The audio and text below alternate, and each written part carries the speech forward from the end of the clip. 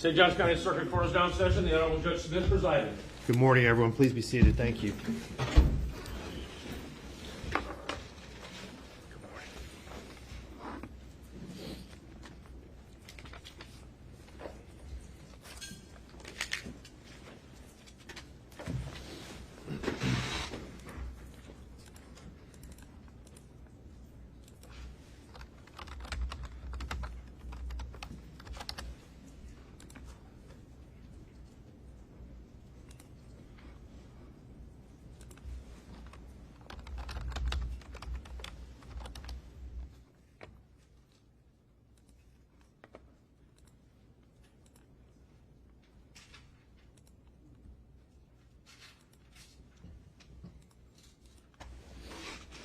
All right, let's go on the record in case 21 CF 825, State of Florida versus Aiden Fucci. Who do I have appearing on behalf of the State of Florida? Jeffrey Dutton. Mark Johnson. And on behalf of the defense? Rosemary Eagles. And Mr. Fucci is also present. All right, we are ready to resume our sentencing hearing that we began yesterday. Are there any matters we need to address this morning before we move into the remainder of the victim impact statements? Anything from the state? Anything from the defense? Your Honor, just a continuing standing objection based on the motion filed yesterday is all we would ask for. As far as to what? The victim impact in the letters, but nothing new. All right, that is denied as well. All right, State, you may call your next victim impact statement. State calls Alexis Bailey. Alexis Bailey.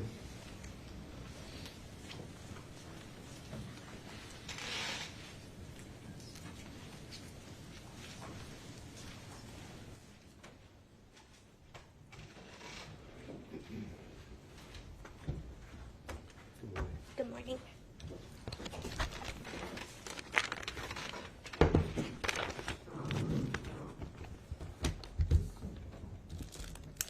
Alexis, before you begin, if you would just state your name and your relationship to Tristyn and within the family.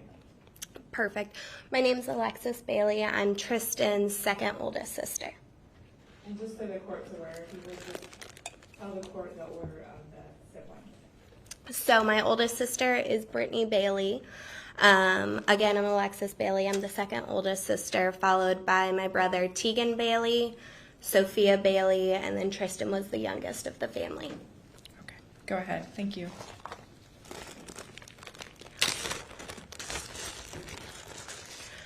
$114.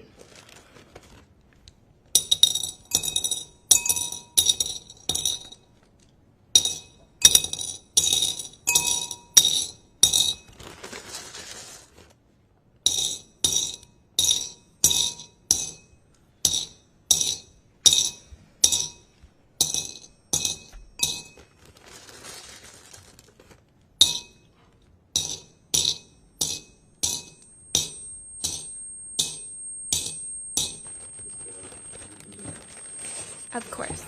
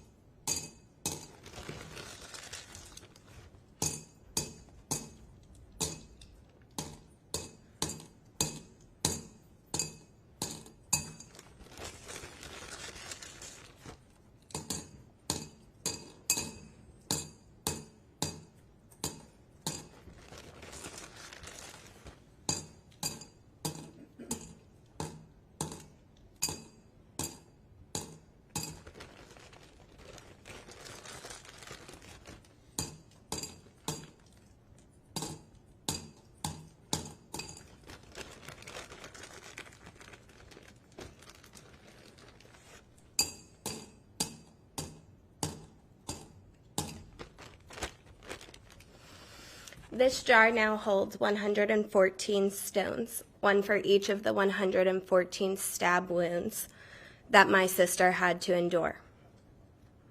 It was 1 hour and 42 minutes between when my sister was last seen and when Aiden Fucci was next seen, running out of the woods holding his shoes because his feet hurt.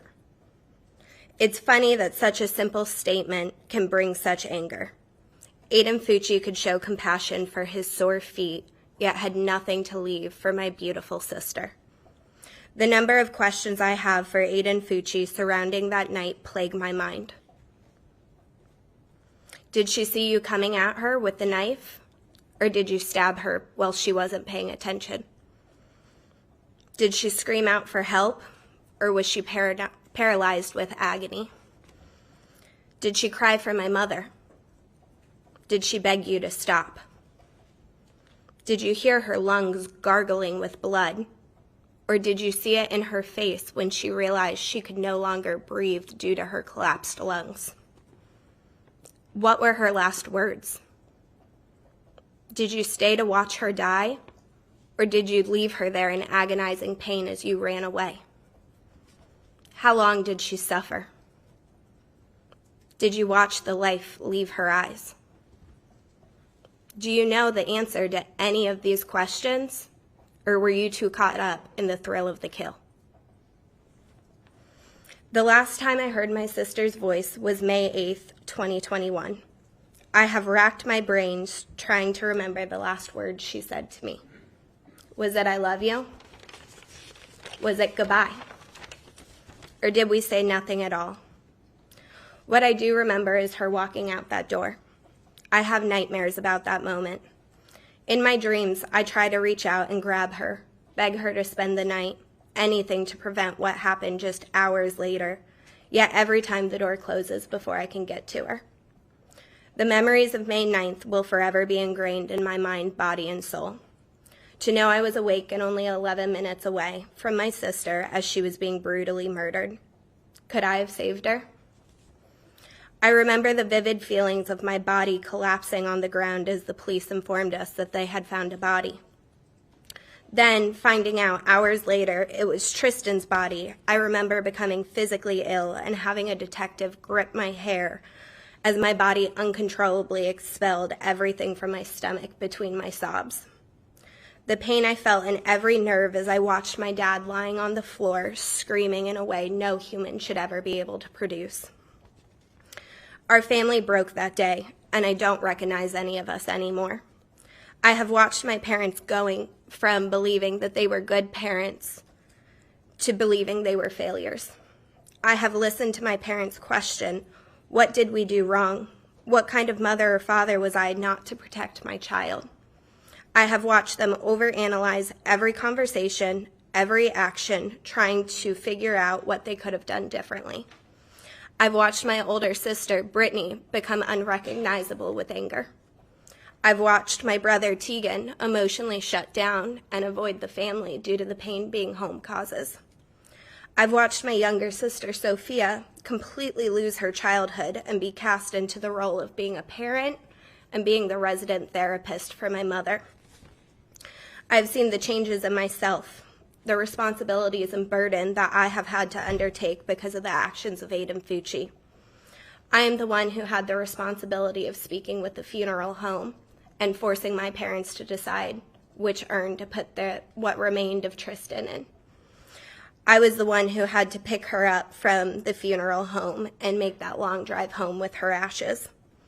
I have what remains of her beautiful blonde hair, now stained red, sitting in my house haunting me daily. I have had to become the safe place for my parents and hold space for their feelings. I have had to commit every detail of Tristyn's murder to memory so that whenever someone has a question, they need only ask and not be burdened with looking up the answers themselves through the hundreds of pages of court documents and police records. I bear the thoughts that one day the trauma we have all been through because of the actions of Aiden Fucci will cost the lives of my other family members. I have been diagnosed with depression, anxiety, post-traumatic stress disorder. I have been unable to work at times during this process due to the trauma and PTSD attacks triggered by knives, blood, and open wounds. My relationships have suffered. My physical and mental health has diminished, and my goals for the future have seemingly disappeared. Aiden Fucci didn't just take Tristyn's life that day. He took everything from us.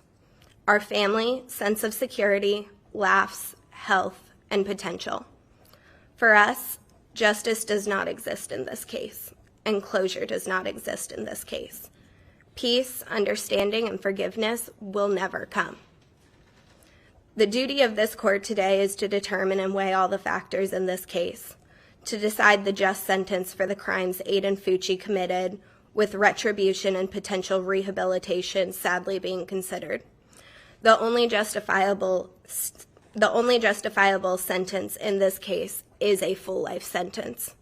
Anything short of that would be an insult to not only our justice system and community, but to our family and Tristyn's legacy. Lastly, I would like to add my own stone to the 114 that I added for Tristyn. This white stone represents my trust in people, which died the day that Aiden Fucci chose to kill my sister. Thank you for your time. Thank you, Alexis. State would call Tegan Bailey.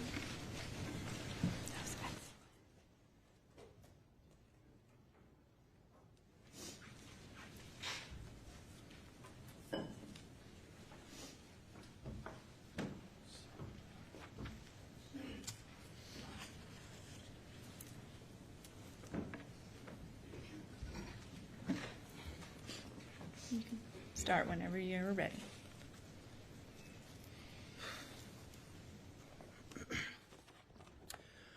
Your Honor, on Saturday, May 8th, 2021, I came home to spend time with family and to celebrate Mother's Day the following day. When I arrived home that afternoon, we quickly made plans to go to dinner. My dad, mom, Sophia, Tristyn, my niece, and I went to dinner. There wasn't a single sign that this would be our last night together, what I believe was Tristyn's last meal.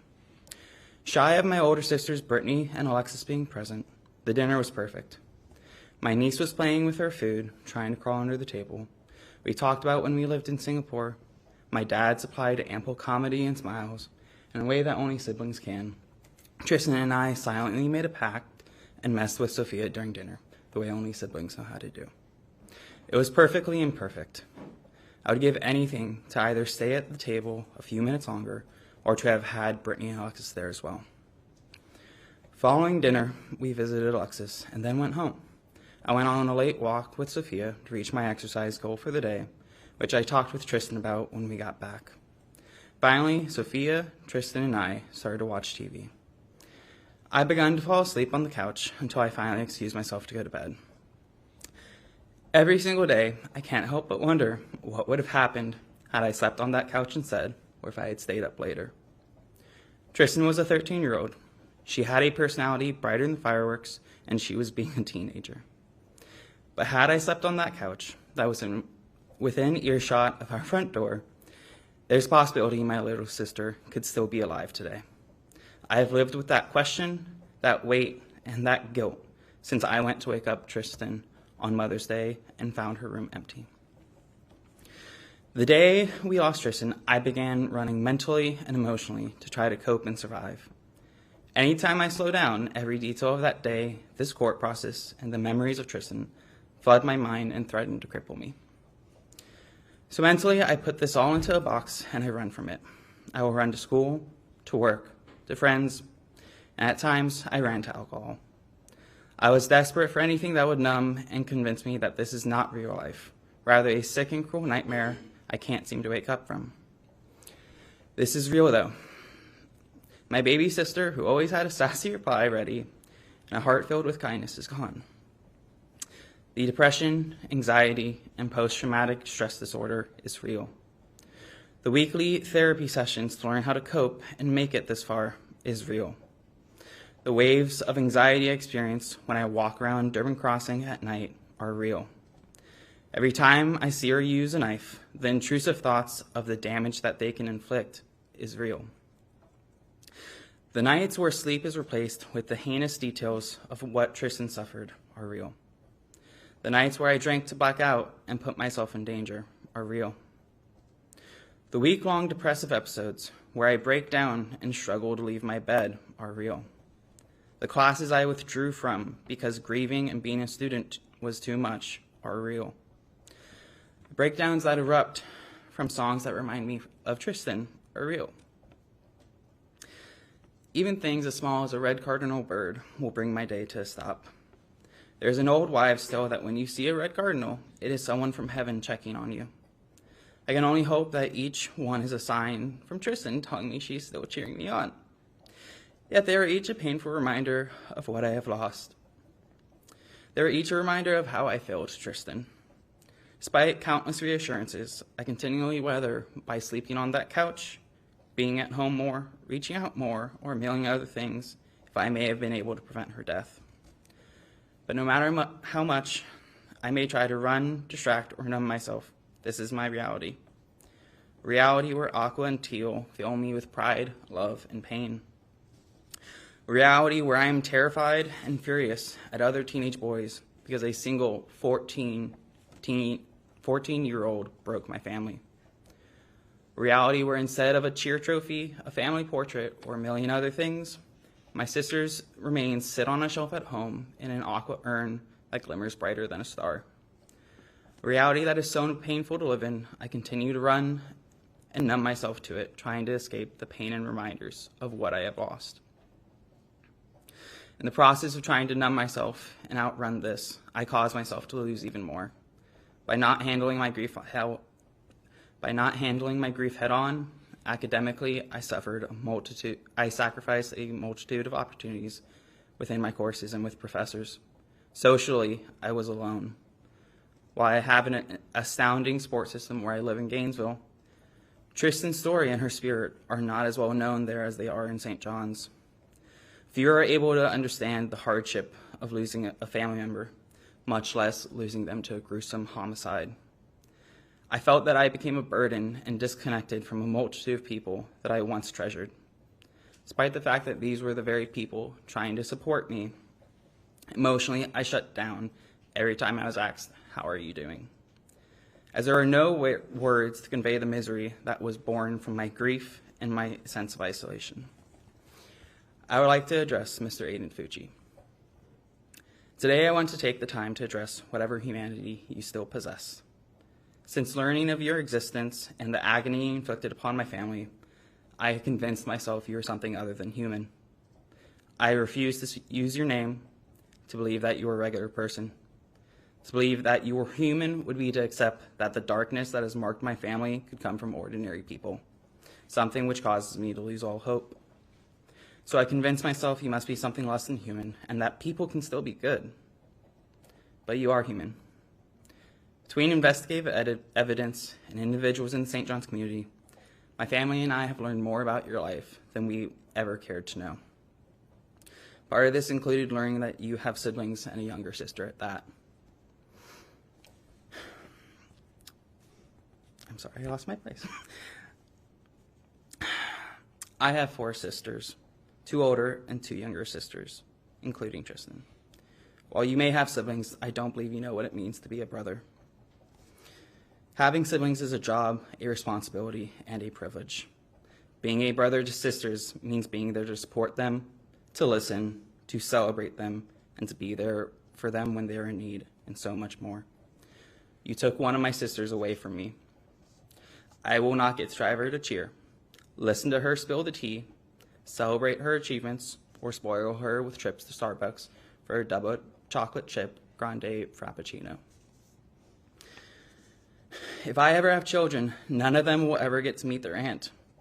I will never get to brag to others about Tristyn's determination and her persistence in pursuing her goals. Because when Tristyn had a goal, she accomplished her goal. Because of your actions, I cannot fulfill my role as Tristyn's big brother. While I am so fortunate to be blessed with 3 other amazing and unique sisters who inspire me and remind me of what life has to offer, you took away my baby sister. I want you to think of your own siblings, your own sister. Just as I have lost my sister, they have lost their brother. At the end of this, you will be in prison. They will not get to lean on you for support. You won't be able to celebrate with them or grow old with them. They have lost their brother. You have lost your siblings. You have failed as a brother. My siblings and I didn't just lose a sister. My parents lost a daughter. Tristyn's friends lost a goofball who brought a smile by walking into the room. The cheer community lost a teammate who was an unwavering pillar of spirit and perseverance. The world lost a young woman who, after binge-watching Grey's Anatomy, became inspired to become a doctor. We lost the chance to see Tristyn graduate high school. We lost the chance to see Tristyn attend and graduate college. We lost the chance to see Tristyn find love and have her own family. Not only do we have to grieve Tristyn and her past, we have to grieve the person she did not have a chance to become and everything she never got to do or achieve. Since losing Tristyn, I've heard through countless conversations what can happen to her murderer. This court is able to impose between a 40-year sentence up to a life sentence. Several weeks ago, we sat in this building as the court reviewed a motion to limit autopsy photos to be shown during the trial, a trial which we fortunately did not have to go through.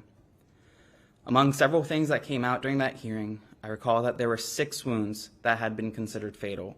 However, even in shy of these 6 wounds that my sister suffered, no one would have been able to survive the cumulative 108 other wounds. My sister was stabbed 114 times. 49 of those wounds were defensive. While some may view these as simple facts of the case, these are the thoughts that will plague the mind of Tristyn's community, friends, family, and myself for the rest of our lives. Tristyn's fought for her life, and my mind has tormented me since, with all of the details of what she went through and what she must have felt. This is a burden we collectively have to carry for decades to come. In light of this, a life sentence for her murderer seems nearly merciful. His wrongdoings reaped not only the remainder of Tristyn's life, but cursed the lives of countless others. Why should he be allowed to serve a single sentence while so many others must serve our own sentences because of their choices? If it were possible, I would plead the court to give a harsher sentence than light. But in the light of the current state of the law, I can only hope that he will be given the maximum sentence.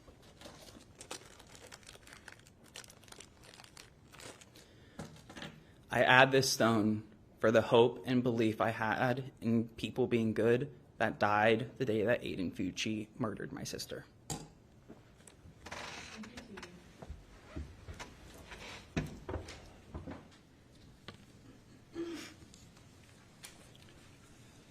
State calls Brittany Bailey.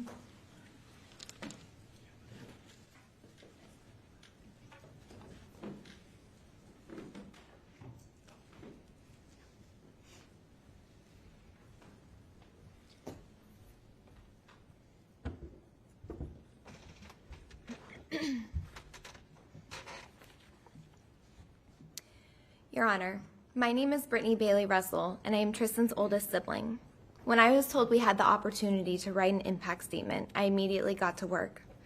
Writing comes natural to me, but I knew the importance the statement would hold, and I knew I needed more time than any piece I had written in the past. For months, I have attempted to put pen to paper to express the magnitude of this catastrophe we face every second of every day. Yet every time I met with complete writer's block.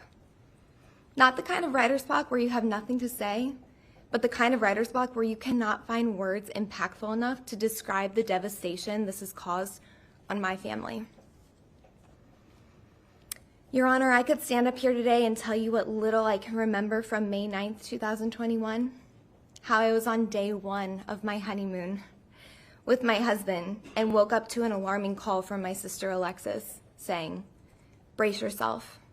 We can't find Tristyn. We're about to post it on social media." I could express the sense of darkness and terror I felt just being over 1,900 miles away from my panic-struck family, feeling absolutely helpless that I could not search, comfort, or engage with my squad, as Tristyn would put it.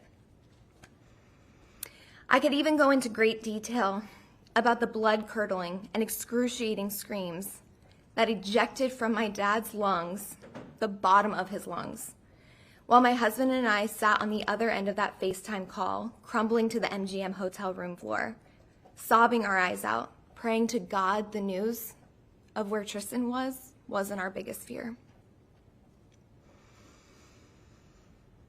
And if the court really wants to hear the most graphic of it all, I could tell you about the days to follow when I heard the fatal wail that bursted from my mom in the other room when Detective Hannon delivered the news to just my parents on how Tristyn died that Mother's Day. I wasn't even privy to the no at that point, but the crippling sound that my mom let out, I knew it was something unimaginable. I remember this torturous feeling that took over my body as I ran to the bathroom, slamming the door, banging both hands on the wall, screaming, "Why? How? How is this happening?" I didn't stop until my dad ran in, grabbed me, hugged me, and kept telling me, "Be brave for your mom. Do it for your mom." As later we learned, that friend Tristyn thought she had ambushed our youngest Bailey by stabbing her 114 times, over and over and over, to the point where we all know, she fought her fight and had nothing left in her body to give. And yet he continued, like an absolute coward. You, Aiden Fucci, decided to overpower a 5'3" innocent 13-year-old girl. How much more of a coward could you possibly be? Those feelings that took over my body that day, I could go my whole life without feeling again.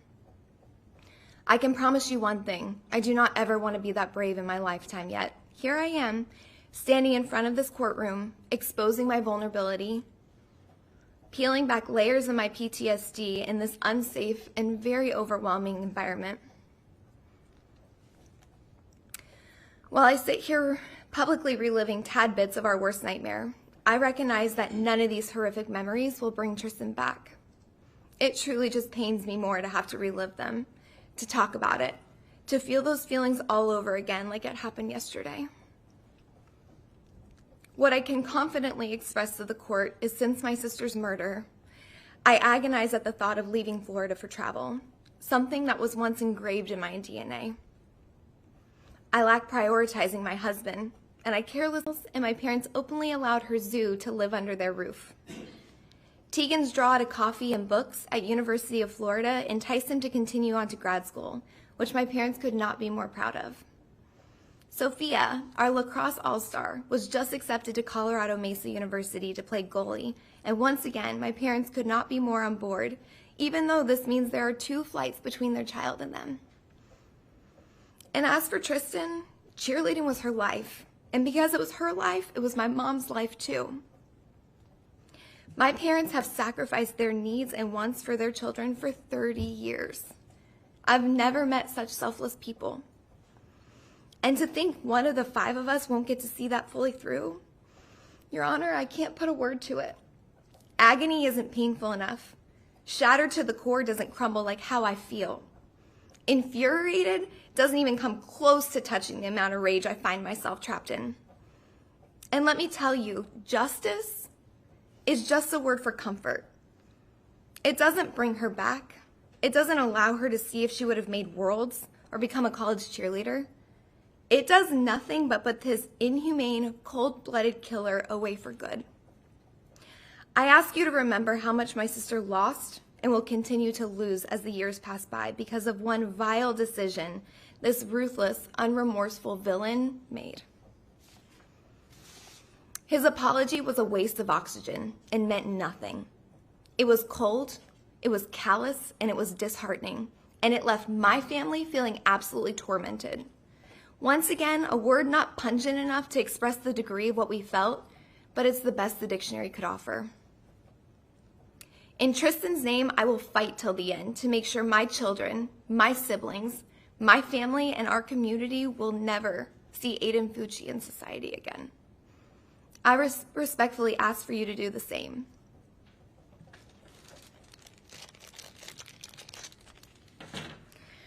This white stone represents my loss in faith in our school systems to keep violent children away from the innocent. We are forever Tristyn Bailey strong. Thank you. Thank you, Brittany.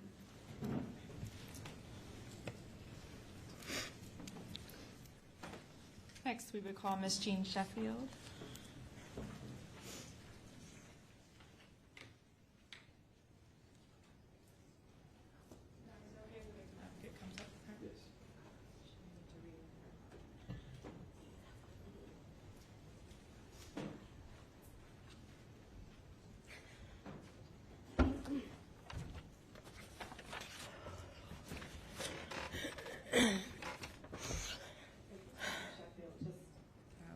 State your name and then just tell the judge real quick your relationship to the family. My name is Jean Sheffield. And Your Honor, before I read my statement, I would like to read this excerpt from Lorraine and Glenn Bailey, the other grandparents in this case who could not be here.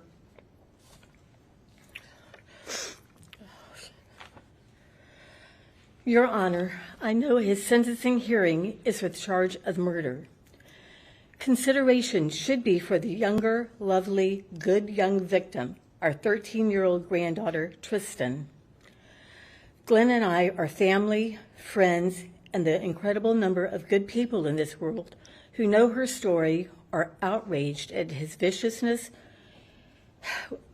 and need to know he will be put behind bars for the rest of his life so he can never hurt another innocent person and inflict pain of loss on that person's family and loved ones. And if there is the possibility that this letter will be considered by future parole boards, even if he shows signs of remorse, the rate of repeat offenders by freed parolees is too much of a chance that he will return to his wicked ways. Caring, good, intentioned people tell us that sentencing will give us closure. That word implies finality and a possible end to the pain of living without her and dealing with our memories. Rubbish. There's not a day or night we won't live with the awareness of her physical absence, nor do we want that. What we do want and what Tristyn deserves is justice. The justice of knowing he will spend the rest of his life behind bars, reminding him of the heinous crime he committed and that he will never have the opportunity to hurt another innocent being. May I ask your awareness of another crime that he caused is still occurring and will follow us for the rest of our lives. When you commit a murder, you are also guilty of stealing their future. He is a thief. My husband's life and mine, my family, their cheer family she adopted and adopted her, and the countless people who have come to know her through Stacy's weekly Facebook messages, our lives will never be the same.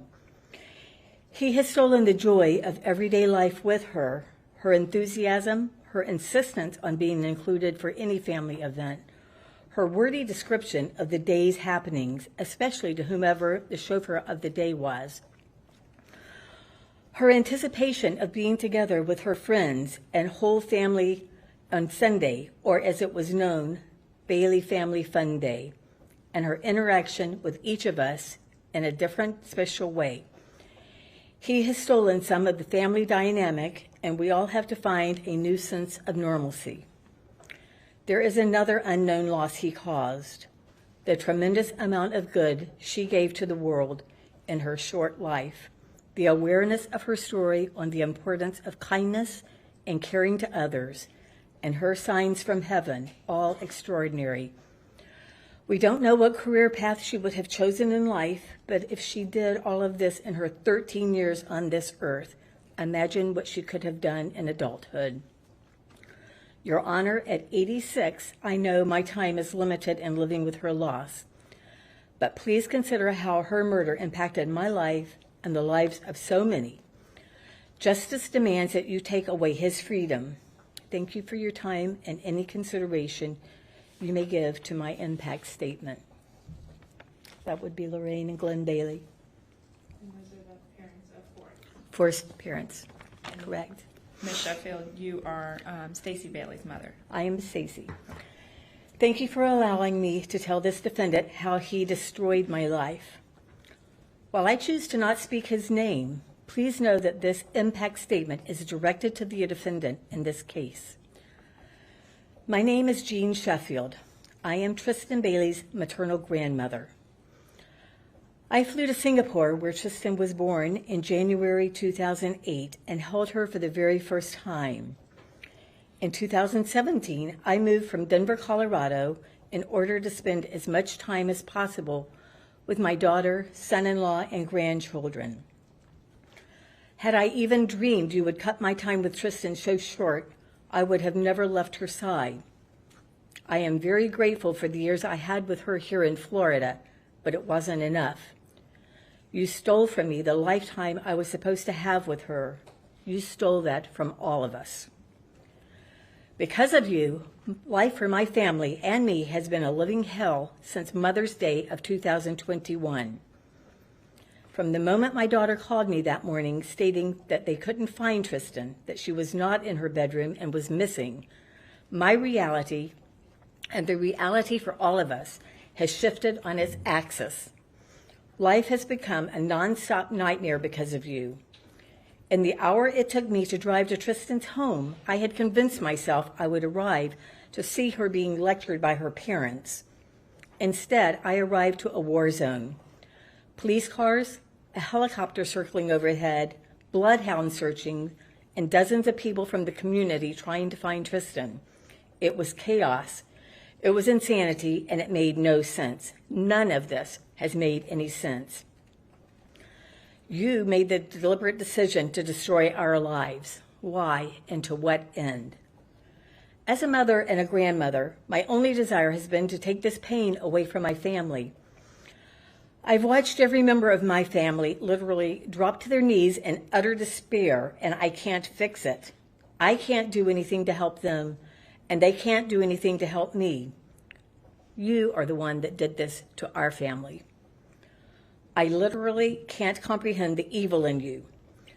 You have completely destroyed not only my life, but also the lives of Tristyn's mom and dad, her siblings, her paternal grandparents. You have irreparably damaged Tristyn's friends, her cheer family, and even the people who have never had the opportunity to have her incredible spirit in their lives.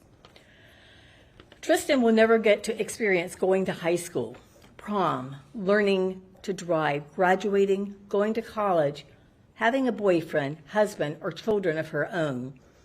She will never get the opportunity to guide her niece into the world of cheer, the world that Tristyn loves so much. We will never get to experience Tristyn's excitement and watch her meet those milestones. You stole that from us.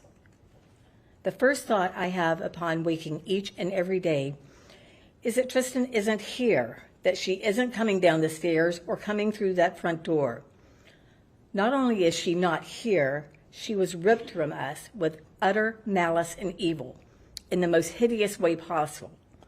I don't possess the words to tell you how we all miss her amazing smile, her laugh, her bubbly personality, her enthusiasm, her determination, and even her sassiness.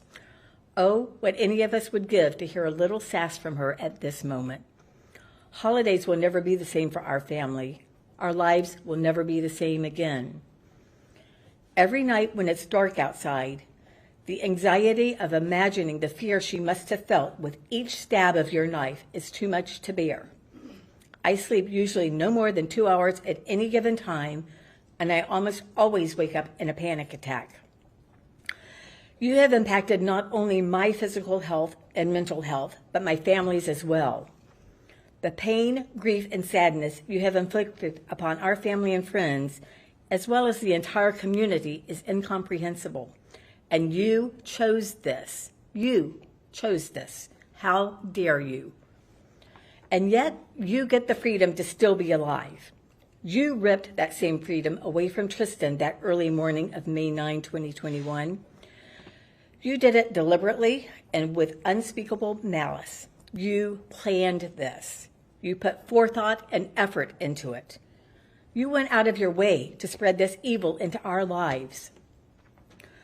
Your actions are beyond senseless and horrific. The only thing that even approaches justice is that you go to prison for life and that you will not be able to hurt anyone else or destroy any more lives. No, I do not forgive you, and I don't accept any pathetic apology you might offer. In my opinion, you apologize only when it became abundantly clear that the consequences of your actions were imminent. I hope these consequences truly are inescapable and that you are sentenced to life in prison. In 25 years, when your case is reviewed, I pray that people looking at it realize there is literally no other justice than to keep you behind bars until the end of your life. This is the least of what you deserve.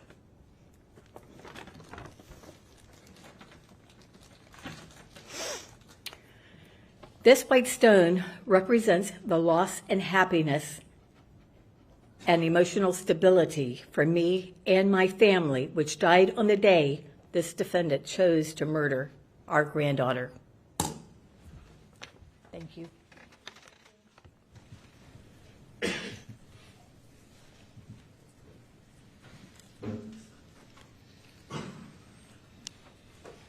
State's going to call next Gia Bauer.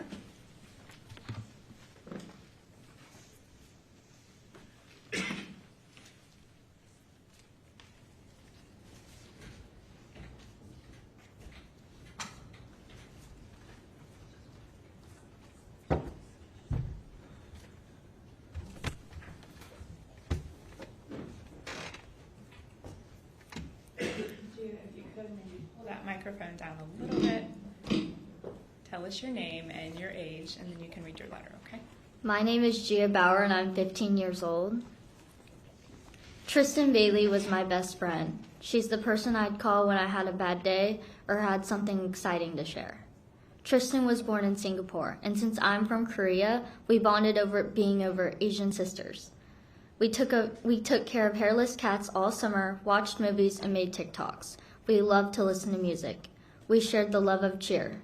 We traveled together and had countless sleepovers, and when we were not able to go to each other's homes, we would FaceTime all night and have virtual sleepovers. Her family called me their bonus child. We went to our first concert together, and she's also the one who gave me my first concussion doing unauthorized cheer stunts. I talk to Tristyn every day. We had a connection that cannot be explained. We were always on the same page. She was my person, and Aiden Fucci took her from me. Since May 9th, 2021, I have carried a sadness that never goes away. I've been lost. There's not just one part that is sad, but all of me. I no longer have my best friend. She won't be able to experience life. We won't be able to go to dances together. We won't be able to be bridesmaids at each other's weddings, and we won't be there to experience having children together. Initially, it was a surreal feeling, and I could not believe she was no longer here. The person I needed to get through such a tragedy with was not here. I would think about texting her for comfort and remember I would never receive any words back from her. Losing Tristyn has changed the way I see the world. I once believed people were good and that the world was a happy and safe place. Now I struggle to see the good in the world. A sense of security has been taken. I no longer trust the way I once did, and a sense of joy is missing. I fight not to be a negative or bitter person. I used to love cheer, and now without her here, it will never be the same. I changed my Starbucks order because I could not bear to get the double chocolate chip frappuccino we used to drink together. We had a playlist called Rock and Roll, and I have not been able to listen to it since she was taken. I avoid so much now, even people. I used to be known as Tristyn's best friend, and now my identity has changed. It's hard to be in public because people come up to me and want to talk to me about tea. It is always with kindness, and people have the best intentions, but for me, it's just another reminder. She is no longer here, and she never will be. Aiden, you ruined so many lives. You took away my beautiful, joyful, loving friend. She is never coming back, and the pain you caused so many will last the rest of our lives. You still get to live, she doesn't. I ask the court that you spend the rest of your life in prison so you never have the opportunity to hurt another person and cause this much pain to anyone else.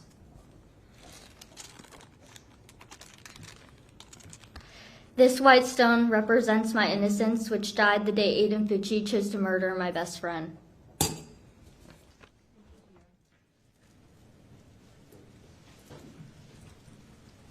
You okay to keep going, or okay? Here I would call Stacy Bailey.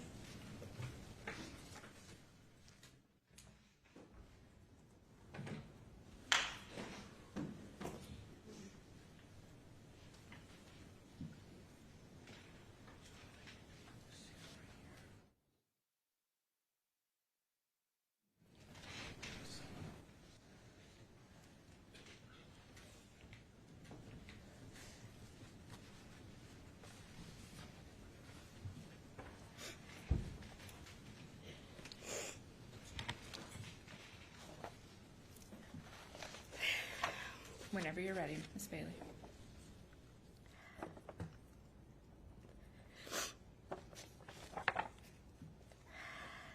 Your Honor, I am Stacy Bailey. I am Tristyn Bailey's mother, or as her friends called her, T.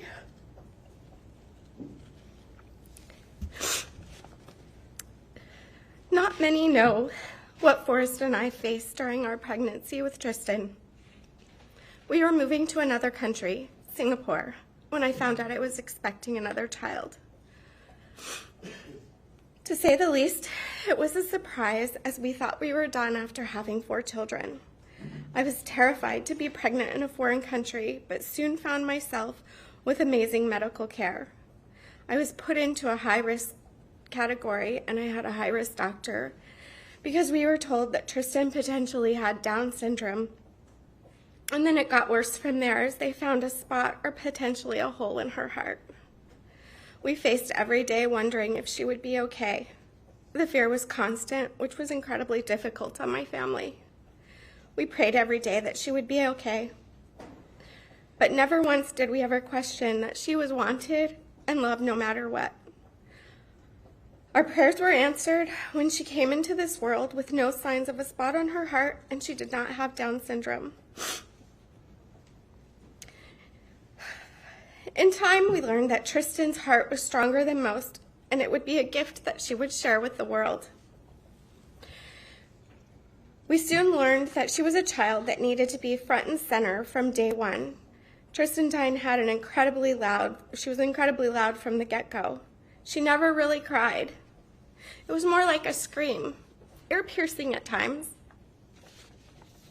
Growing up in Singapore for the first 4 years of her life was amazing. Her siblings and her had an incredibly close bond.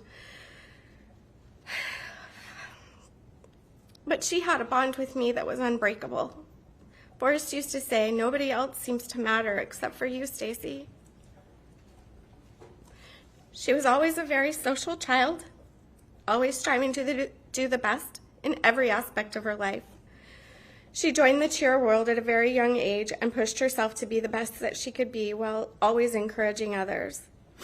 At school, she had excellent grades and had many friends. One of the things that stood out to me the most was how she fiercely protected others from being bullied. Tristyn truly had a heart of gold.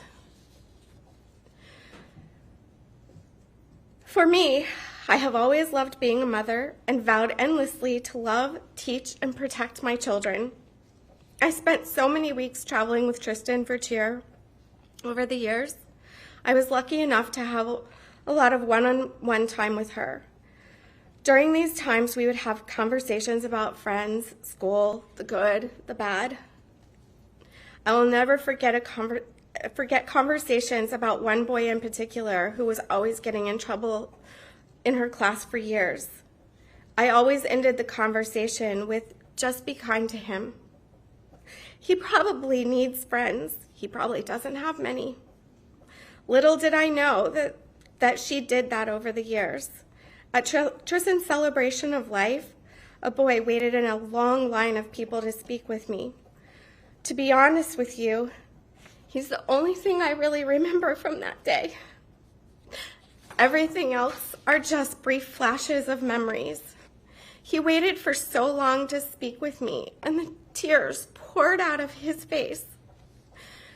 His words still resonate with me to today. He said, "She was my best friend. She was my only friend." I spent more than a month trying to figure out who this boy was. It turned out to be the same boy that we had talked about so often. At that moment, I knew just how extra special my daughter was and how she truly learned a valuable lesson of just be kind. I will treasure these moments and lessons taught for the rest of my life. I, however, failed in one lesson. I did not know that I needed to teach Tristyn to be afraid of the evil in her own school, to be cautious and fearful of the people you think are your friends. Aiden Fucci, You betrayed us all. I have seen the traumatic impact of Aiden's horrific actions and how they have affected all that knew and loved Tristyn. I have watched her friends become afraid to go to school and fearful of who they could and could not trust. I have watched the depression, the PTSD, the anxiety take over so many. Worse than anything, some of these feelings go so deep that several kids have tried to take their own lives from this incident. I carry the weight of this on my shoulders every single day. The guilt eats away at me. While I know it is not my weight to bear, it doesn't change the fact that I feel this. I feel that I have to protect and be there for each of her friends to let them know how much they mean to me. Aiden Fucci has destroyed so many lives by his vicious choice to take my child's life.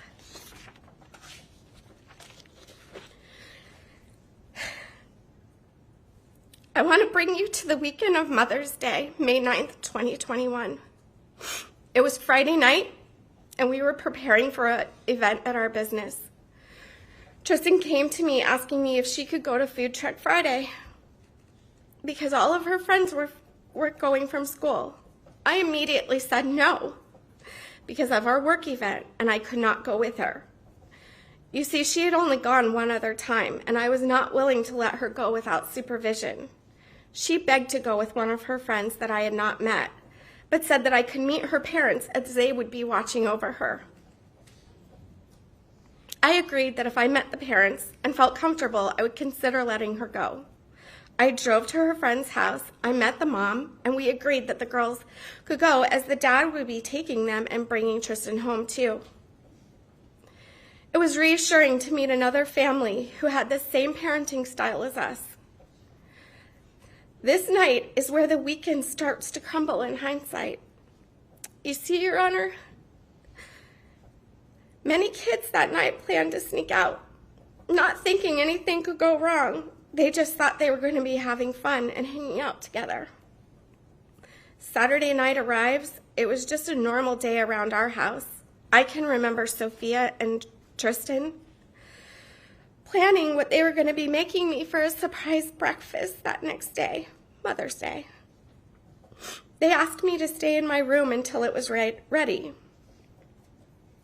Later that day, we went to dinner, and then we went to see our daughter Alexis and her new litter of Sphinx kittens. We didn't stay long because we were all tired. How I wish I had never gone to bed and stayed up longer. The next morning, Sophia prepared breakfast by herself, as Tristyn never came down to help. Needless to say, my Mother's Day morning was soon filled with panic as my son informed us that Tristyn was not in her room as he went to tell her it was time for breakfast. I thought to myself, this can't be. She must be in the bathroom or her sister's room. I immediately ran upstairs to indeed find she was gone. We all frantically were yelling for her and running through the house with no reply from our precious daughter. Forrest yelled for me to call the police, and this is where our nightmare went into full force. My heart was pounding with every second that passed, pleading with the police to help me. We soon found ourselves calling our friends on the phone, using social media, and yelling in the streets for anyone to help us. How could this be?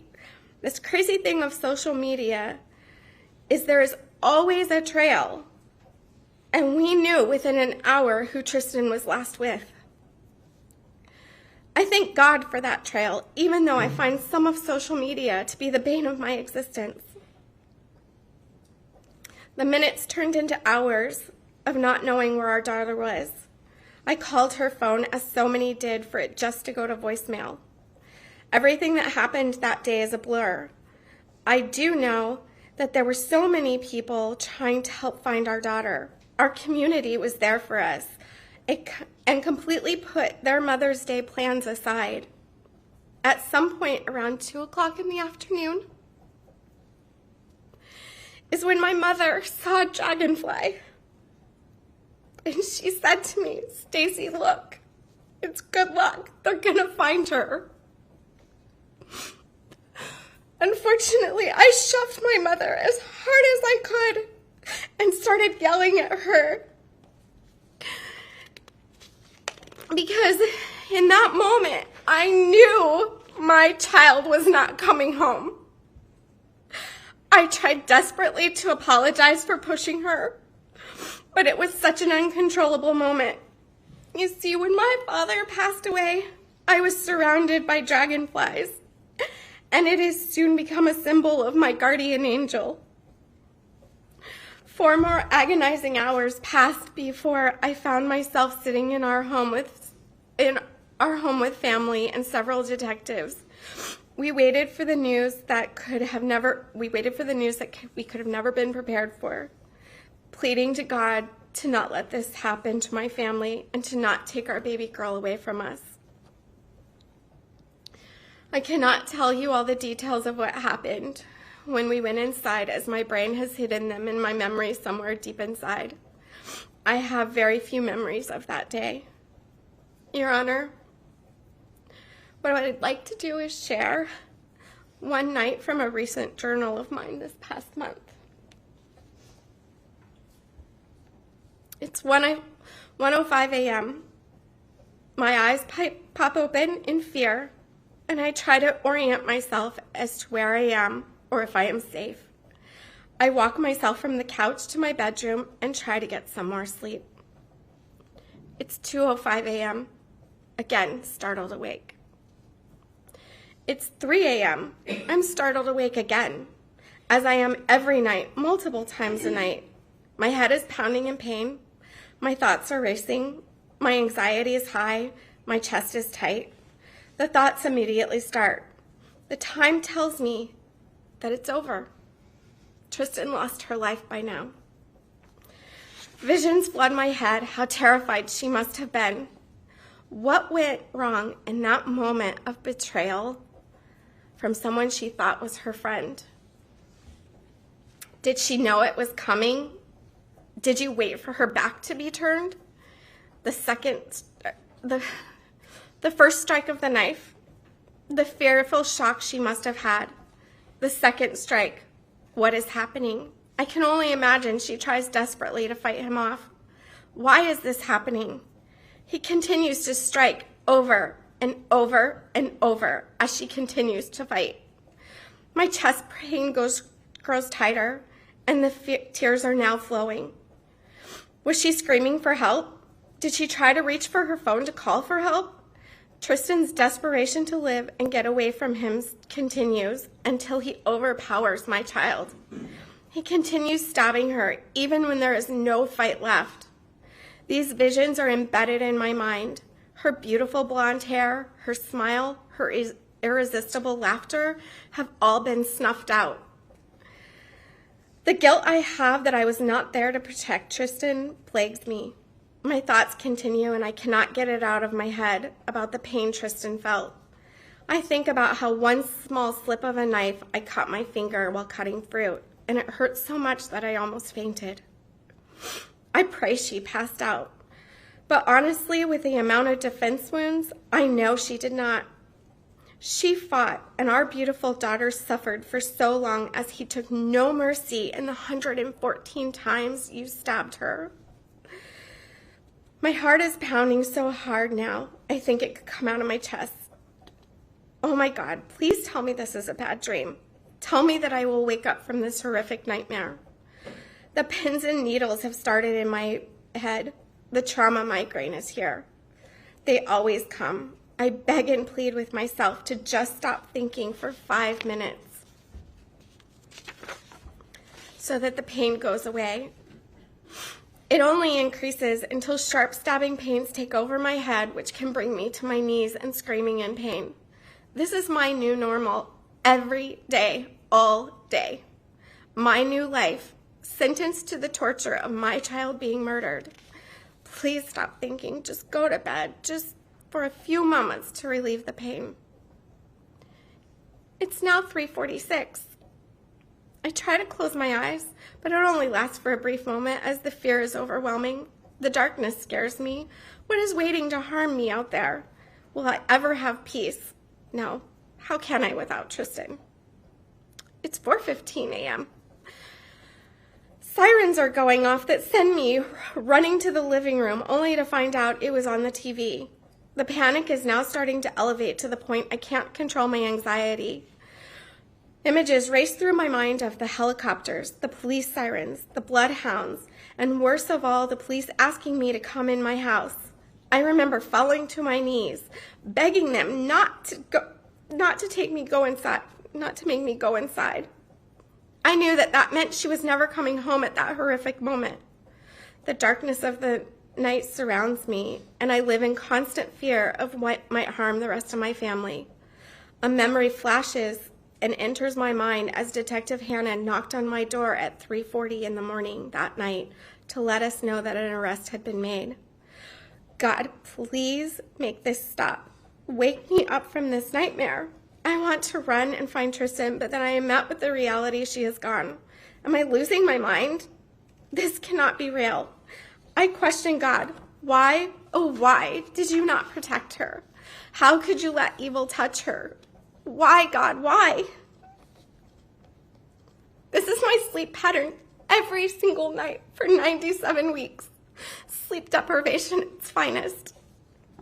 The sleep deprivation is taking a toll on me mentally and physically. I do not recognize the person looking at me in the mirror. How I wish it was someone else.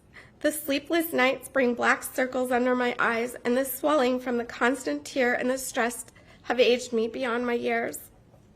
I have memory loss, and I live in constant brain fog. Trying to put complete thoughts together can be very challenging.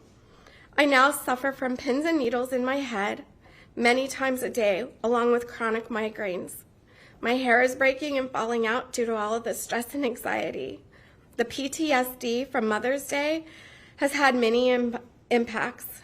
I run into my house at the first sign of a helicopter or sirens, and I now have a genuine fear of being outside in the dark. I check my children's location multiple times a day just to know that they are where they are in case something happens to them. Seeing police cars can send me into a panic, thinking that something is terribly wrong. The depression can be debilitating at times, and I feel like my life has spun out of control. My home, which was once where we all gathered in comfort, is now a place of hurt that Tristyn is no longer there. The door to her room remains closed. It is exactly as she left it. Her bed is unmade. Her bath towel she used on May 8th is at the foot of her bed. The suitcase is still packed from the weekend before when we attended Summit with Infinity All-Star Cheer. I can't bear to change one thing, not even washing her clothes in the hamper, as it would wash away the scent of her. Many times I find our cat, who knows how to open Tristyn's door, in her room as if she's just waiting for her to return. I do not know if we will ever have comfort in our home again. My children were once full of life and laughter, and now they are full of despair, anger, depression, PTSD, and anxiety. Bailey Family Fun Day was every Sunday in our home. A day where we would all come together and have a meal and spend time together. Sunday will never be the same for us as we have a missing link in our family. The Sunday of May 9th, 2021 has made us dread every Sunday. How will it ever be whole again? Aiden Fucci, you have destroyed me. You have destroyed my family. You have destroyed Tristyn's friends. You have destroyed the community that we live in. You have caused a divide amongst friends and neighbors that should have never been. You have taken away my baby girl, my past, my present, my future, by your calculated, vile actions. I will never be able to watch her perform on stage with her cheer team. I will never see her win Summit or Worlds. I will never have our special weekends away, just the two of us. She will not be able to graduate high school or college. And her father will never be able to walk her down the aisle at her wedding. You have taken this all away from us. I will never understand the heinous choice you made that day or why my kind daughter was the one that you chose. I will spend the rest of my life grieving our beautiful daughter, longing to hear her voice and hold her in my arms. Aiden Fucci, your deplorable actions are unforgivable, and I will pray every day that you stay in prison for the rest of your life and never be able to harm anyone else in this world again. Your Honor, I plead with you. Please consider everything that he has done to our daughter and to our family. Aiden Fucci made a heinous decision on May 9th, 2021, and took the very life that I brought into this world. Please do not for 1 second think that he could be rehabilitated at any point. He is beyond saving.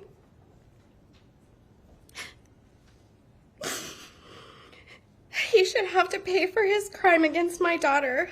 Justice is an empty word for our family, as it can never bring Tristyn back, but justice is for society.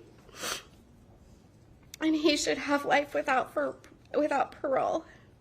Thank you for everything that you've done in this case, and I know that you have really hard choices in front of you. I'm going to be placing 2 rocks into this.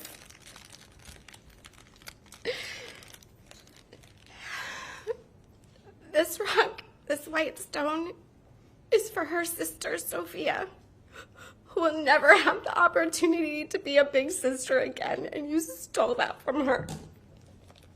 This last one is for me, and it represents everything that you have stolen from me: my words, my joy, my hope, my future, and my beautiful daughter.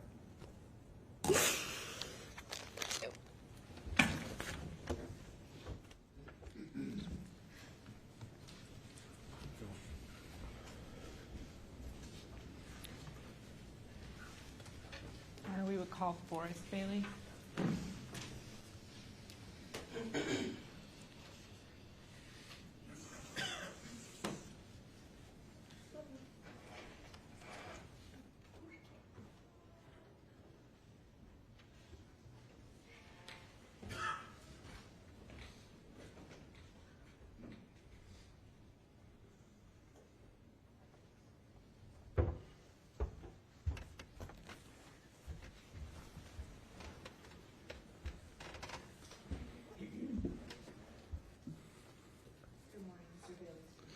Good morning.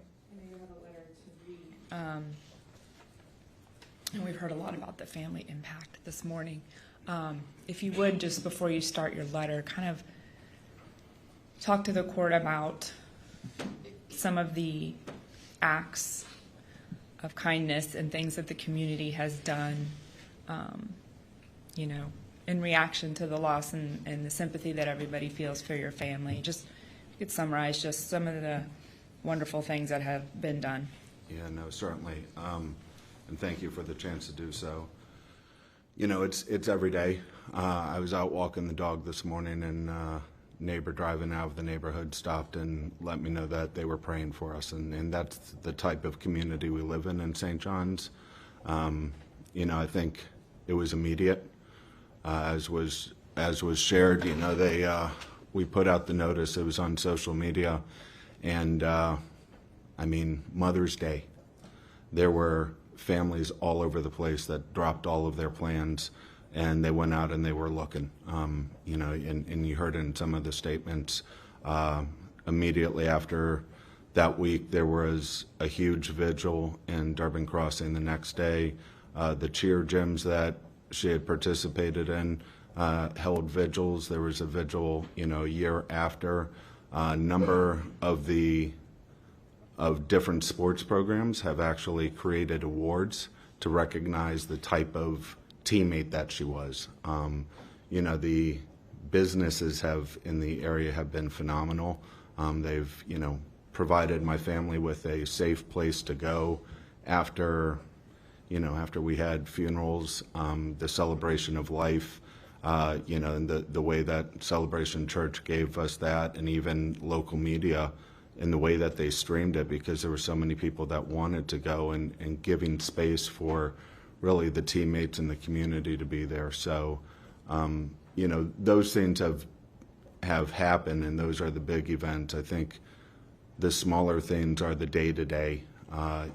There's a lot of people that still have bows on their homes to represent their support silently. We have people that have, painted rocks, put rocks all over the world.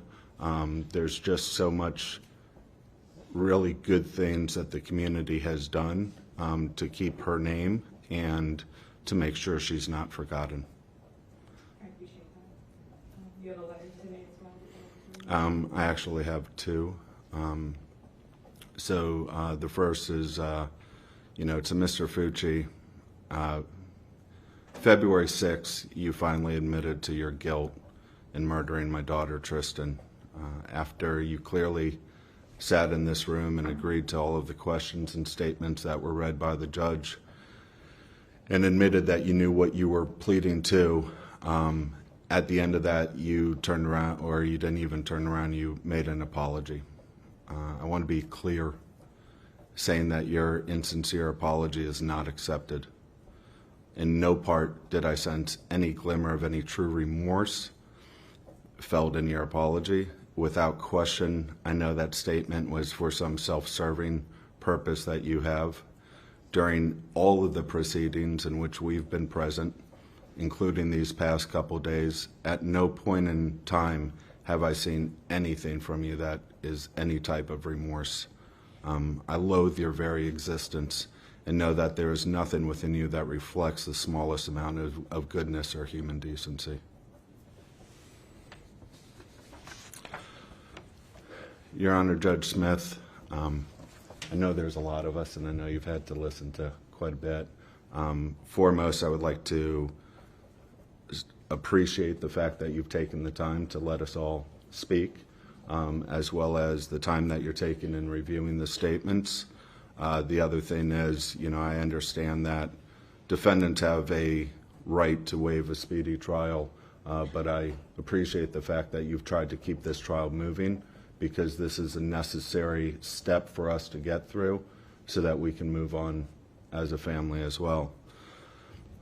I like to think that for each of us that have presented or submitted impact statements to you, that's going to give us strength in the days to come as we continue to deal with the loss. I think that you've also heard many different aspects of Tristyn when she was 13. Hearing from Bree yesterday, you recognize hopefully the type of teammate and the impact that she had and what she did with others.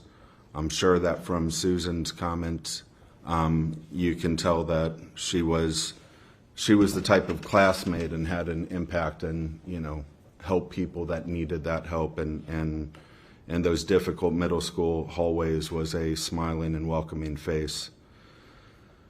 What likely resounded with you even more were the impacts from Tristyn's friends, both the adults and her contemporaries. She was an incredible person who was comfortable in her own skin and helped people find comfort within their own. The world is in short supply of people like that, and Tristyn was needed. I want to step back and talk to you from the family's perspective once again. A little background on me: I am very proud to be the son of Glenn and Lorraine Bailey. My aunts and uncles and cousins created such an incredible experience in my growing up. My dad was the fifth of 8 children, and seeing the dynamic they had, I knew that was something I hoped for in my life, a large family. When Stacy and I met, she likely had no idea what she was getting into as an only child, yet no one could have been better as the role model of being a phenomenal mother to a large family. We were sure to tell each of our kids that a sibling can be a gift like none other. The relationship is so incredibly unique. I am so blessed to have children that treasure one another as well as mine do. I know you heard this from each of them that spoke today. Yet my daughter Sophia was not ready to do so, which I completely understand. It is an impossible task to ask her to summarize the loss of her sister. They had the most unique relationship. While so much has been shared on how Tristyn encouraged others, Sophia likely was Tristyn's biggest supporter and fueled her confidence. Sophia was always looking and taking care of Tristyn. Sophia's biggest impact of losing Tristyn will lie in the days and years to come. Sadly, I know the tremendous loss that they will have to bear in losing a sibling, as I lost my brother January 13th, 2001. He is with me constantly, and the regret and unfulfilled plans we had together. Since Tristyn was taken with us, I have not been able to look in on my parents as I should, just as it haunts me what my children are going to endure with the loss of their sister. So often our calls with my parents end with them trying to figure out any way that they can help, anything that they can do, yet they know that from the loss of my brother, I will carry Tristyn's loss with me always. Within our family, Stacy does an impeccable job of dealing with the critical items that come in on the day-to-day. Oftentimes I'm brought in to deal with some of the bigger problems and find our path forward. I've always been able to fulfill that role until now. There are no solutions. There's just trying to move forward and carry her with us. During so many hard times, the advice to just breathe or realize that this too shall pass is appropriate. This will not pass. I can't even answer with certainty on how we'll continue to handle all the counseling and related bills that are some of the concerns, as we've had well in excess of $36,000 just in counseling related bills. You heard from one of her friends who keeps texting her cell phone. We still pay her cell phone every month because she has a lot of friends that are still sending messages to her. Throughout our married life, I've been able to look Stacy in the eye and assure her through any difficult time that everything will be all right, and it has. With respect to Tristyn, I can't do that. It is all well known within my family that Stacy loves the early years with the kids. For me, it's always been that the older they get, the more they come to me. Yes, I love teenagers. Tristyn and I would have some of the best conversations on the ride home from practice. Her view of the world was fascinating. She had such a keen focus on seeing the best within people. She also appreciated the importance of everything you have to invest on the path to your goals. You see, it wasn't just about the competitions. She loved practice. While she talked of being a doctor, the concepts she was learning were more important in our talks than the grades. The continued expansion of our relationship with our time together has been obliterated. Stacy and I feel directionless. We are so far behind on so many things in life, from the trivial to the important. Even our life path, such as when I will retire, is in complete disarray when the baby is taken from the family. I always figured when she graduated from college, Stacy and I could enjoy travels and looking in on our family wherever life took them. Now I just don't know. Just don't know about so many things. I've lost my sense of self. A good friend of mine who lost their son described feeling like a zombie. It is a description that has stuck with me, as that is what I feel like. Going through the motions, hoping that you get everything right. Even when you get assurances that you are, you just doubt it. Despite what anyone says, when you lose a child, your life becomes ongoing questions of doubt. The grief will not go away. Tristyn's birthday every January 18th is going to hurt. Every Mother's Day, that sacred family day, will have its painful moments. Every May 9th will hurt to remember what happened to our Tristyn. The anniversary dates are always difficult. As you know from the way too many parents that you've spoke to in your courtroom, the pain and triggers happen every day. every day upon waking up is a cruel reminder that she is gone. Within our family, we had our tradition of Bailey Family Fun Day. No event in the world it was as dear to me as our family dinners, and everyone would make it there on Sunday. Every Sunday is filled with hurt as the day she was ripped from us. It hurts us to the core to sit in my chair at the head of the table and have our baby not in her chair, but in an urn sitting on a shelf in front of me. My dreams of enjoying the big family reunion similar to those I grew up with have been stolen from us. As I said before, every family holiday we know, Tristyn should be there with us. Everything has that cast of what if over it. I am so proud of the resiliency and strength that my children have had since that day. Each of them have managed to have incredible accomplishments while going through this grieving process. It's difficult because it hurts to feel good without her here. And they have just been so incredible in continuing to move forward and carrying her with them.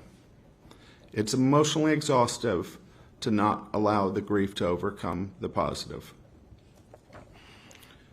Your Honor, I'm hoping that you can see that he impacted all 7 of us for life.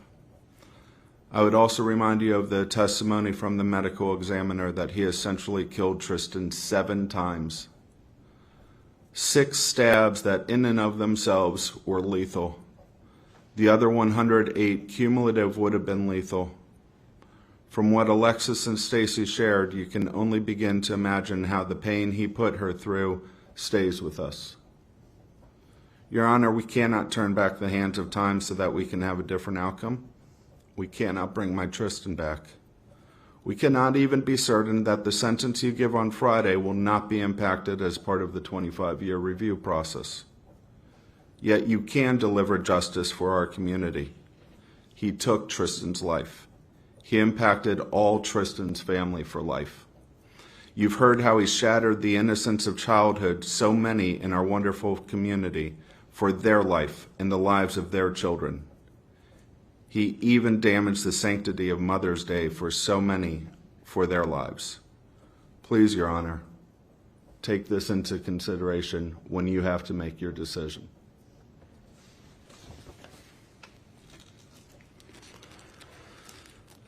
Lastly, I want to place this rock.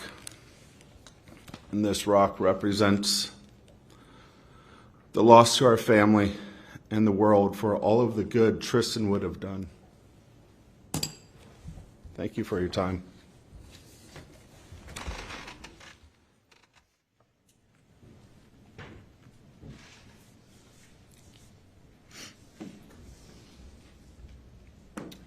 Your Honor, that's all of these statements to be read to the court. We'll submit a few more letters at some point throughout the day for the file. All right, it's now 10:30. Why don't we take a 15-minute recess, and then the defense will begin. All right.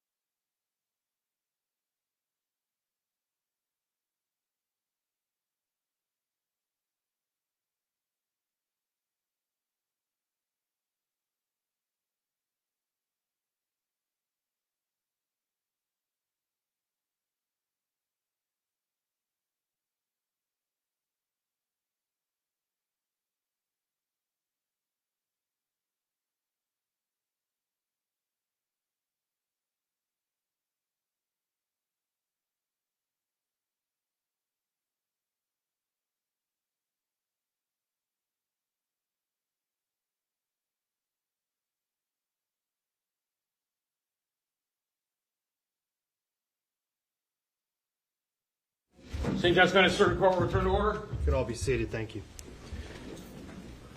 Your Honor, may we approach sidebar? Sure. Do you need a court report?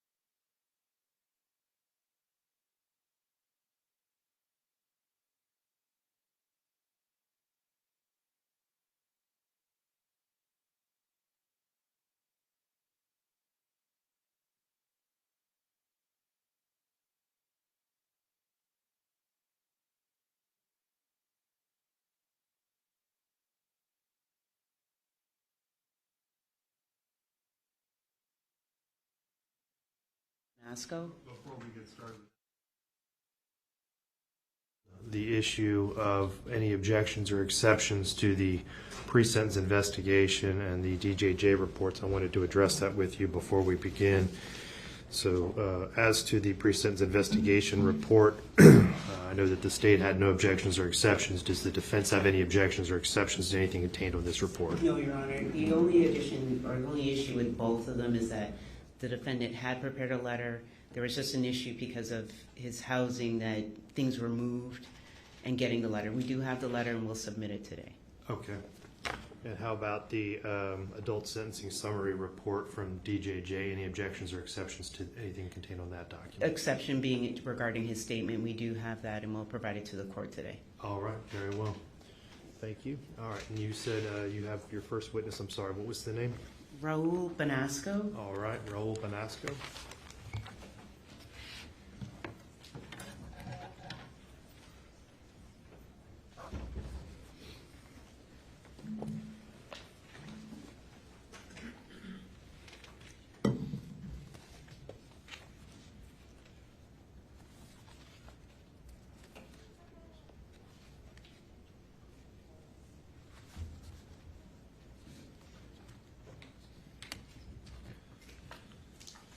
Sir, if you'll approach this railing in front of me and raise your right hand.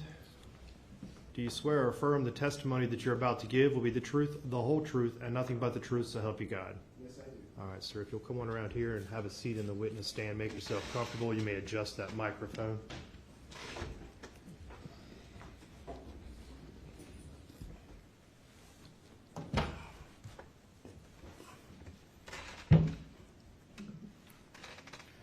This should work. All right. Sir, please state your name. Raul S. Benasco, R-A-U-L S-B-A-N-A-S-C-O. And how are you employed? I am a prison consultant as well as a jail administrator. And can you please give a brief summary of where you've worked in the past? Started my career in the state of New York with juvenile justice system, and in 1988 joined the Florida State Department of Corrections as a corrections officer, in which I served that agency for 20 years in a variety of capacities. I was a classification officer, moved up the ranks as a classification supervisor, worked a variety of facilities, starting at Lake Correctional Institution, Maximum Security Prison, Central Florida Reception Center, and then got promoted to Polk CI as a senior supervisor and served the next 7 years as an assistant warden down south at Martin CI, Tomoka Correctional Institution outside of Daytona Beach, and then got promoted to Hernando CI as a warden and served in the capacity as director of staff development for the whole prison system for about 2 years, and then transitioned over to Orlando's County Jail and Osceola County Jail as well. All right. And do you have any certifications? Yes, I'm a certified jail administrator through the AJA Commission, as well as a certified corrections executive through ACA. And what's your education? My education background, my undergraduate degree is in psychology, as well as my master's in public administration to Florida Atlantic University. And I heard your employment summary, but when was the last time you worked for the Florida Department of Corrections? 2006. And from the time that you worked at the Florida Department of Corrections, are you familiar with the department's policies and procedures? Yes. And you said that you also worked in the county jail, Orange County and Osceola County? Correct. All right. Are you familiar with the policy and procedures with both the jails and the prisons in Florida? Yes.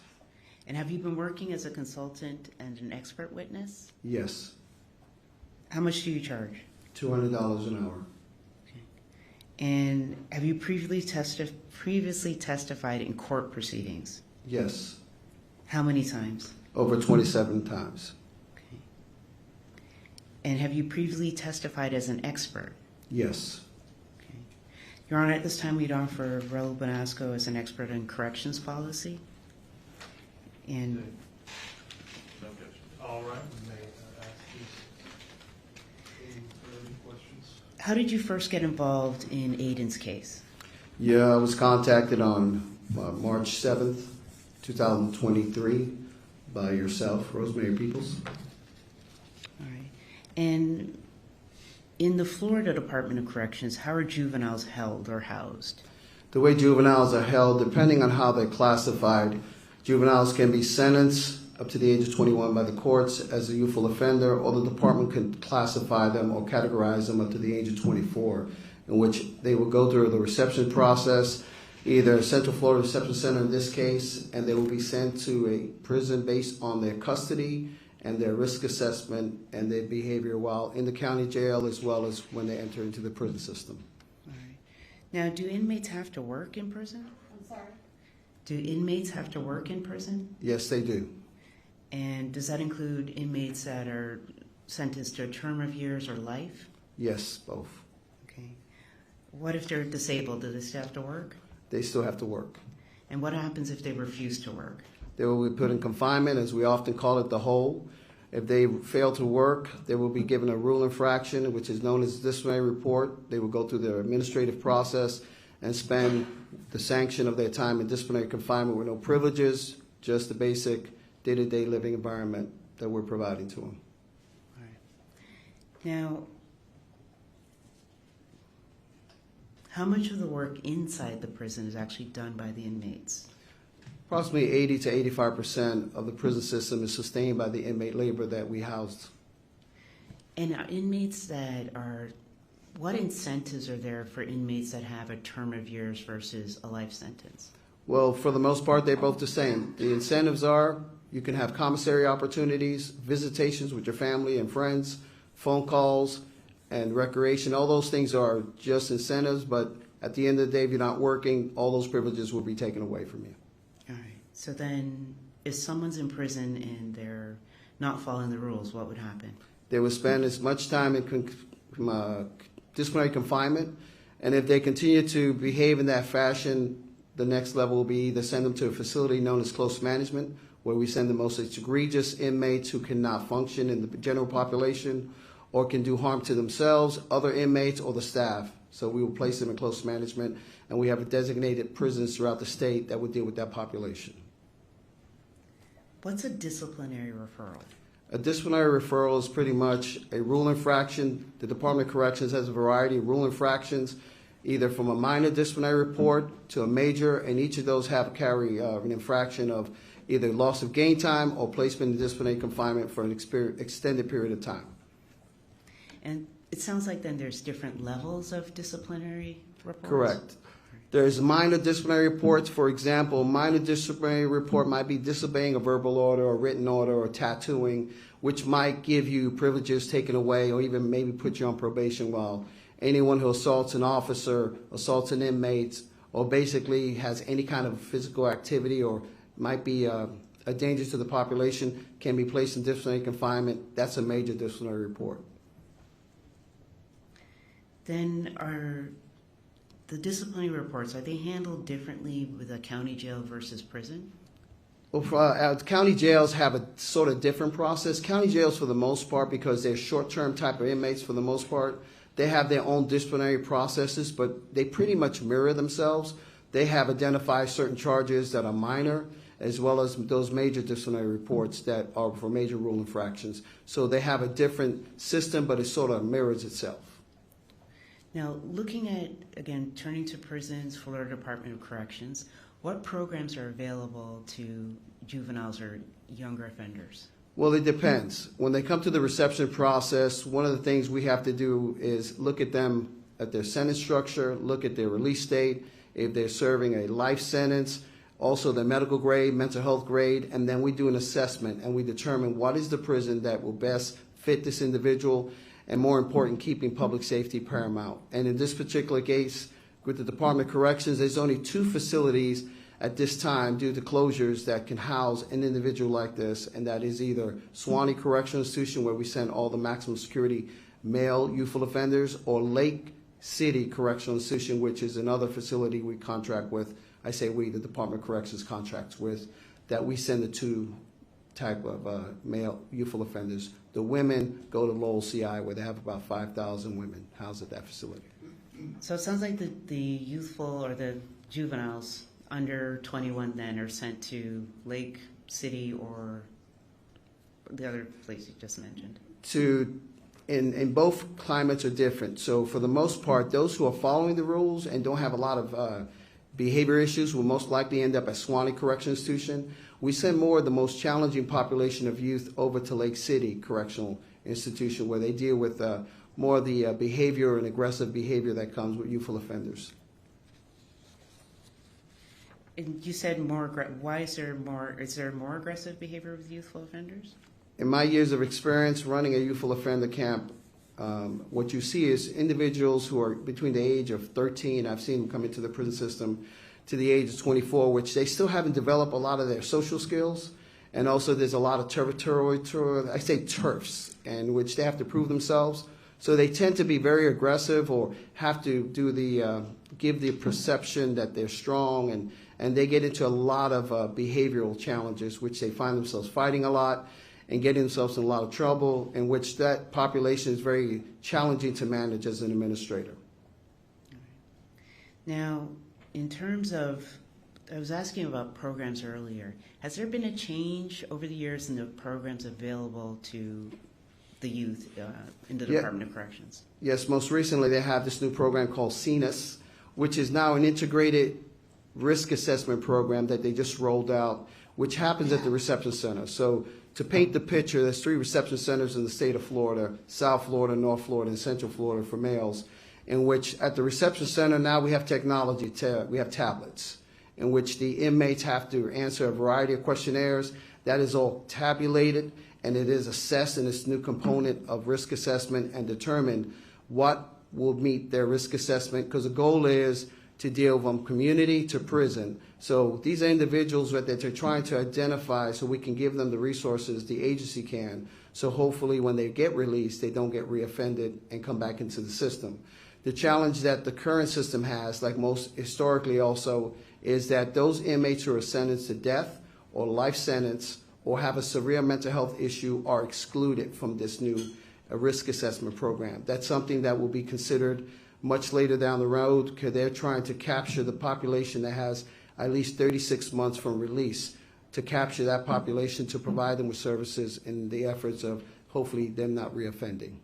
All right, so with a life sentence, there's some programs may be available. Is it fair to describe that a juvenile with a life sentence would be a bottom of the priority list to access these programs? Yes, youthful offenders will never be denied program opportunities, but they were not on the priority list. They're not on the spectrum. The goal is to eventually give them an opportunity, but looking at the population that's going to be released in hopes that they will benefit more effectively with the programs offered. In prison, what's the typical day for an inmate? Typical day for an individual in prison, basically at 4:30 in the morning, you're woken up, you have to go to count. Then we march you down to the chow hall. You have up to 10 minutes in which you have to eat your meal. You don't get the opportunity to sit next to your friend. The goal is get in, get out. You go back to your housing unit. You go through another count. You go through various counts throughout the 24-hour cycle. You get back to your dormitory, and then you have either your work assignment or your program assignment in which you have to be where you need to be. If you have any kind of medical appointments, you have to follow those as well.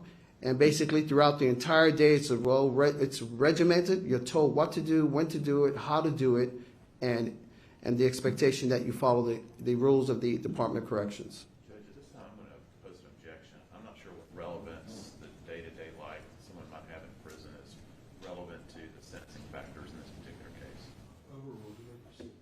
Thank you, Your Honor. Then, in terms of looking specifically to this case, you received some materials that you were able to review? Yes, I did. All right.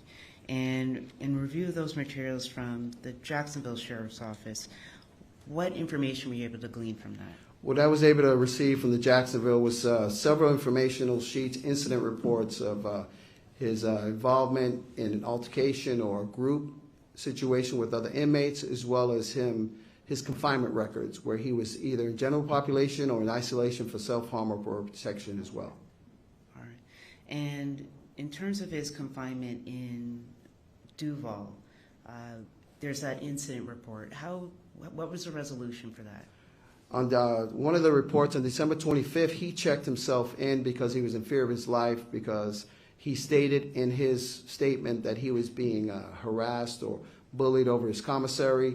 Coincidentally, that same day, from December 25th to January 25th, Sergeant Cox was assigned to investigate a variety of allegations made by other inmates in his housing environment he was at the time, I think, 15, and the other inmates were 17, and basically there was some concerning behavior that the officer had observed, that he had made some threats to another inmate, as well as there were some other hearsay conversations, but at the end was not clear on what came out of that circumstance.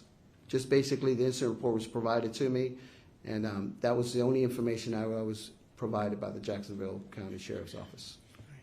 Then, looking to what you had said earlier about that juvenile population having behavioral issues, was that uncommon what you read in that report, seeing that other juveniles were fighting with each other, having behavioral issues with each other?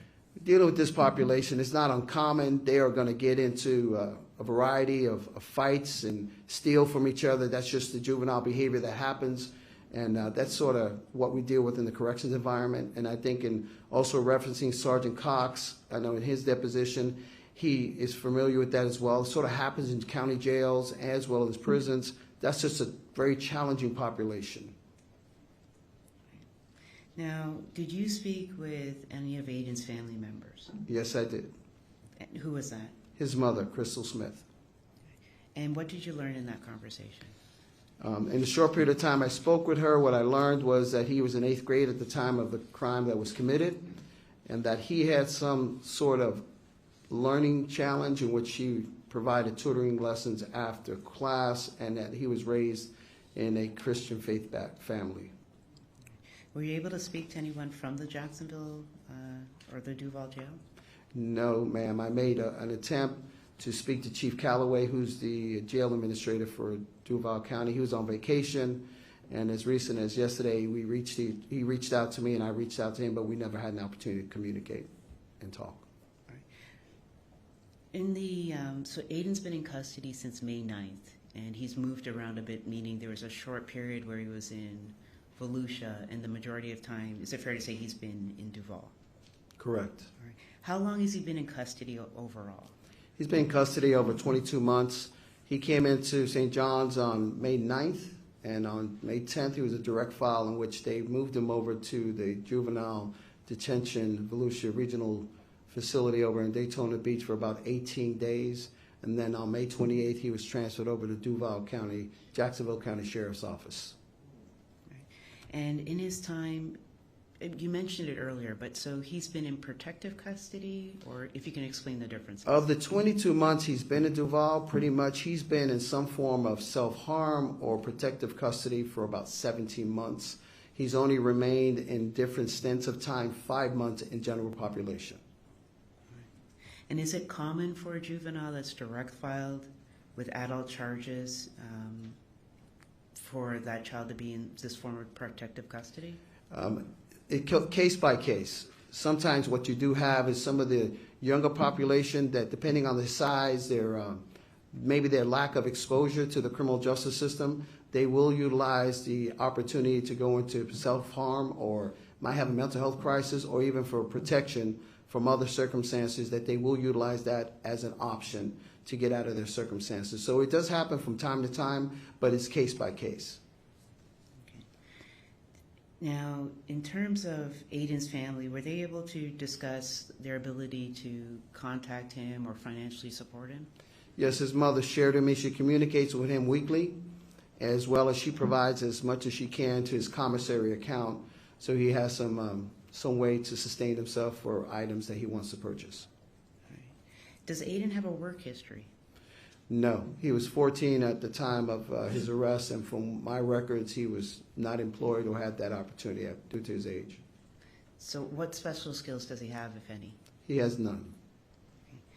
In terms of, because you did do some classification work in your years in DOC? Or Approximately about 7 years, yes, ma'am. All right. With what you know of the charge or what he's pending sentencing on, how would he be classified, meaning Aiden? He would be classified as close custody given the due to the crime that was committed, as well as most likely his sentence. But because of the crime, he would be close custody throughout the Department of Corrections. And based on your experience then, how would a term of years versus a life sentence change Aiden's classification, if any? The difference would be a term of years would give him an opportunity for a judge to review his sentence at a later date, and also give him perhaps the opportunity to get, I could say, placed on a priority list or a little higher level to be considered for some kind of vocational programming or cognitive development courses, anger management, those things that might be suitable based on his risk assessment outcome. So the programs that are there, he would have some priority if he had a term of years versus a life sentence? Given the Department of Corrections challenges, if those who have a lesser sentence or have an opportunity to be reviewed at a later date will most likely be moved up on the list. All right. And then, but the classification wouldn't change if it's a life sentence or a term of years? Absolutely not. He will remain close custody based on my years of experience. All right. Now, Aiden can read, so what opportunities would he have, for example, a GED program? That would be something that the Department of Corrections Education Department would have to do based on the risk assessment, have him go through a TAP test and look at the opportunity when his role would come and if they have a slot for him to be enrolled in the GED program, given the circumstances of only 2 prisons at this time designated for youthful offenders, which is where the department is challenged with a big population and very few prisons to house them. All right. At what point, with a term of years then, because the minimum that Aiden would be eligible for is 40, at what point would he be moved, or would he be moved after the age of 25? Well, he's subject to be moved at any time. It depends on his institutional adjustment. So regardless of what prison he gets sent to, he can turn 18, and if he's not functioning well in a youthful offender camp or we can send him to an adult prison throughout the state of Florida. All right. And is it fair to describe then that based on your experience, well, let me ask this. Based on your experience, what would you anticipate placement then specific for Aiden? Most likely he would probably be placed at Suwannee Correctional Institution, which based on his age, he's a lot younger than those that they send over the Lake City Correctional Institution, but most likely he would be sent to Suwannee Correctional Institution to see how he does in adjustment at that facility. All right. And I understand your answer earlier, but just to clarify, so in either instance, whether it's a term of years of life, he would be eligible for programs. Is that fair? Yes, he would. But with a life sentence, then the priority or his access to those programs would be diminished. Correct. Fair to say that with a life sentence, he'd be at the bottom of any list because the priority would be for the individuals or the juveniles with 36 months or less. Yes. And it wasn't always like that, is that fair to say, because the resources have now been reduced? Yeah, a lot has changed in the last few years, particularly with COVID, but I left the system in 2006, and years ago there was a lot of opportunity for rehabilitative programs. At the end of the day, resources were different. The economy was in a different place, and we all in the corrections profession, not only just in prison systems, but in county jails, a lot of our educational cognitive development courses are sort of not as available because the resources not out there and the employment and the workforce is a challenge to get those folks in. That's why we're doing all type of interesting things with technology, with tablets, trying to provide as many program services as possible in a corrections environment. And based on your experience, do you believe that Aiden could contribute to the prison system if he was sentenced to a term of years instead of a life sentence? Well, if he's sentenced to a term of years, the opportunity to get involved in some kind of vocational program would benefit the Department of Corrections, so he can learn some kind of trade and put that trade to work to benefit the taxpayers of the state of Florida by putting him to help maintain the facilities that we have to maintain throughout the state. Okay. No further questions, Your Honor.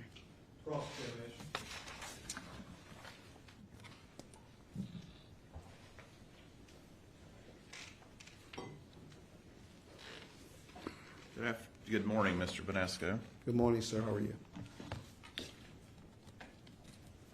You do almost all of your work as a private consultant is criminal, correct? Correct. 90% of your work is in the criminal realm. Correct. 80% of that work that you've done is for the defense, is that right? Yes.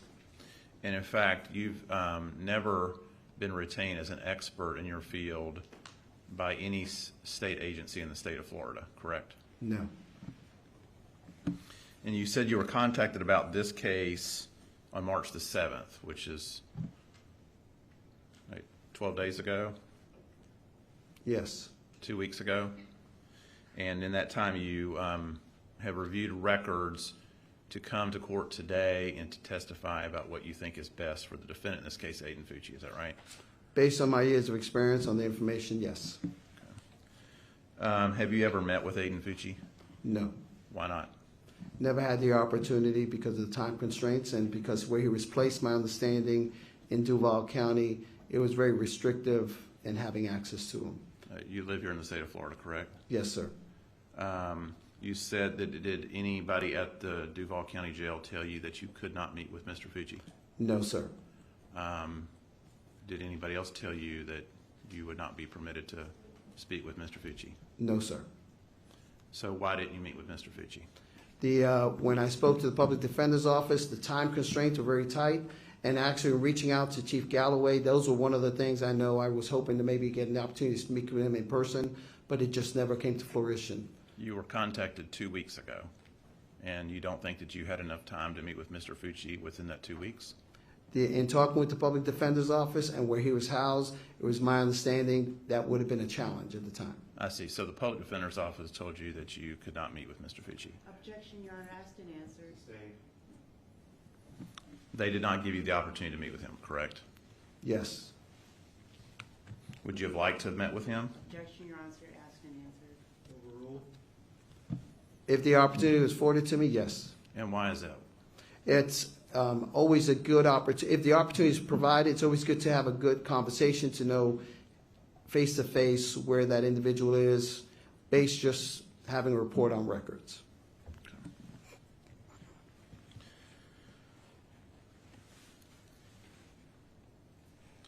Now, you mentioned, you discussed some altercations that Mr. Fucci had gotten into, some records that you reviewed on that, is that right? Yes. And to kind of start off this conversation, you'd indicated that, I think you were pointing out that he has basically been sort of in a confinement status at the Duval County Jail for all but, I think you said 5 days, is that right? No, he's been in general population approximately 5 months. Okay. And 17 have been, as they categorize it, isolation cell, either for mental health or for self-harm or for protection. Okay. And I wanted to talk about that.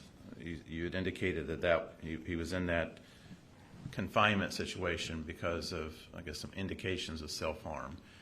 Did you read in any of the records where Mr. Fucci actually committed acts of self-harm at all? No. Did you review, did you see any medical records where he had injured himself in any way? No. Isn't it true, Mr. Benasco, that sometimes that those records, when they say self-harm, he may be placed in that status as a precautionary measure. Yes. Is there any indication whatsoever that it was anything more than simply precautionary? In some instances, this often happens because of notoriety of the case. They place them in that status as well. And I think in one of the documents it was sort of referenced because someone might have heard about his case. It was in the news or something.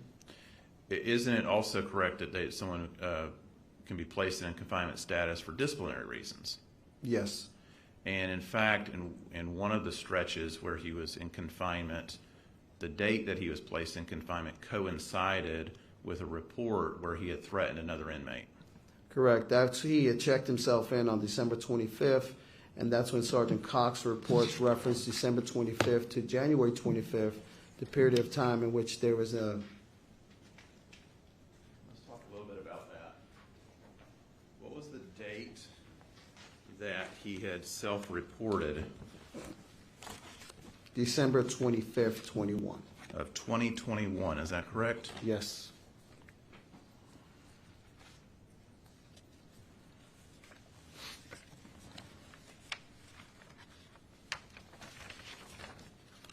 And you had kind of indicated that was the same date that the report had issued that he had threatened someone, right?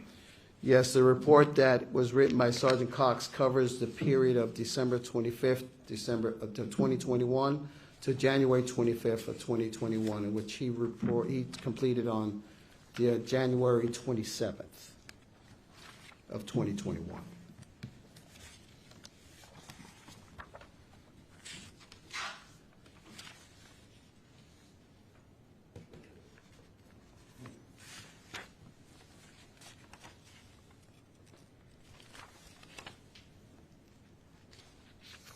Isn't it true, sir, that that report was dated January the 25th of 2022? The signature is the 22, correct. Okay. But on the front of the report, it started December 25th, 21, to January 25th, 22. The report, though, indicates that the threat occurred on January the 25th of 2022. That's when it was reported, correct? That's when it was reported. Right. That's a year later. That's a year later, right? Mm-hmm. So those two things don't necessarily coincide. Well, I would bear to differ. The incident that he checked himself in was December 25th, 21, according to the report. Right. And the report by Sergeant Cox covers a span of December 25th, 21 to January 25th, 2022. I understand what you're trying to say, but you're trying to convey that he was placed in confinement because he was in fear of his life. And you're trying to coincide that event with this other incident that occurred where he threatened an inmate, right? No, what I'm trying to state is he checked himself in on the 21st, December 25th of 2021. And in the synopsis report that covers December 25th, 21 to January 25th, 22, in the report from Sergeant Cox, it makes reference to a variety of allegations from other inmates as well as an officer observing some behavior by him. So it sort of butt ups against the report. He checked himself in, and when they reviewed that period of time, it backs up into the date he checked himself in for self-harm. But my original question, though, was one of the stretches that he spent in confinement, the date of that, the beginning of his confinement period, coincided with the date that it was reported that he had threatened another inmate. That's correct. And he threatened another inmate by saying he was going to stab him, correct? That's what's stated in the report. Yes, sir.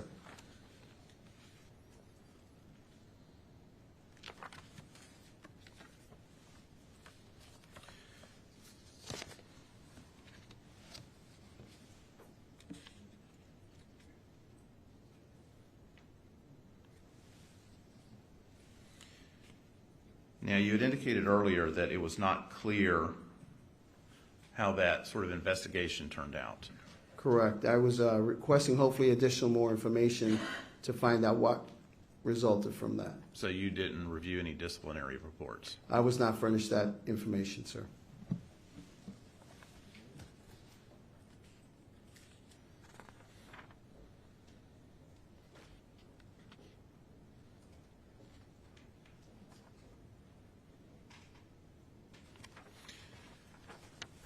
want to talk to you a little bit about your testimony concerning some of the things you said about the difference between a term of years sentence versus a life sentence. You had indicated that it was your understanding that it was only under a term of year sentence that Mr. Fucci would receive some type of review. Did I understand you correctly? No, because they're youthful offenders, they are going to get a period of review where the judge can look at possibly modifying their sentence. Okay. So you understand that whether he gets a term of years sentence or whether he gets a life sentence, he's going to still have a review. Correct. And so for juveniles, a person who's been sentenced to a crime that committed while he was a juvenile, there's, regardless of what the sentence is going to be, there's a possibility he could get out one day. That's correct. And the Department of Corrections understands this. That's correct. And so there are programs that would be available to him. Is that right? Programs are always going to be available. It's just a priority.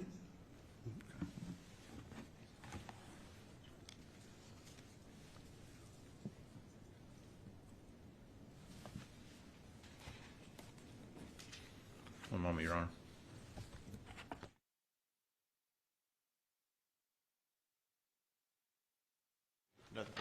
Eddie, redirect.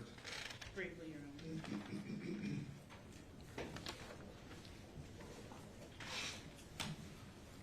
Good morning, Mr. Benasco. Good morning. 2 weeks ago, basically, when I'd sent you the paperwork available, I'd indicated these are the DRs that I'm aware of. And on review, you explained to me that they were not DRs. That's correct. And that's when we started the ball rolling, so to speak, to see if you could speak to Captain Calloway in Jacksonville Sheriff's Office. Chief Calloway, yes. Chief Calloway, I apologize. So on your review again of what I presume was a DR, what was the result of that incident? It was very unclear. Basically, there were some allegations made. The officer did witness the individual, Fucci, make a threat against another inmate, and there was an extensive assessment of several inmates and witnesses of complaints, as well as his statement as well. All right. That's all I could gather from the information. And then looking to the population, because they're all juveniles there, and they're all juveniles with serious charges in Jacksonville. Is that fair to say? Fair to say, there's most youthful offenders who are in that environment usually have some very, very heinous crimes they were committed. Yes, ma'am. Right. And is it uncommon, or let me backstep it a bit, is it uncommon for different groups to form within jails? No. Okay. And if an individual enters a jail and doesn't have any association with any of those groups, is his time in jail more difficult? Most likely, with my years of experience, they have to identify with a group, or they will be often preyed on, unless depending on their demeanor and their response to certain kind of jailhouse or prison house environment, they either survive, flight, or fight. All right. So part of the behavior issues that come out with juveniles, is that born out of this issue of they need to defend themselves against the other juveniles that are there? Well, in my years of experience, and particularly with juveniles in the adult prison system, that is their defense mechanism for the most part, unless they're individuals who know people in prison or have gang affiliations. But unless they're not really connected, they sort of have to find their way, navigate the environment, and sort of attach themselves with somebody in order to most likely not be part of the overall management challenges that administrators have to deal with. And for the juvenile that has no one to attach to, solitary would be a safe place. Is that fair? It's common that they would check themselves in for their own safety or a variety of other reasons, but that is usually the go-to to sort of check out of your housing environment. All right. And that's similar to what we see with Aiden Fucci in the county jail records? From my records, he has spent the majority of his time in protective custody or some form of isolation, which he has not really functioned much in general population, so that is correct. No further questions, Your Honor. Can I ask a few more questions? Mr. Bonasco, I want to ask you about the confinement situation. Did you ever go to the Duval County Jail to see kind of what the setup was? No, sir. Did you ever review the deposition of Officer Cox? Sergeant Cox, yes, sir. You did review his deposition. So you saw that in his deposition he indicated that the juveniles that are placed in confinement are not there by themselves. They're actually there with other juveniles. Sometimes at 2 or 3. I read that. So he's not there in isolation completely alone? No, but for the most part, not in general population, but it's so their form of isolation as they classify it. I think in one circumstance he indicated there was could be as many as 10 juveniles in that area, correct? I did read that as well. Nothing further. All right. Excused. All right.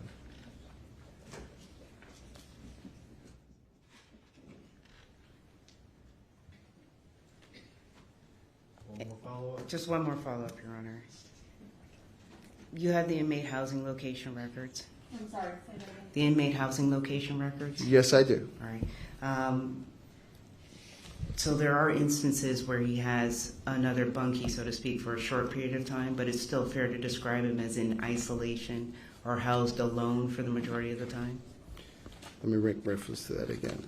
There was some instances where I remember where sometimes he had one bunkie, sometimes he had no bunkie, sometimes he had 2 or 3 in his room. Okay. No further questions, Your Honor. All right, Ms. Witness, excused. Yes, sir. Sir, you're free to go. Thank you. Call another witness. Dwayne Barton. Dwayne Barton.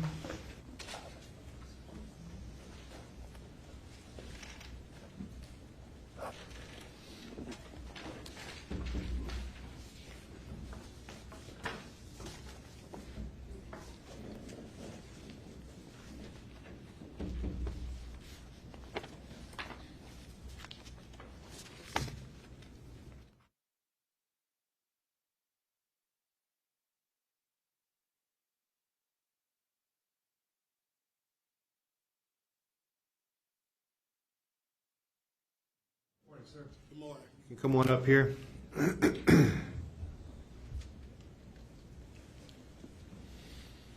you will pause right there, raise your right hand. Do you swear or affirm the testimony you're about to give will be the truth, the whole truth, and nothing but the truth, so help you God? I do. All right, sir. If you'll come on around and have a seat in the witness stand, make yourself comfortable, and you may adjust that microphone.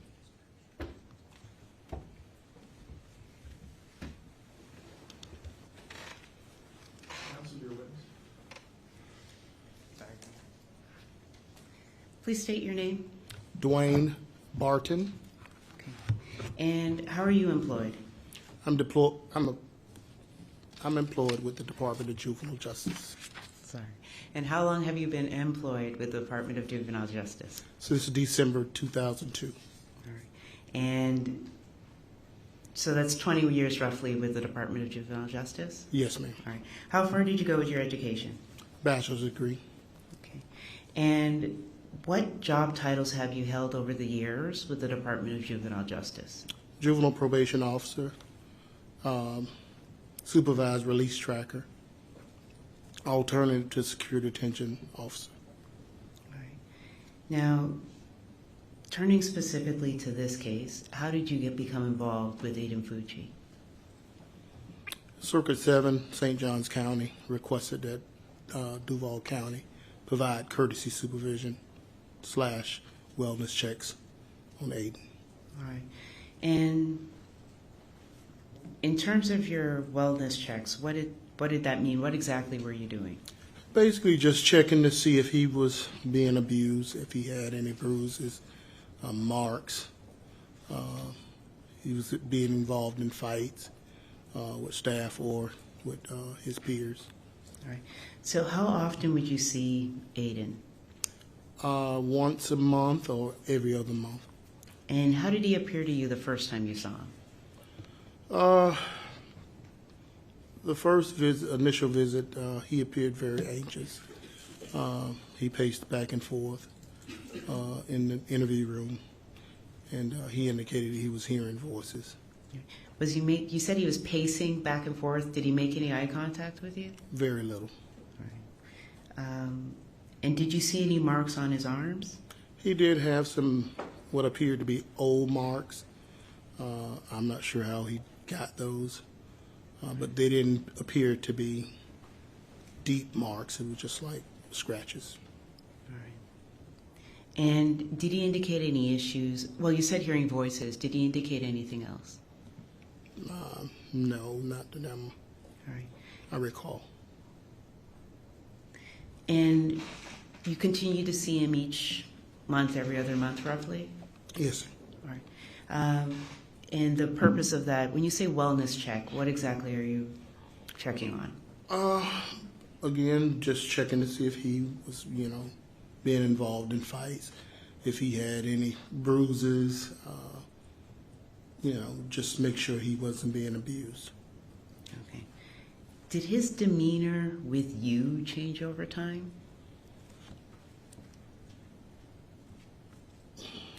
It appeared that he got, a little more comfortable with me because I was seeing him more frequent.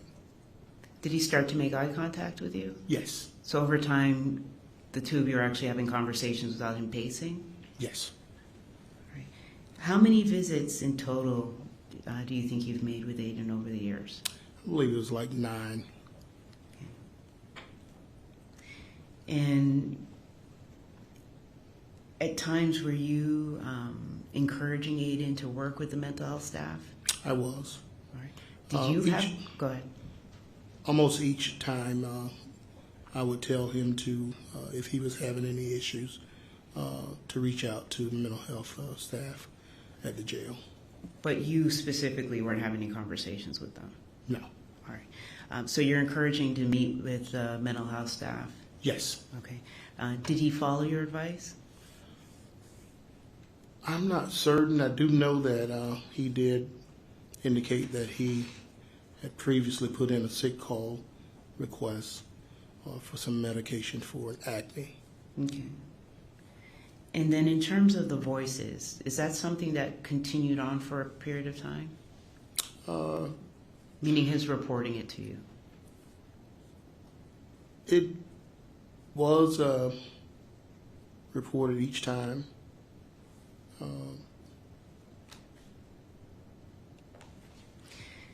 And he also indicated to you that he was taking certain medications? Yes, initially he said he was taking lithium, but it also changed. He was taking Remron and Zoloft, if I'm not mistaken. All right. Now, you've indicated that you've worked with DJJ for about 20 years? Yes. Okay. And over your 20 years, well, let me ask you, how many juveniles have you supervised on average per year? I couldn't answer that. All right, so over the 20 years, you wouldn't have an answer of how many juveniles you've worked with? No. All right. Fair to say almost countless? Countless, yes. All right. Then, and in terms of you actually going into the jails and having wellness visits, Aiden's not the first kid you've done this with? To this extent, yes. Go ahead. I have gone in and checked on other kids, but it wasn't not that often. All right. And then in terms of children reporting, whether in custody or out, Aiden's not the first child that you've worked with that's reported having some issues in terms of hearing voices. I don't recall any other kids other than Aiden All right. reporting. If they did report it, we will make referrals to different providers. But go ahead. That's pretty much the extent of it. But what I'm getting to is that over the years, and it's been 20 years, you've had to work with children that are having some mental health issues, meaning you're not counseling, but you're working with others that are working with the children on those issues. Yes. All right.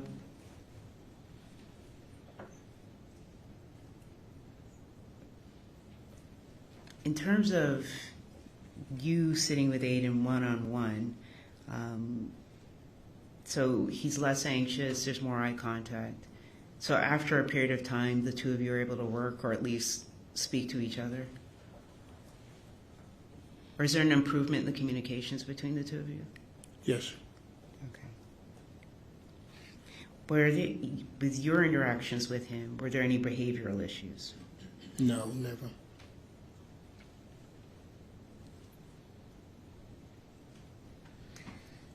When he's reporting to you the hearing voices, you don't follow up and ask specifically what he's hearing. Is that fair to say? No, ma'am. That's not what you're there for? No. Okay.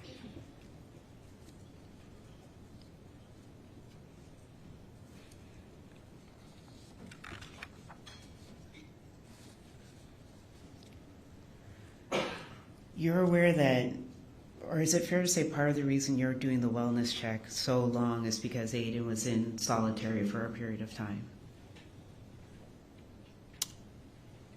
I'm not sure if it was solitary. I think they... Confinement, I'm sorry. The phrase isolation. Isolation due to his age. All right. And have you seen, over your 20 years, children sitting in confinement for that long a period of time? I haven't. So I haven't had any kids that has been in long as Aiden has. In confinement? That I'm aware of, no. Okay. One moment.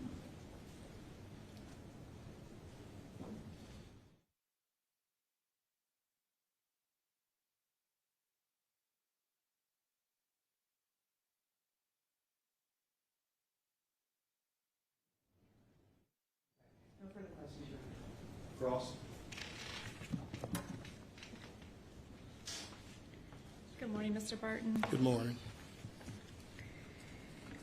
So these wellness checks that you were doing with Mr. Fucci, I believe you stated you were doing them. You would make visits to the jail and meet with several kids in the same day, right? Yes. Okay, so he wasn't the only juvenile that you were checking on that was charged as an adult in that jail, right? No. Okay. And the point of those checks, it sounds like you kind of summarized it. You were looking for abuse, any signs of injury, general wellness checks, like how they're doing, right? Yes, ma'am. Okay. And did you ever see with him, or were there any complaints about abuse by another inmate, let's say? No, he did indicate that he was involved in a physical altercation on one occasion. Okay, so he told you about a fight he had one time, but outside that fight, any abuse by staff or other inmates? He Not never that I'm complained of aware that. Okay. And when you met with these kids, you described it wasn't like a checklist that you had verbatim, but you checked on the same things every time and kind of asked the same questions every time. Is that fair? Yes, ma'am. Okay. And you asked that of all the kids you visit, not just Mr. Fucci? Yes, ma'am. Okay. And one of the things you talk about or ask is about, are you seeing things or hearing voices, right? Not necessarily. I would ask, are you currently taking any medications? And, they'll report. I'm taking lithium for, hearing voices or depression or bipolar, things of that nature. But that's being checked on, a general mental health questions being Yes. asked every time. So he's answering you in response to that. Yes, ma'am. And as you stated, you have a lot of experience with DJJ, but you're not a psychologist, right? I'm not. Okay, so you don't get into the details. You're there basically to document his well-being and then advise him of resources that may be available for him while he's in the jail? Yes. Okay. And that very first visit you had with him where he was anxious, sort of pacing, was that close in time to his arrest and being moved to that jail? I believe it was June of 2021. Okay. So I'm not really certain if it within that month or, a couple days. Right, that was the first time. And then his interaction with you got better. He was calmer with you after that, right? Yes. Okay. He denied, one of the things you ask about is if they have any suicidal thoughts, and he denied that when you met with him over the time. Yes, ma'am. Okay. And you never saw any proof or evidence that he was trying to harm himself in any way? No, ma'am. You would have reported that, correct? Yes, ma'am. Okay. You testified in your deposition that when you met with the juveniles, it's not like you went to their cell. You were put in a room and they were brought to you. Is that fair? That's correct. Okay. And you weren't sure the breakdown of how many days he spent in general population versus administrative confinement versus true isolation, right? You don't know those numbers. I don't. Okay. So you wouldn't be viewing him in the setting. He would be brought to you. He would be brought to me. Okay. So that information is best to come from the jail. Yes, ma'am. Okay.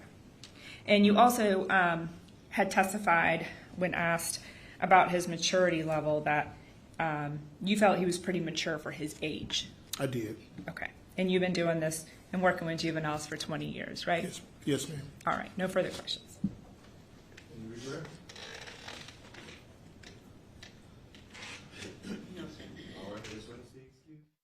Thank you very much, sir. You're free to go. Thank you. May I see the attorneys at sidebar?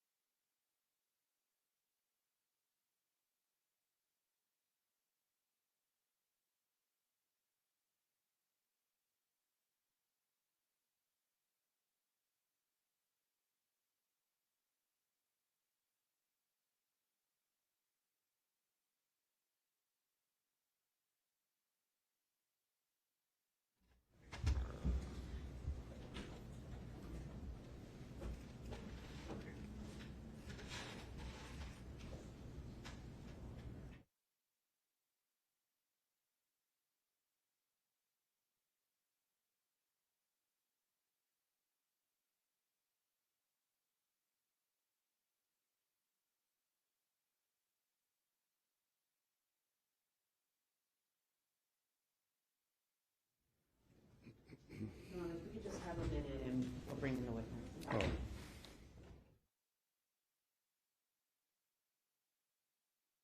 Minute recess. You can, and then you'll call one more witness before lunch. Is that correct? Yes. All right, let's go ahead and do that. We'll take 5 minutes, then we'll come back. Recess.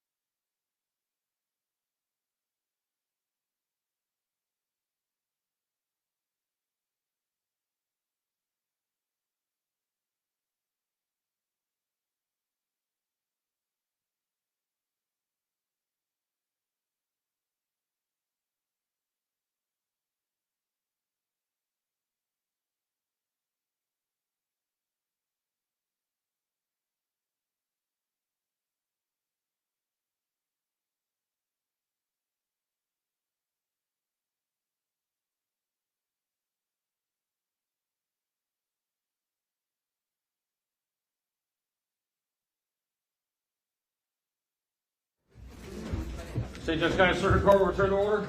Could all be seated, thank you.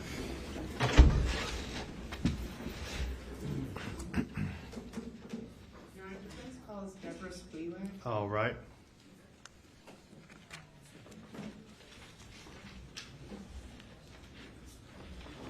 Is this testimony? So she'll be coming? Yes, sir. All right, ma'am, if you'll come forward, please. You can come on up. If you'll pause right there and raise your right hand. Do you swear or affirm the testimony you're about to give will be the truth, the whole truth, and nothing but the truth, so help you God? All right, ma'am, you can come on around here, have a seat in the witness stand. You can adjust that microphone if you could scoot forward just a little bit. All right, thank you. Counsel, your witness. Thank you. Please state your name. Debbie. Sorry. Debbie. In your full name? Deborah Spiewak. All right. And where do you live? Live Oak. And how many children do you have? I have 4 children. And how many grandchildren? 12. Debbie, how do you know Aiden? He's my grandson. And how long have you known him? Since he was born. And how often would you see Aiden over the years? All the time. And when you say all the time, how is that? I mean, we're always together. We're a big family. We do everything together. We're always together.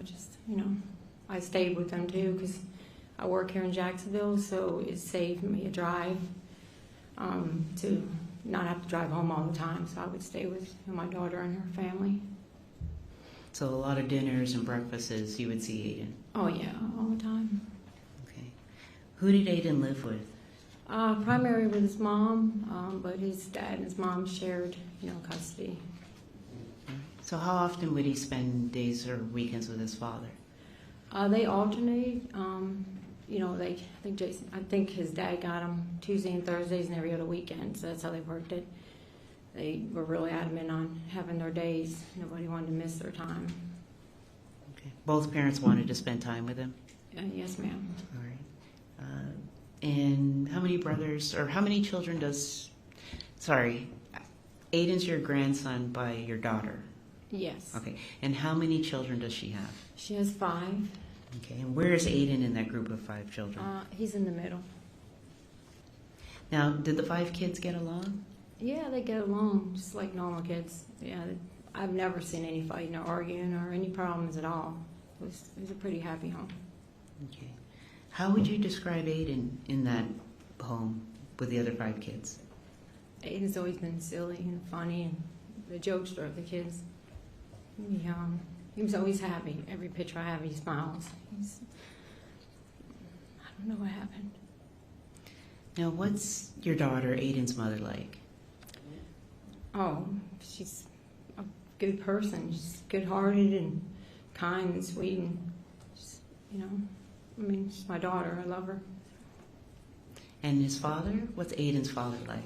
Oh, he's a good man. He's always been in their lives, and you don't see that often. And when people split up, there's always one that stays out of their life, but he's always stayed in his son's life from the beginning.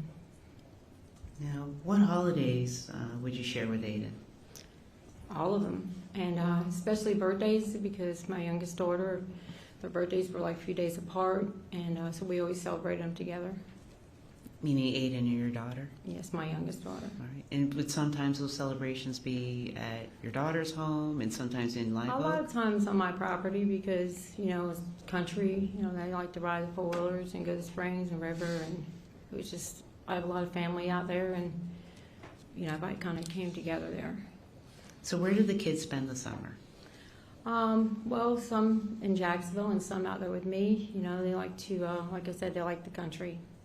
They like being out there. It's just more peaceful out there and happy, and just the 4-wheelers. Kids love 4-wheelers, and we go to Springs a lot in the summer, and cookouts and bonfires, and we hit Itch Tuckney a lot. what was the other part of that question? Sorry. So in the summer, now sometimes would Aiden come with you and the family? Was there any other activities, say the Bible camps in the summer? Yeah, they like to come. We have vacation Bible school every summer. So him and his older sibling would come for that, and they like to go to the church with me. And church always had little events and activities, so they'd come do that with me too. Now, Tristyn, Aiden's responsible for taking Tristyn's life on Sunday, May 9th. Yeah. But what was the plan for the night before, that Saturday night for Aiden? Well, he was supposed to go with his cousins because they were going to spend the night at my other daughter's house. And so the boys were supposed to come pick them up, and they picked up his older brother, but he wasn't there yet. I guess he was still with his friend. So he had called them to please come back and pick me up, but they said they didn't have any gas. So that's why he never made it over there. And then, I guess, this happened. So that night the plan was for Aiden and his brother to go out with some cousins. Yeah, they were going to spend the night over there at my other daughter's house. Okay. And his oldest brother made it, but he wasn't there yet. They said he was still with his friends, and they didn't want to wait around. So when he had called them to come back and pick him up, they said they didn't have gas money. And so he ended up staying home. So there wasn't enough gas money to come back and get Aiden? Right, that's what they said. Now, what mental illness do you know of in your family? Well, the only thing I've experienced with any of that was, my son goes through a lot of depression. He still does. He always has, even since he was a teenager. My ex, which is my kid's dad, has a lot of mental issues. He has things going on. He still has things going on. He's in and out of jail. But I left him when my kids were real little, so I didn't want to put them through any kind of stuff like that. So your son, Aiden's uncle, when was he first Baker acted? Or how old was he? He was like 14. Right. So his first Baker Act, he was 14. Right. He started getting a little bit of trouble, but we pulled through it. Counseling and help. We pulled through it, but he's still depressed. He has his moments. He falls. So you understand what Aiden's here for? Yes. All right. So is that the boy you knew? He's not the boy that I knew. I don't know what happened. He's always been good. I'm so sorry.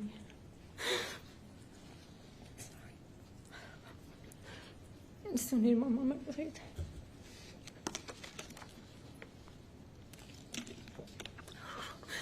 Wow, this is so hard. I'm so sorry. He has a good family, and we don't condone what happened, and we're very sorry for your loss. He's always been such a good kid, and I don't even know where that came from. He doesn't have any bad in his family or around him, or I don't know. I can't explain. I just don't know. Now, in terms of Aiden around the family, that included hamsters, animals. Was he ever harmful to any of the pets? No. We all have animals, and no, he's never been mean to any animals. And then there's younger siblings. So he's got a little sister. Yeah. How did he interact with her? Well, they were very close, especially his little sister. They always played around. He was real close to her, and she still asks for him all the time, and she still doesn't know what's going on, and she wonders why she can't see her brother. But they miss him very much. And I think I'm pretty much the voice for the family, and I know I'm probably the first that y'all have seen, and probably want to throw darts at me, but I'm sorry. We have a good family, very good Christian family, and we're loving people, and we just don't know what happened. I think we're all trying to wonder what happened. Now, you've seen the newsreels with Aiden in the car. Again, is that the boy you knew? No, when I seen that with him in there, it's like he was on something. I could tell. You just know because you're around him all the time, and he just looked like he was high on some kind of drugs. I don't know. It wasn't the same person that I know and see every day. So, How has Aiden's arrest affected your family? Well, we haven't had a family event since. You know, Relevance, any of the factors?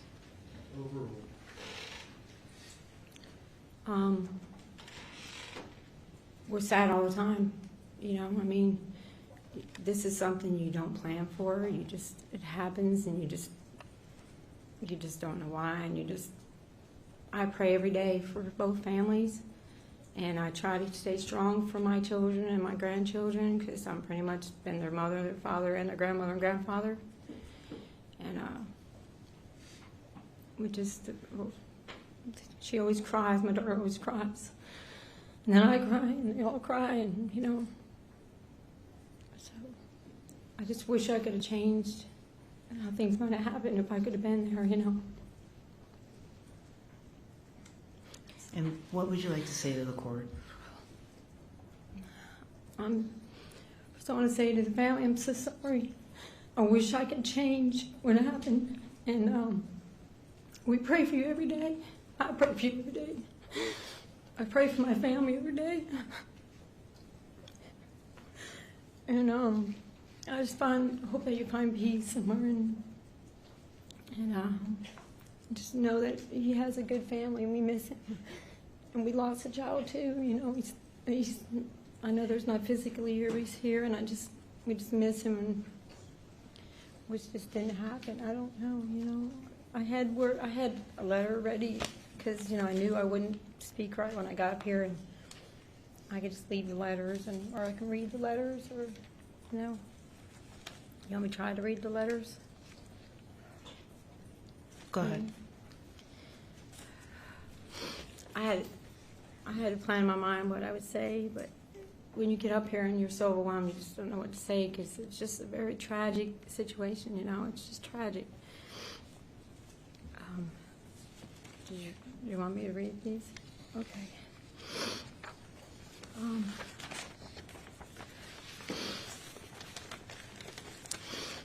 This is to the family for me. I just wanted to tell you that I'm feeling very deep sadness for the loss of your beautiful daughter, and I know the heartache you must be going through is just terrible. And I will pray for you every day, I promise.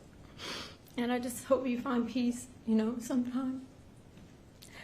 You know, and closure for what happened.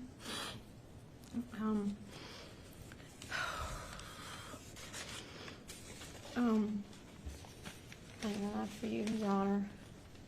I can't see real good. I'm sorry. I probably look a mess. I just wanted to tell you, I know he has to be punished, and for his actions, and I love him, and his family love him very much too. And I know we're a very large Christian family, and we pray all the time, and I just hope you consider it a little bit, and please don't take him out of our lives forever.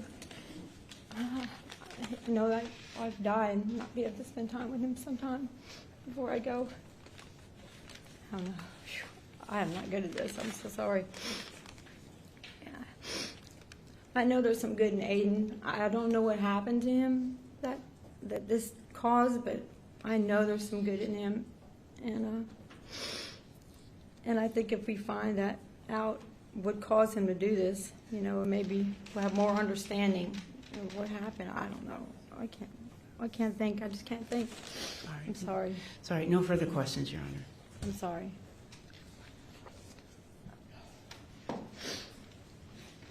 So sorry. Wow. Afternoon, I think it is now, Ms. Bywak. Just so the court understands, you live outside of Jacksonville, but you spend like the weekdays, Monday through Friday-ish, in the home of Crystal Smith and her family? Yes, ma'am. Okay. And you've been doing that for a long time, right? Yes, for years. You did that when she was with Jason Fucci. You lived with them as a unit, is that right? Yes. And then she is now with or married to Michael Akel, correct? Yes, ma'am. And were you also visiting and living at that house on Castledale Drive during the week leading up until when this happened in 21? Yes, I was there.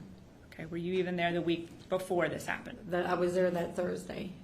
Okay, and then you kind of go home for the weekends and then come back. Is That's that why right? when I had said I wish I was there, I wish I had like stayed and not gone home or something. Maybe I could have. Yes, changed ma'am.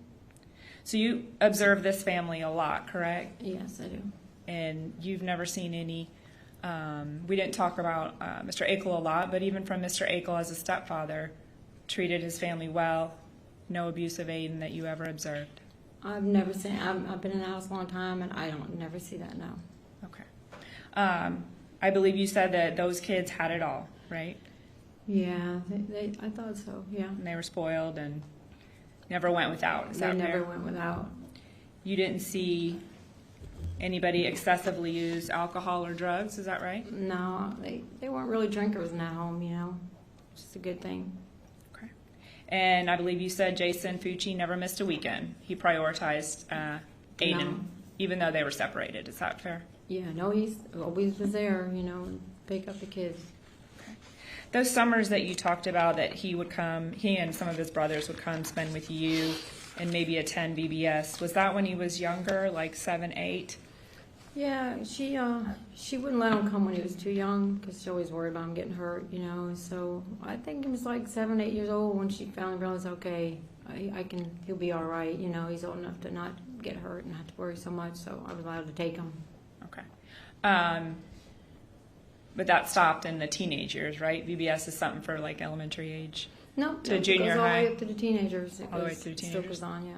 How many summers did he do that with you? Lots. I don't know. I can't. Well, I mean, it's once a year, so you have to think it was like 7 or 8, 9, 10, 11, 12. I mean, all the way up till he was 14. So. Okay. And you talked about some mental illness in your son and your ex. Is that right? That's correct. They do have okay. some problems. But you're not aware of any or observe anything in Crystal Smith, your daughter, right? No, she's a good girl. Okay. And you never observed anything living with Aiden that caused you concerns? No. Never observed, I'm sorry, go ahead. No. Okay. You never observed him like responding to stimuli, hearing voices, anything that you needed to report? Well, all the kids talked about the house being haunted, and I think I told you that. And I thought myself I would hear things in this house whenever people were gone. It would just be me and one of my older grandsons. And the boys would always say that there was somebody in this house, you know. But outside of thinking their house was haunted, you didn't see anything that you felt was a mental health concern, Mr. Fucci would need to be Baker acted, anything like that? Oh, no. Right. All right. And Mr. Fucci never reported to you. You know, you guys were close, right? Yeah, we were real close. Yeah, he never came to you and said, Mr. Akel is doing this, my dad is hurting me, nothing like that. Well, I mean, when he would get in trouble, he would just say, I'm going to get in trouble with my dad, you know. But, I mean, that's any kid. You're going to get in trouble by your parents. Right, but nothing above disciplining him if he were to get in trouble at school or something like that. No. If they got punished, they would pretty much just go to the room, get their phone taken away or whatever. Wouldn't be able to go down to the lunch court, food court that they have down there. Okay, all right. I appreciate it. Nothing further, Judge. No further questions, Your Honor. All right, ma'am, thank you very much. Free to go or remain if you'd like. All right, it is now 12:15. Let's go ahead and break for lunch. We will come back at 1:30, so I'll give everyone about an hour and 15 minutes, and then we'll continue with the sentencing hearing at that time. We're in recess. Recess.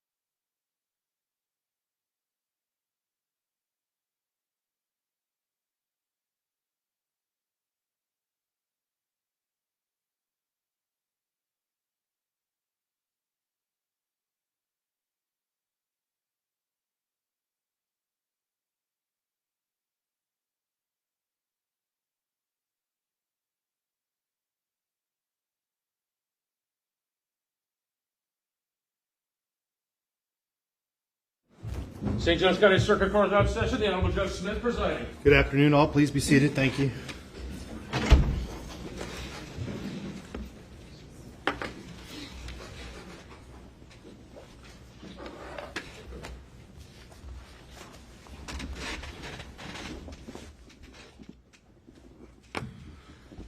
All right, let's go back on the record in case 21 CF 825, State of Florida versus Aiden Fucci. I see that the state is present, defense is present.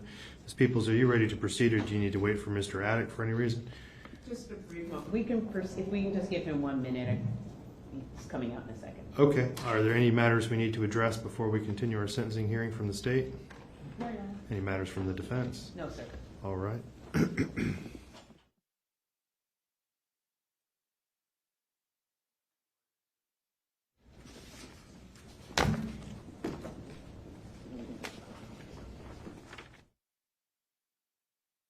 Your Honor, we called Miss Alice Tumblety, who's in the, who's outside.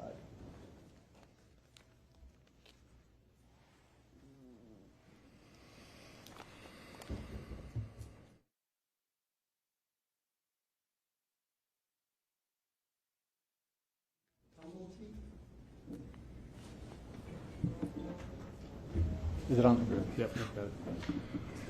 All right, ma'am, if you'll come on up here. Stand right there. Good afternoon. Raise your right hand. Do you swear or affirm the testimony you're about to give will be the truth, the whole truth, and nothing but the truth, so help you God? Yes. All right. If you'll come on up here and have a seat in the witness stand, make yourself comfortable.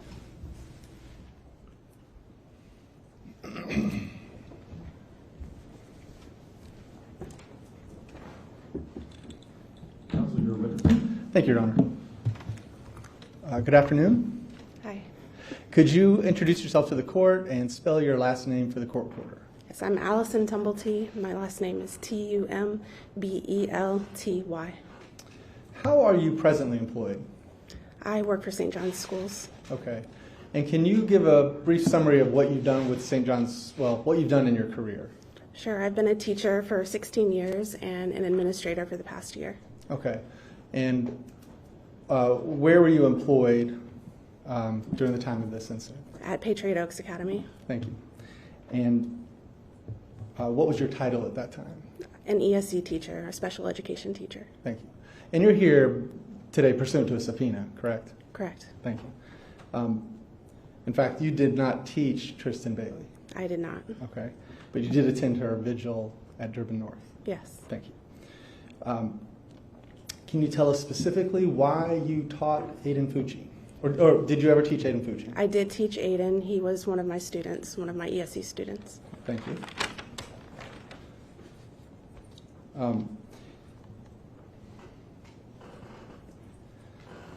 And how did you work with Mr. Fucci? So I worked with him in the classroom, so in his English and in his math classrooms. We worked on writing and reading, math, things like that. Okay. Did you ever see Mr. Fucci to have a vape in school? No. Did you ever see him with knives? No.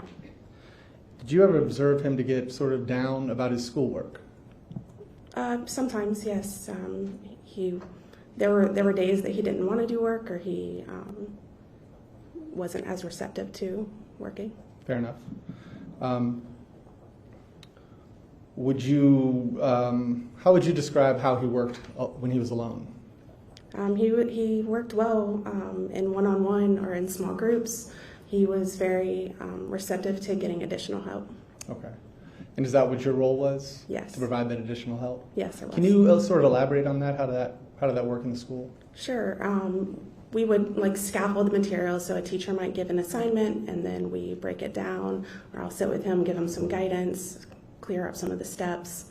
Okay. And did Aiden's grades improve working with you? On assignments that we were able to work on together, yes, he would show improvements. Okay. Can you tell the court what an IEP is? Yes, an IEP is a document that it's a plan for a student who needs additional help in school, works on specific goals in order to close an achievement gap. Okay. And did Aiden Fucci have an IEP? Yes, he did. And were you the case manager in creating that I was. IEP? Yes. Okay. Did the was the IEP part of what you did as an ESE teacher? Yes. So all of the students that I worked with specifically had IEPs. Okay. And did the IEP help Aiden succeed? Yes, because it gave accommodations and services that he needed in those additional areas. And he was receptive to taking advantage of those? Yes. That opportunity that you offered? He was. Okay. Did you would you say as an adult that Aiden Fucci was respectful to adults? From what I've seen, yes, he was respectful to adults. And did you ever see him interacting with other kids at the school? I saw him daily, so yes. Yes, ma'am. Did you personally witness any violence from Aiden Fucci while he was at school? I did not. Did you see any violence towards women from Aiden Fucci? No. Okay. So to summarize, Aiden may work poorly alone, but he was willing to work one-on-one with what was offered yes. to your services. Mm-hmm. Thank you. Thank you, Judge. Okay. Well,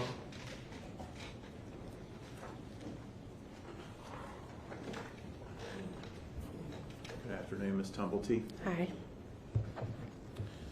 I want to just have a few follow-up questions for you. Isn't it correct that Aiden Fucci was a capable student, but he lacked motivation? I would agree with that, yes. Okay. So he had the ability to succeed, but oftentimes would be less than motivated to do the work that was asked of him.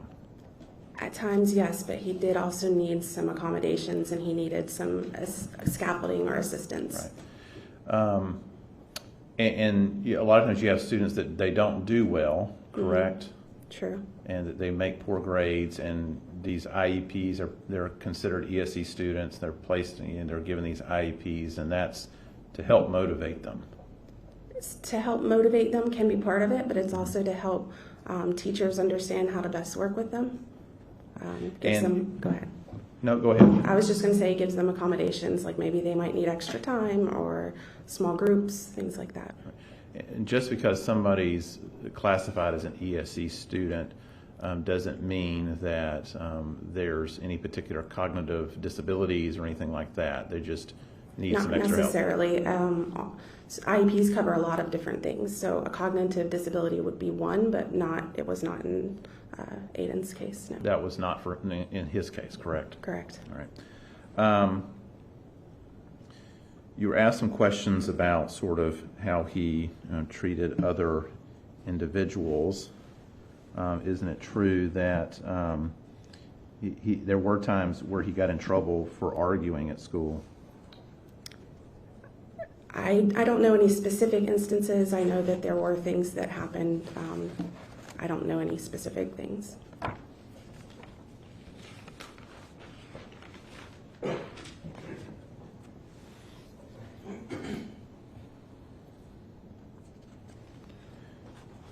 Ma'am, do you remember giving a deposition in this case? Yes. On November the 16th of 2022? Mm-hmm. May I approach the witness, Your Honor? You may. I'm looking at page 14, lines 14 through 15.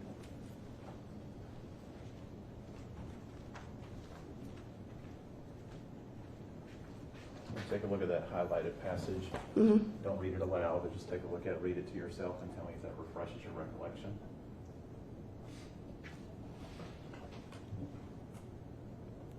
Mm-hmm. Does that refresh your recollection? That's kind of what we said. That I know he did get in trouble for things, but I don't know a specific incident. Okay, so it's clear that he did get in trouble at school for arguing.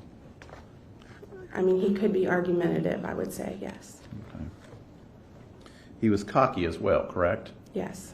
And thought he knew more than others. I would agree with that, yes.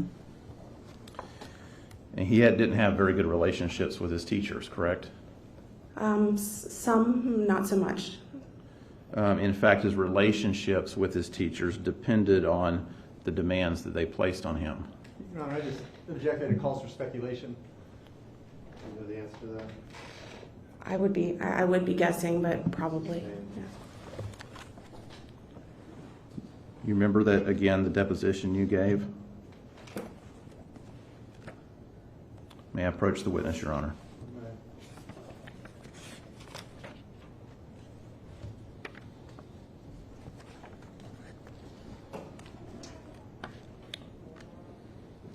Starting with page 35, line 20, going on to page 36, line 2.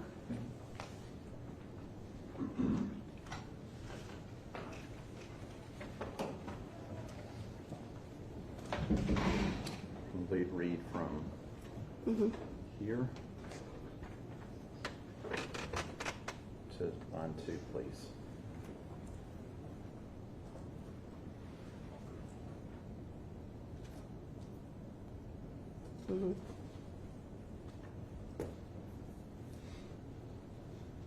Right. You see that? In your deposition, you weren't speculating at that particular time, correct? No. Can you refresh me with what the question is? My question was, did his relationships with his teachers depended on the demands that they placed on him? I would assume at times, yes. I mean, Okay. I think that's for all students. You read your deposition, correct? Yes. Yes, ma'am. And you at that time said you were asked about his performance, and you said it depends. I guess it depends on the demands that were placed on him. Correct? True. Yes. That's what you said. And you told the truth in your deposition, correct? Yes.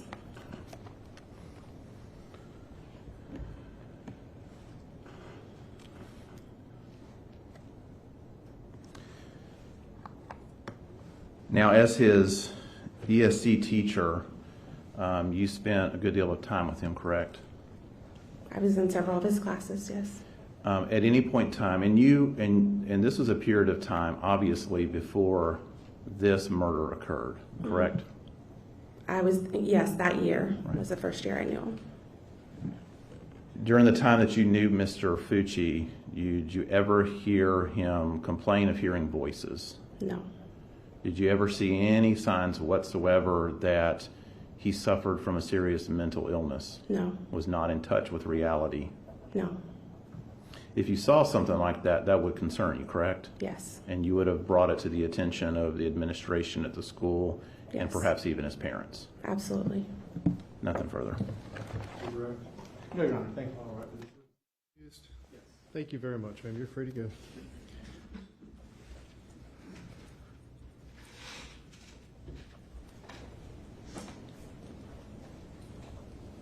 All right, you may call your next witness.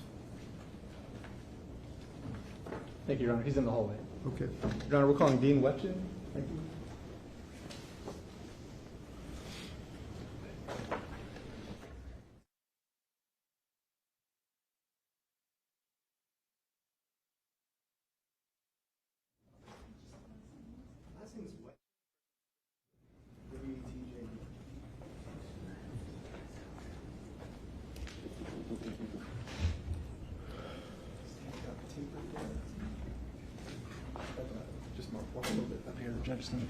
Sir, if you'll raise your right hand, do you swear or affirm the testimony you're about to give will be the truth, the whole truth, and nothing but the truth, so help you God? I do. All right, sir, if you'll come on around here and have a seat in the witness stand up here next to me.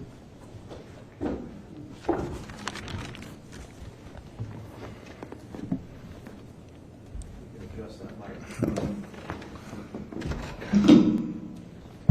All right, your witness. Thank you, Your Honor.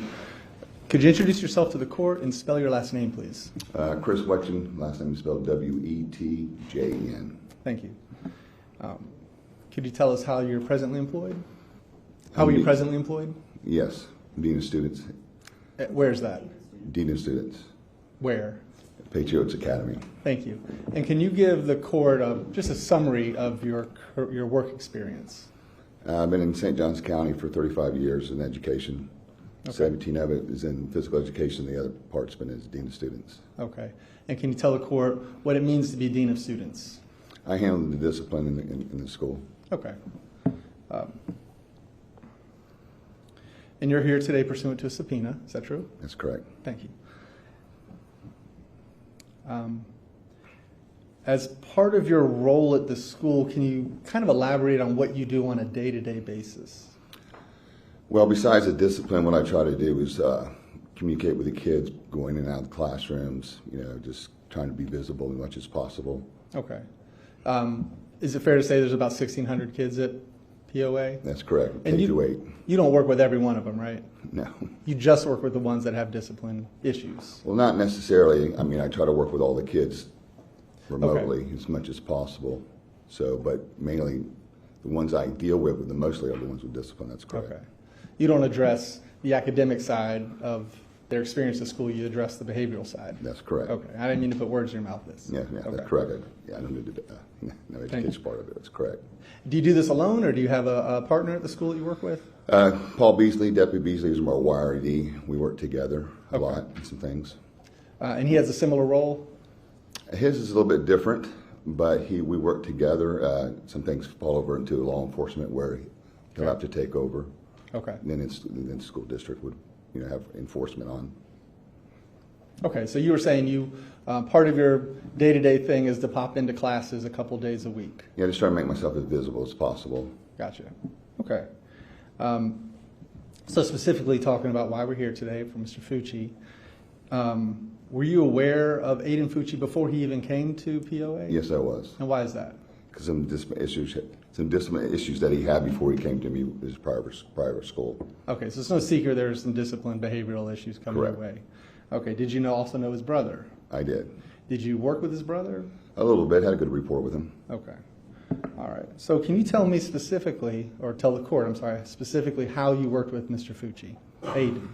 When Aiden came to school, I introduced myself to him and brought him to my office. We talked about some things that perhaps was how he got in trouble before he got to Patriots Academy. And we went over some things and tried to give some guidance and trying to mentor him. And so when he was in the classroom, things that he would get frustrated, because that's what he would get frustrated sometimes, that he had the green light to ask the teacher before something developed, could he come see me? And he was able to do that. He would come down and see me, and we would talk about what's frustrating, what's on his mind, what's making him upset. We go through that, I educate him through it, and we get him back in class. Okay. So the teachers were on board with that. He could say, look, I'm just going to see Dean Wetjen. That's correct. Okay. Now, was this available to Aiden on, say, the circumstance where suddenly there's a pop quiz? Was he allowed to come see you? No, this is for something that he was frustrated. This is about being upset for a discipline situation. So we went into it, so we would not get into a discipline situation. Excuse me. Could you tell the court about how often Aiden would take advantage of that situation? There's not a set number. On the average, it would, he did take advantage of it and come see me. I would say it was, at first it was a little bit more so because I think he learned from our conversations and things that we did, and it would lessen. And then some days maybe it would spike a week or two, depending on what's going on at home with the kids. You never know. Okay. Do you keep notes of every time a student comes to your office? No, I do not. Okay. Did you also encourage Aiden to meet with you, say, one day a week?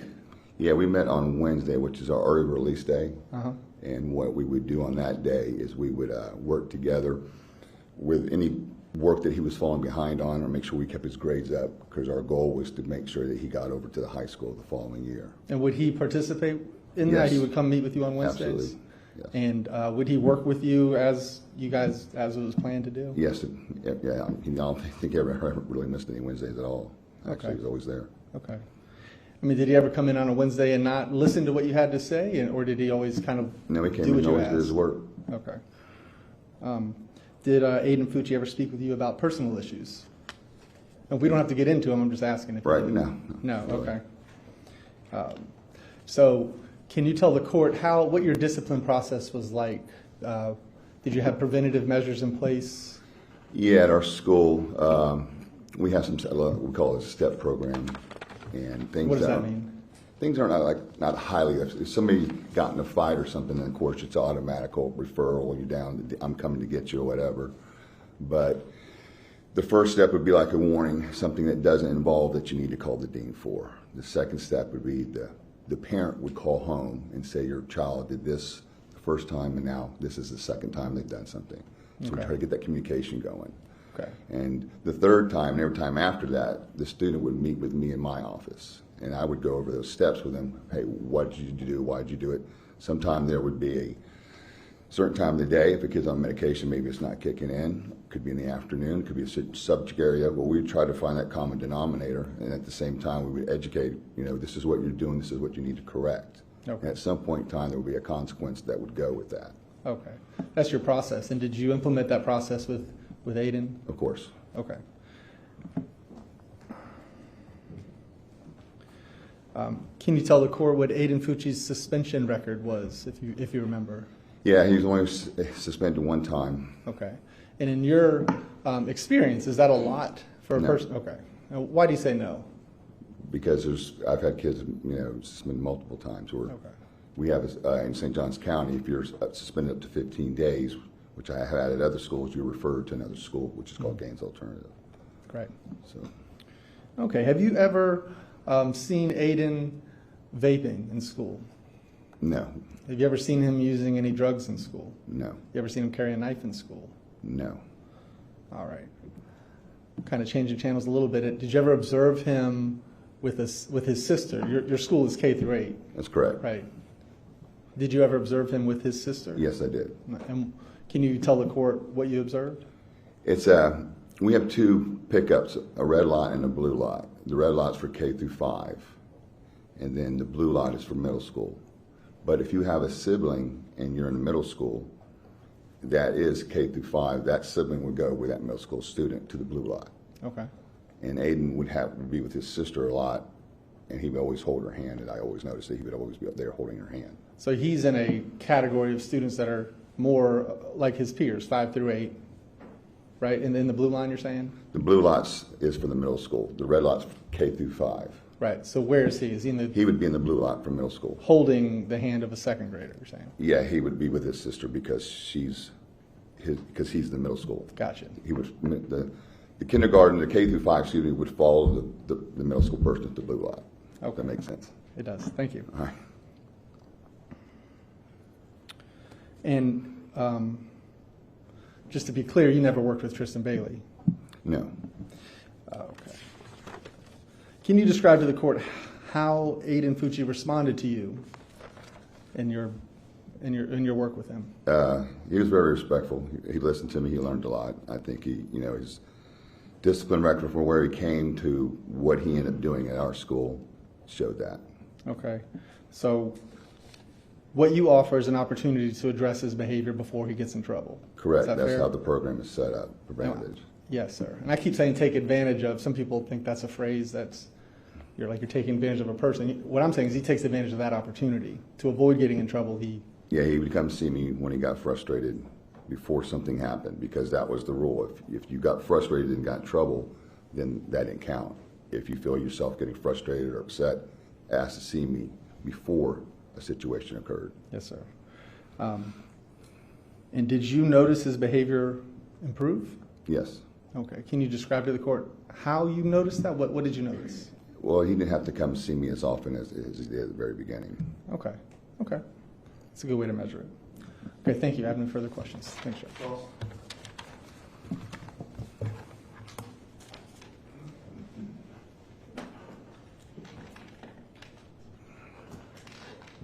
Good afternoon, Dean Wetjen. Good afternoon.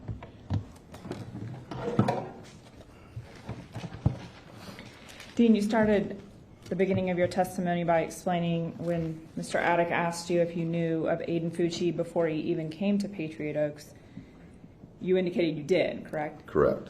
And what was the basis of that knowledge? I was alerted. I had a student coming, I believe it was from Fruit Cove he came from, that had 17 different incidents, which was a high behavior level.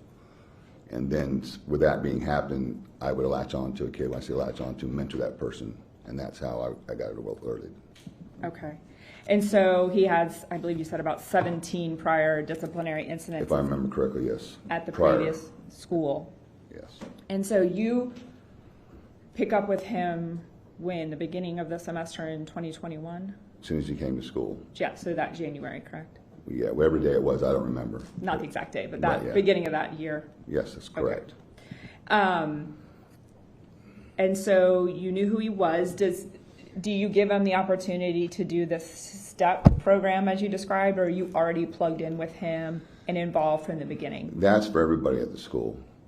Everybody had, that's how it's all based. That's how our discipline program is based for everybody. Okay.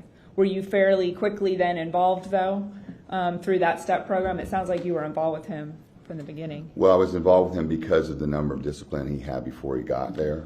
So then that's how I introduced myself to him, talked to him about his challenges that he had previously, let him know what how our program worked, and then give him some opportunities to use, perhaps maybe not to get to the discipline stuff they did before.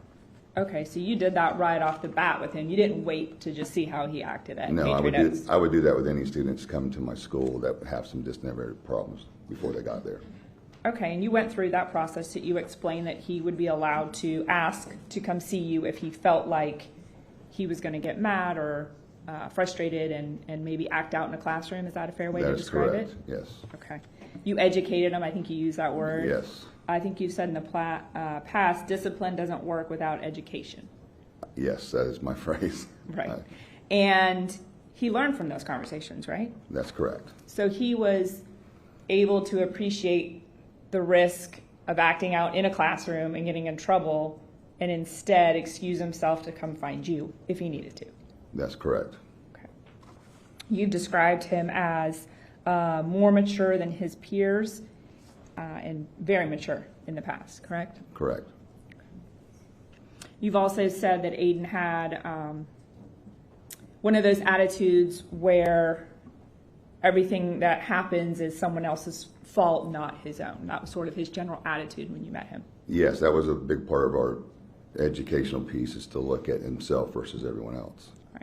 Easily frustrated at authority specifically, correct? Yes, he did not like to be disrespected. Okay. And you indicated he had a temper, which is why you're working with him, correct? That's correct. Okay.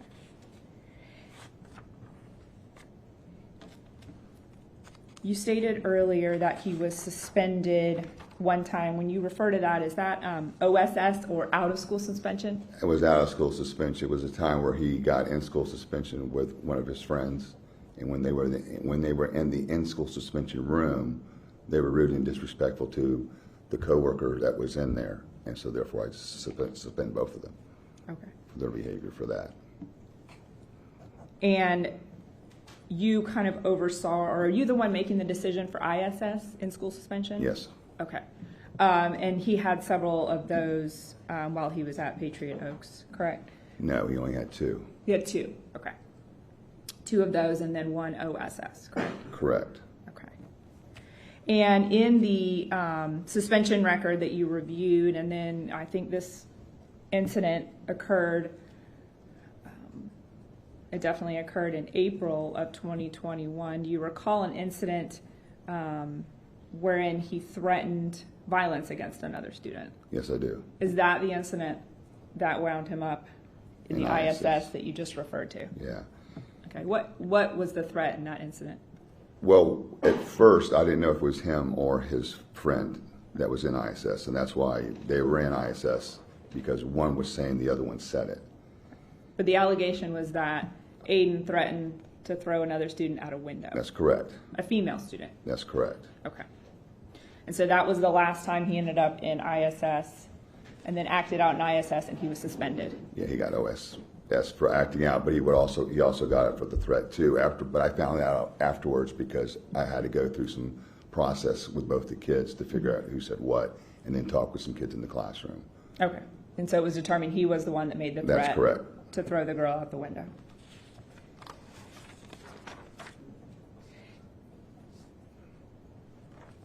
You've stated that, again, he didn't like to be disrespected. He had the temper. Is that right? That's right. Okay. And you were never suspicious of any drug use by Aiden, correct? No, it was not. You didn't have any problem, other than the fact that you're dealing with a child with behavioral problems, but you didn't have a problem communicating with him communicating with you, and at least attempting to put some of the education you gave him into practice, correct? That's correct. Okay. None at all.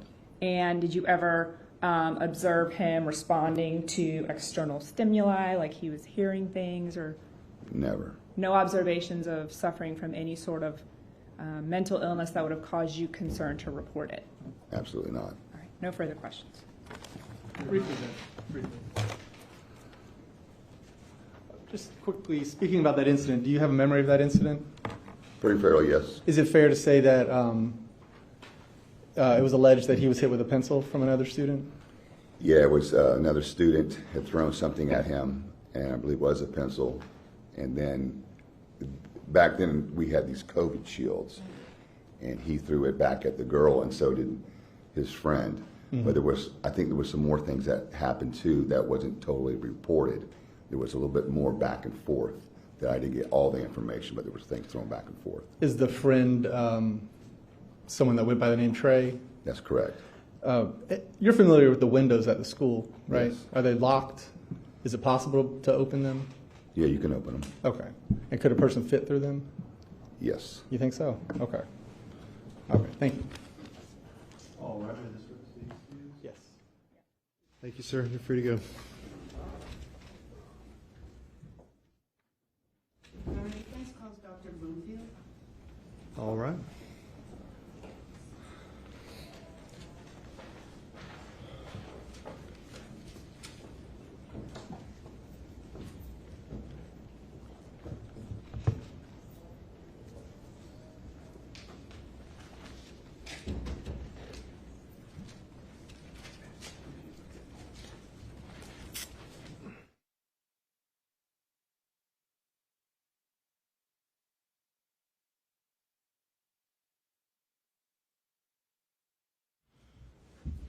Good afternoon. If you'll raise your right hand, do you swear or affirm the testimony you're about to give will be the truth, the whole truth, and nothing but the truth, so help you God? I do. All right. Dr. Bloomfield, you can come on up here and have a seat in the witness stand. Make yourself comfortable. Just with unpacking.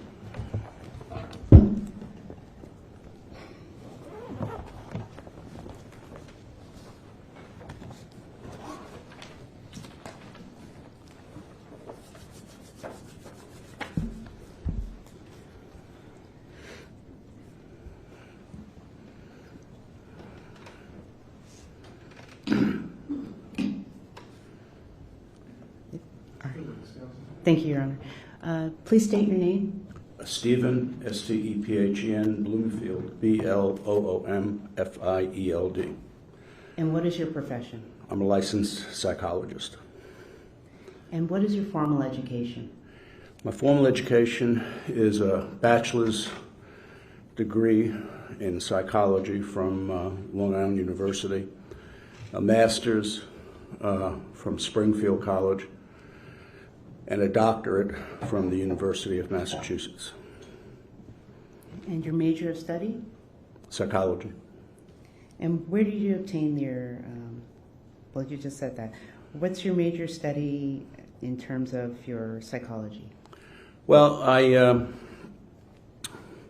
been involved in the mental health field for a long time, and then after a while, went and got a master's, and then after some years went into a doctoral program and received a doctorate in psychology, all aspects, assessment, evaluation, family therapy, working with different populations. And so it's a broad-based program, generalist program, and then specialties afterwards. I think that's it. All right. And did you obtain an additional degree? No, doctorate is a terminal degree. There's no additional degrees after a doctorate. All right. And so with your doctorate training, though, was there an internship?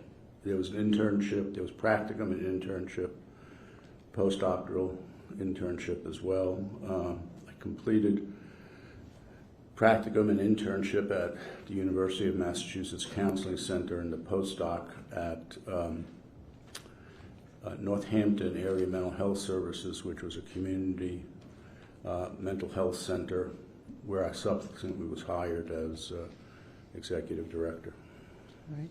And then I heard your answer, but what professional services did you provide as a postdoctorate fellow? Postdoctorate therapy, evaluation, assessment, We did a little work with the courts, not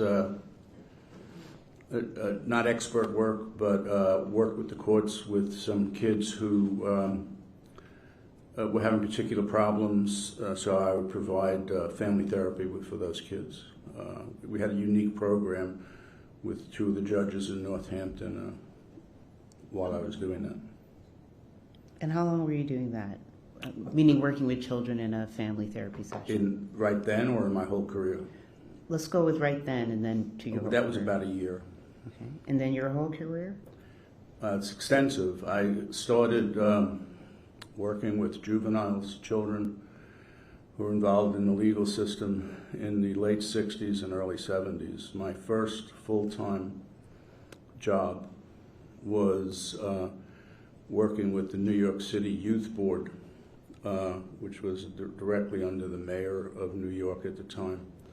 There were 12 senior street club workers, and we worked with gangs on the street, providing services individually, as well as attempts to rehabilitate gang life on the street. Gangs were different in those days than they are now. It was before the advent of crack and before the advent of high-powered guns. So after that, I did that for a couple of years, and then I became a teacher in Brooklyn, New York. I taught in inner-city schools. I taught kids who, in Bedford-Stuyvesant in East New York. I taught kids who were having troubles. At one point, the city of New York had something called a 600 school system, which was for delinquent kids, but they did away with that. So these were internal classes, and I worked with kids in that regard. I did that for about 5 or 6 years. I relocated to Massachusetts, and I worked. My first position in Massachusetts was working in a residential program for adolescents who had been released from state schools, delinquency schools, delinquency programs. They were all shut in Massachusetts at one fell swoop, and the community created programs to work with those kids. So we worked very closely with the courts, with probation, and did counseling. After that, I became the director of a youth center, which also worked with the design of the youth center was to work with low-income kids and kids who were having problems with the law. After that, I took a position with the state of Massachusetts, Department of Mental Health, and I was the Western Massachusetts coordinator for children's and drug services. And I did that for a few years, and that led to me becoming the associate area director for the Department of Mental Health, which had not only range over children's services, but adult services as well. So I did some work at the state hospital as well. After that, while I was there, I received my master's and then worked at that position for a few years, and was accepted into a doctoral program at UMass. So while I was in a doctoral program, I continued working mostly in higher education. So I completed my doctorate in 1982, became licensed in Massachusetts in 1984. As I said earlier, the agency I did my postdoc at was Northampton Area Mental Health Services. It was a full-service community mental health center, and I was hired as the executive director. So I provided clinical services as well as oversaw all the clinical services that were provided. And then I left that position. I became a consultant for the Center for Human Development in Springfield, Massachusetts, where my task was predominantly to evaluate children, adolescents, which I did. I then moved to a outpatient substance abuse clinic in Northampton, Massachusetts, where I was the clinical director.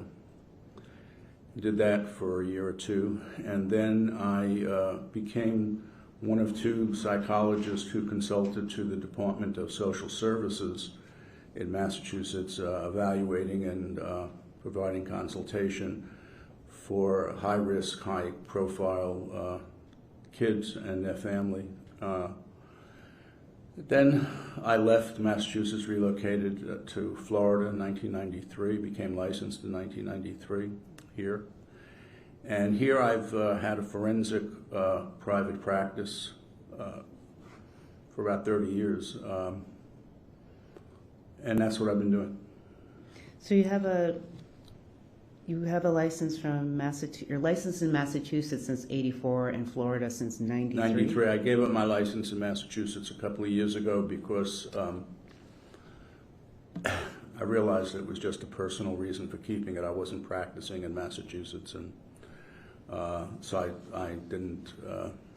I gave it up in Massachusetts, but I've been practicing continually in Florida as an independent practice. Did a variety of things, do evaluations of children, adolescents, and adults, work in the court system. At one point, I worked in family court, probate court, criminal court mostly, and juvenile court, dependency court. I, at one point, had a contract with the United States Probation Office for about 7 years to provide counseling to men and women who were on probation, supervised release after they served their time in the federal prison system. So we did that for a while, and I'd say for the last 8 or 10 years, predominantly working in the criminal arena with people, evaluating people who are involved in the criminal courts, juveniles and adults. Now, over the years, have you participated in any grant-funded or research programs? I participated in not in Florida, but in Massachusetts. We had numerous grants at the mental health center and the substance abuse clinic from in those days what was called a DAMAHA, which became the HHS in the government, the Health and Human Services. So I was the primary person on 3 major grants, and in addition was called upon to review grants. So I'd go to Washington for a week every couple of months and review grants that were submitted to, at that time called the DAMAHA, now HHS. So my experience with grants is pretty extensive. Thank you. Now, have you also given presentations to professional groups concerning psychology? I do. I give a number of presentations, continuing education, webinars. So I do that pretty regularly. In Florida, done a couple for the American Psychological Association. I just did a presentation on for a lay group as well just 2 weeks ago. But I try and continue to do presentations. It keeps one current and sharp in the field because you're presenting information and people are asking you questions, so you really want to stay accurate. So I've done numerous continuing education webinars, professional to professionals, as well as to some lay groups. And have you received any awards or rewards? I've received a number of awards. The last award that I received from the Florida Psychological Association was a Lifetime Achievement Award. It's not given often. I think there are 3 or 4 people in the history of the association who received it.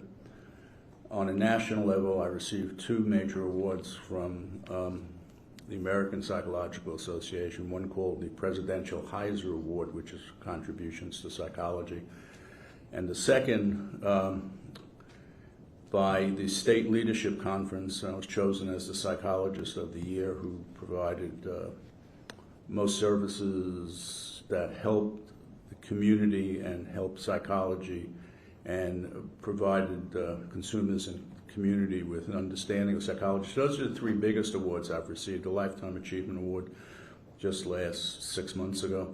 I've received a number of ethics awards. I was Psychologist of the Year several years. I was president of the Florida Psychological Association. I was appointed to the Board of Psychology by the governor at that time and served on the Board of Psychology. And that, the Board of Psychology regulates psychology and the protection of consumers. It's not to regulate it in the protection of psychologists. It's there to regulate the psychologists in the provision of services to consumers. So that was an interesting position I held. I've received a number of leadership awards. In my professional work, I've been recognized by peers, and there were more, but I think that's plenty. All right. Now, what do you charge per hour on this case? On this case, $200 an hour. And how many hours have you worked? I don't know exactly how many I worked. You contacted me last Thursday, which is like the 16th, and I started working on the 17th, so Friday, Saturday, Sunday, Monday, Tuesday, and today. I think it's approaching 40 hours. I couldn't be 100% sure, but lots of hours. All right. In a short period of time. Have you previously been deemed competent to testify as an expert in psychology in a court of law? Yes. In the past? How many times? Hundreds of times in Florida and Massachusetts and in the federal system. All right. Your Honor, defense would offer Dr. Bloomfield as a witness for his expert opinion in psychology. Any objection? No, Your Honor. Okay. And you said hundreds of times you've been recognized. That would include Florida courts? Say again, please. You've been recognized as an expert hundreds of, or countless times, I think, in Florida courts is included? Yes, in a number of circuits in Florida, yes. So let's talk about the adolescent brain for a moment. Sure. Why is the young adolescent brain development important in a case like this? Well, it's important for two reasons, two big reasons. One is a legal reason, one is a psychological reason. The Supreme Court a number of years ago decided to look into the issues regarding adolescent brain development and determined that children, adolescents in particular, are different than adults and need to be treated differently in the legal system.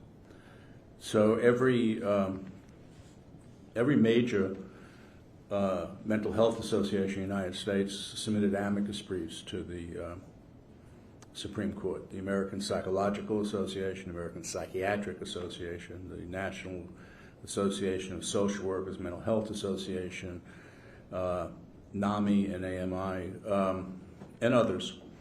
And it was a unique experience. All the associations and all the research agreed that adolescent brains are different. And neurologists, psychiatrists, psychologists all added their expertise to this issue. So the reason it's important is not to excuse offenses or aberrations, but to explain that adolescents, young adults, brains function differently than adults. And because they function differently, they develop differently, and they're not fully developed until middle 20s. Now we think about 25. Research has continued. There are issues of structure of the brain as well as chemicals in the brain. The prefrontal cortex is where decision making happens. It's not fully developed in adolescents. Adolescents' brains possess more dopamine. It's a chemical. And what dopamine does is it increases, heightens activity, heightens risk-taking. It makes people feel good when they do risky things. So there are a number of issues that that are looked at from a psychological perspective that assist the legal system in issues regarding sentencing, predominantly disposition of adolescents, young adults, And it's widely accepted. The literature is there. It's widely accepted. Most people involved in the legal system know it and know about it. The importance is to provide an understanding of why an adolescent thinks and acts differently than an adult in a variety of areas. So let me ask you then, in terms of adolescents, why then are they more prone to behave emotionally or impulsively? They're more prone to behave that way because of the systems that aren't fully developed. Instead of relying on the prefrontal cortex and executive system, they rely on the limbic system and the amygdala, which are more the seats of emotion than of rational thought. Not to say that adolescents are irrational, but their thinking is not the same as adult thinking. And that's true of every adolescent, and it's true of every action. And so one has to look at adolescents and their behavior through that lens. It can't be just, well, that's true for everybody except, but now it's not true. So it's good acts and bad acts, every act and every perception and every relationship has to be viewed through that lens, because that is how the brain is developed. The brain actually develops from the back to the front.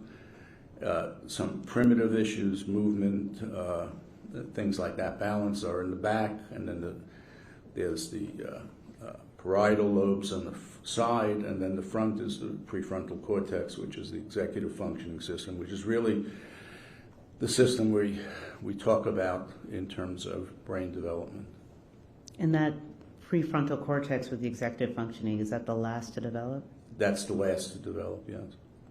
So what does the research then have to say about brain maturity? Say again, please. What does the research support, I should say, about brain maturity? The brains aren't fully developed, nor are personalities, until much later than we used to think.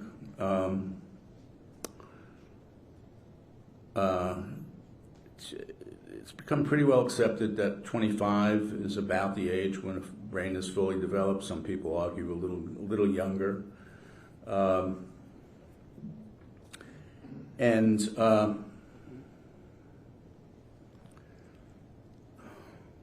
It means that people with not fully matured brains act differently than people with fully matured brains.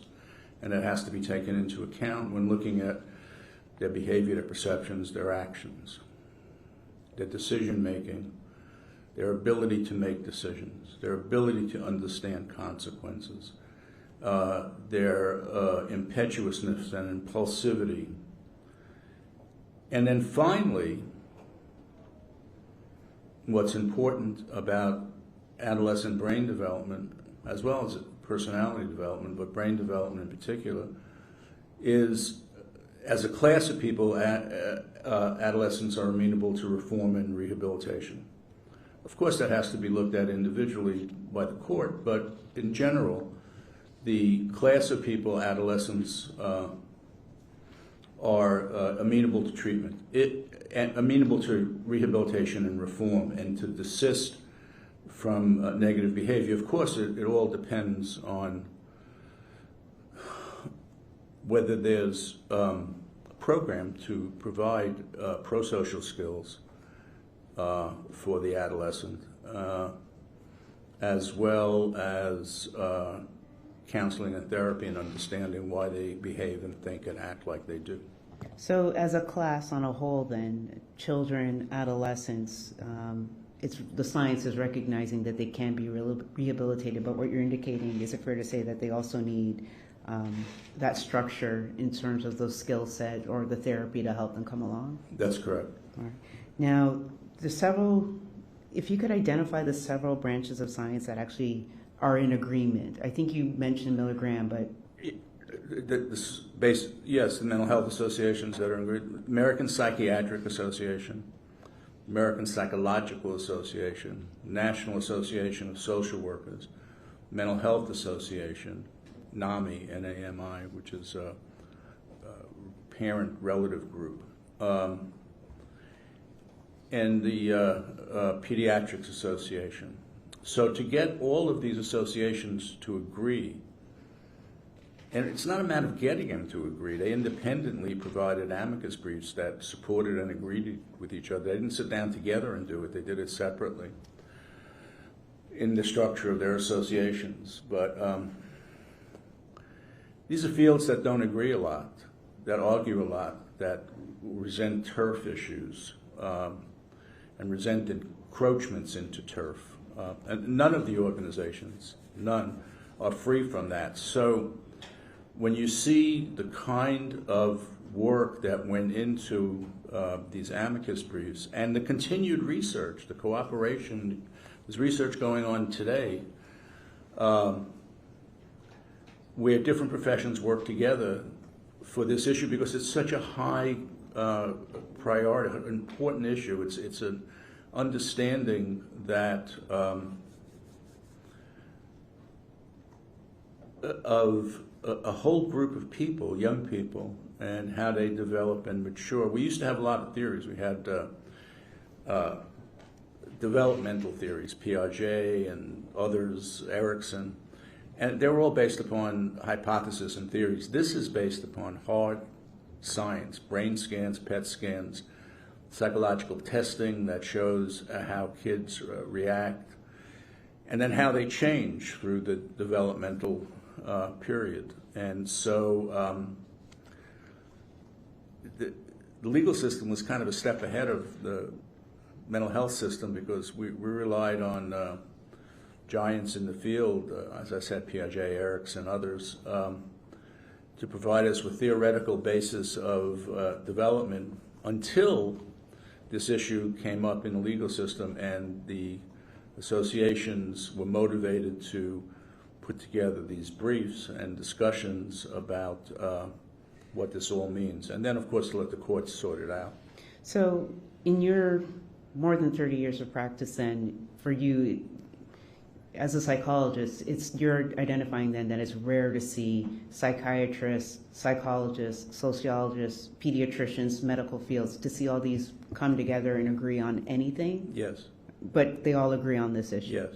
All right. So how, can you explain to the court how then the juveniles are different in terms of risk-taking? Juveniles take more risks. It's a factor of their age, their maturity, and brain structure, as well as the chemicals acting in their brains. Sometimes that risk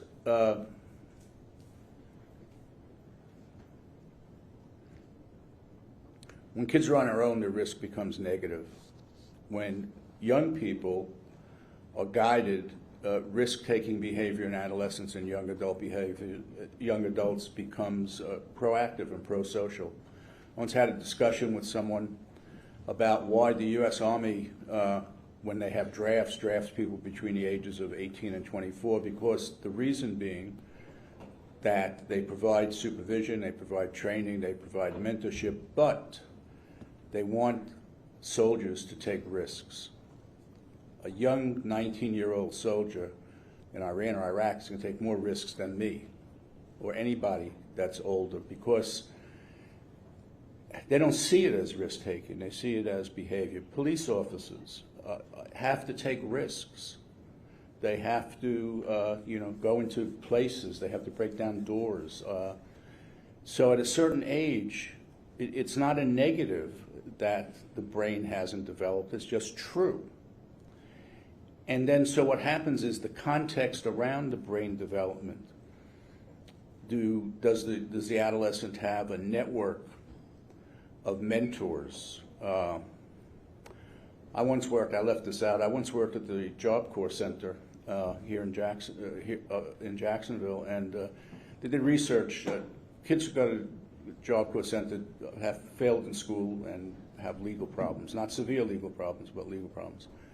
So these exist across the country. And they did some research, and they said the two most important things for changing a child, an adolescent who's having troubles, is someone to reach out and teach them, and then teaching them pro-social skills, jobs, education, things like that. That those two factors, and that's this program across the country is based upon those two factors. Big brother, big sister tries to do the same thing. So it depends on what happens to the child. Risk-taking can be good, it could be bad, or it could just be. All right.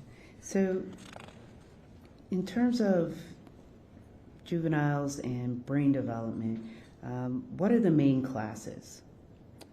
The main class, the main classes, but then the main issues are how the classes are broken down. I think I understand what you're saying. The things we look at in terms of brain development are really a couple of big things. Decision making, which includes impulsivity, impetuousness, thoughtfulness. So decision making is not as good in a young person as it is in an older person.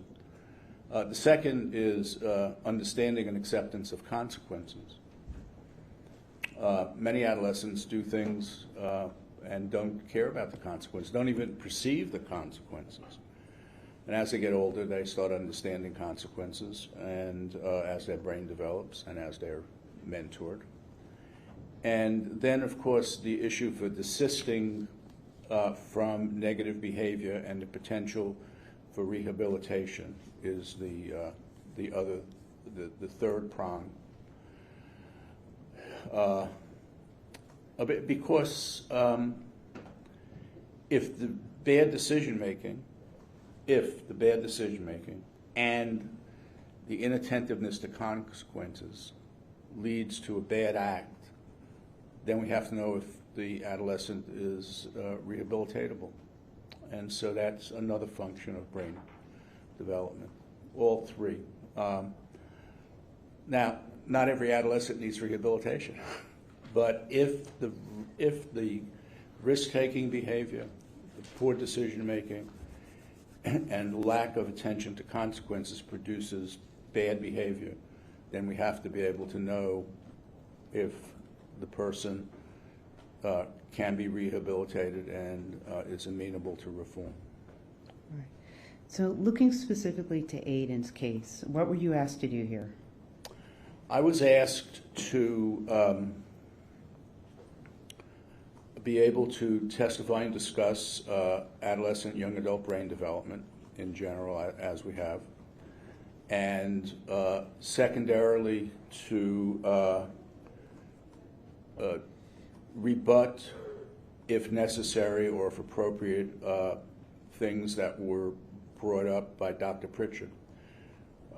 Usually, in my experience, the defense has an expert that goes, and the state has an expert who tries to rebut what the defense expert said. So this is kind of reversed, but those were the two things you talked to me about when we first talked last Thursday. All right.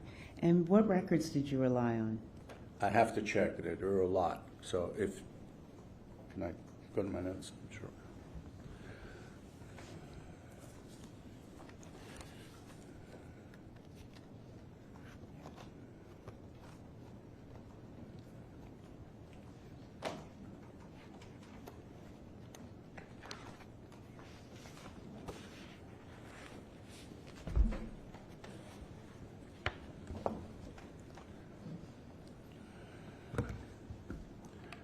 Apologize for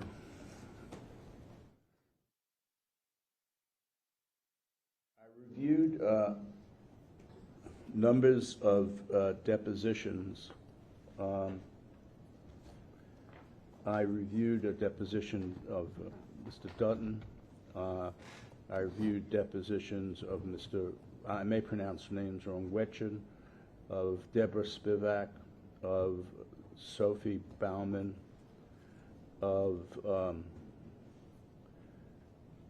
Dolphy Abser, Senior, of DA, child, of Alexis Bailey, of Allison Turnberry, of Alicia Gates.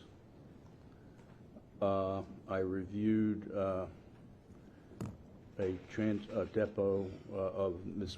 McCullough and also a short audio tape. I reviewed some medical records, about 40 pages. I reviewed a number of photos. I reviewed the medical examiner's report. I reviewed an article called Trends in Youth Arrests.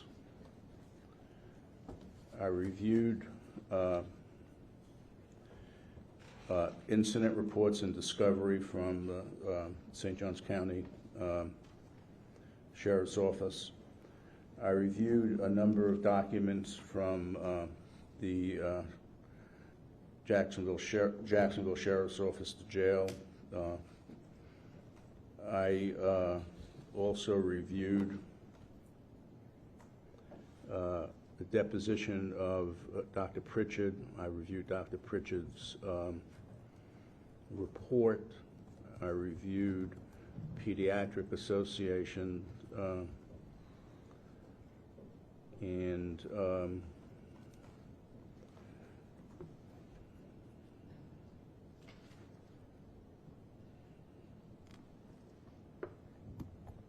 trying to see. I reviewed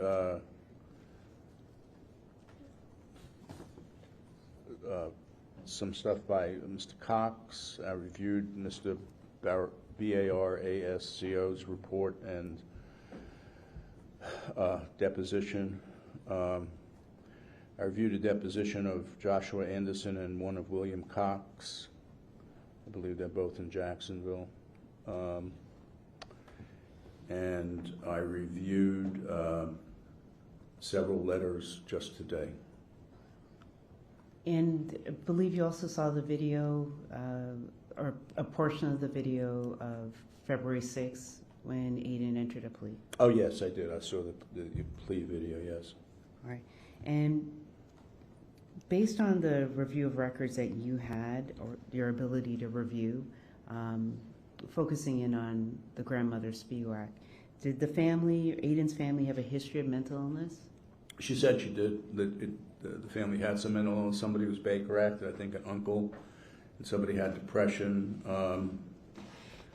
So there was some history of mental illness in the family.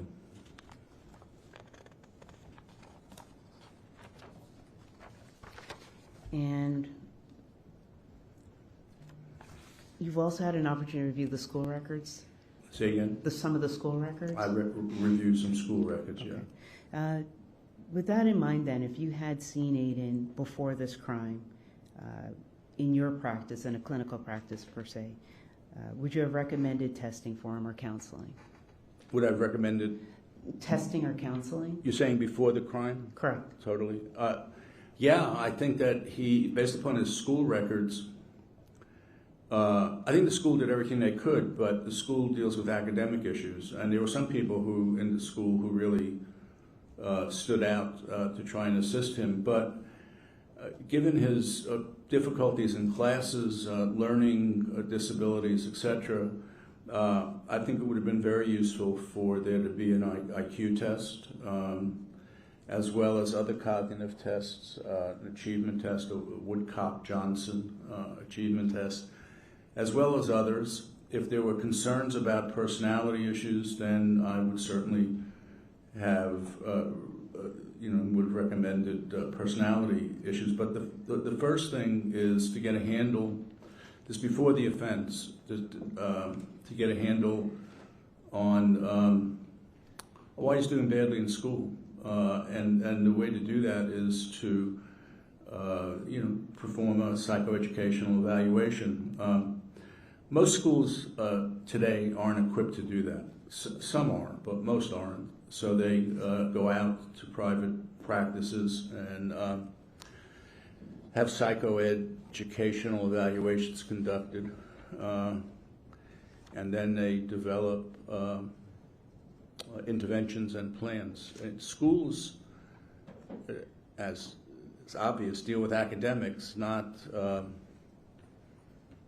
they're not trained to deal with cognitive issues or determinations of IQs without the testing. You can't just do that by the seat of your pants. And so he never had that. He also, his medical records said there were problems, there were audiological problems, hearing problems. So that needed some more evaluation because that can affect education, academics, and IQ as well. And so I would have kind of looked in that area. Prior, not evaluating him for this issue, but just in general, his school issues, yeah. Right, meaning before the arrest, before this event happened. That's right.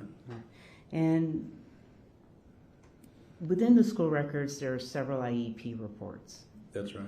And within those IEP, there's an individual identified as the school psychologist. Yes. But she's not a doctor. I don't think she is a doctor. But she is, that's what she's identified. That's correct. Meaning she's licensed, but not in the same sense you are. And I'm not talking about years of experience you went through. She's not a licensed psychologist. She's, I'm trying to remember,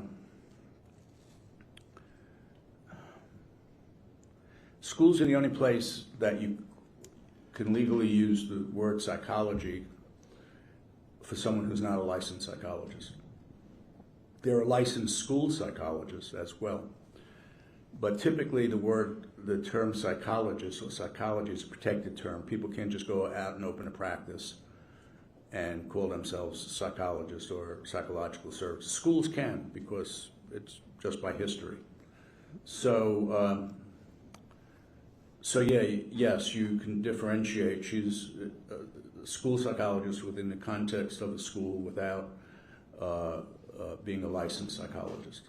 So the testing that you're discussing, that's not something that she would be able to perform? I don't know her, and so I don't know, but typically not. Right. Typically not. And this is a guess, but if she could have, they probably would have had to do it, or she would have suggested it. But so I don't know what her level of experience or expertise is in the test that I mentioned, but it didn't happen regardless. Now, what risky behaviors did you see revealed in the records in this case? Drug use, unsupervised time without an adult around, group of kids, unprotected sex. This is in Aiden. We're talking about Aiden, right? Yes, sir. Yeah. Sex, drug use. At one point, he cut himself, apparently to see what it felt like, because one of his friends, a young female, was a cutter. She cut herself.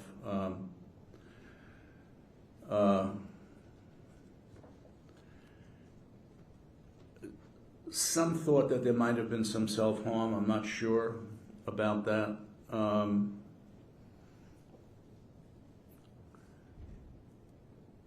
I think those are pretty risky behaviors for young people, and they all engaged. At least all 4 or 5 engaged in similar behavior. Meaning his immediate friend group was involved in the same type of behavior. Yes. All right. Then, what issues did the teachers? Meaning they found academic problems, but should they have found more or recommended more? Should they have? It would have been, yes, it would have been nice if they did. I can't say.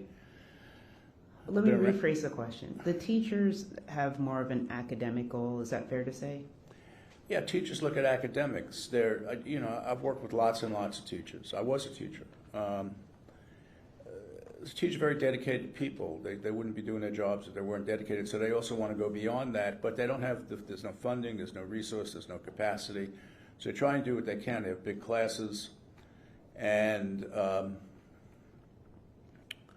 they spend an inordinate amount of time and their own money and resources to try and make the school situation appropriate to all kids. And so you can't expect a teacher to on their own to start getting kids tested, because it's beyond the scope of their work. They look at the academics. Cognitive ability translates to skills. In adults, we call them ADLs, adult daily living skills. But in adolescents, there are also skills. The predominant skill for an adolescent is academics, and that's what teachers look at. How is the child doing in academics, and why? Do we have any idea why? So there were some people who Aiden related to well, a deputy officer, resource officer at the school, as well as the dean, and he worked well with them. They both thought that he was improving, that he had a lot of potential. He was in a special tutoring program on Wednesdays.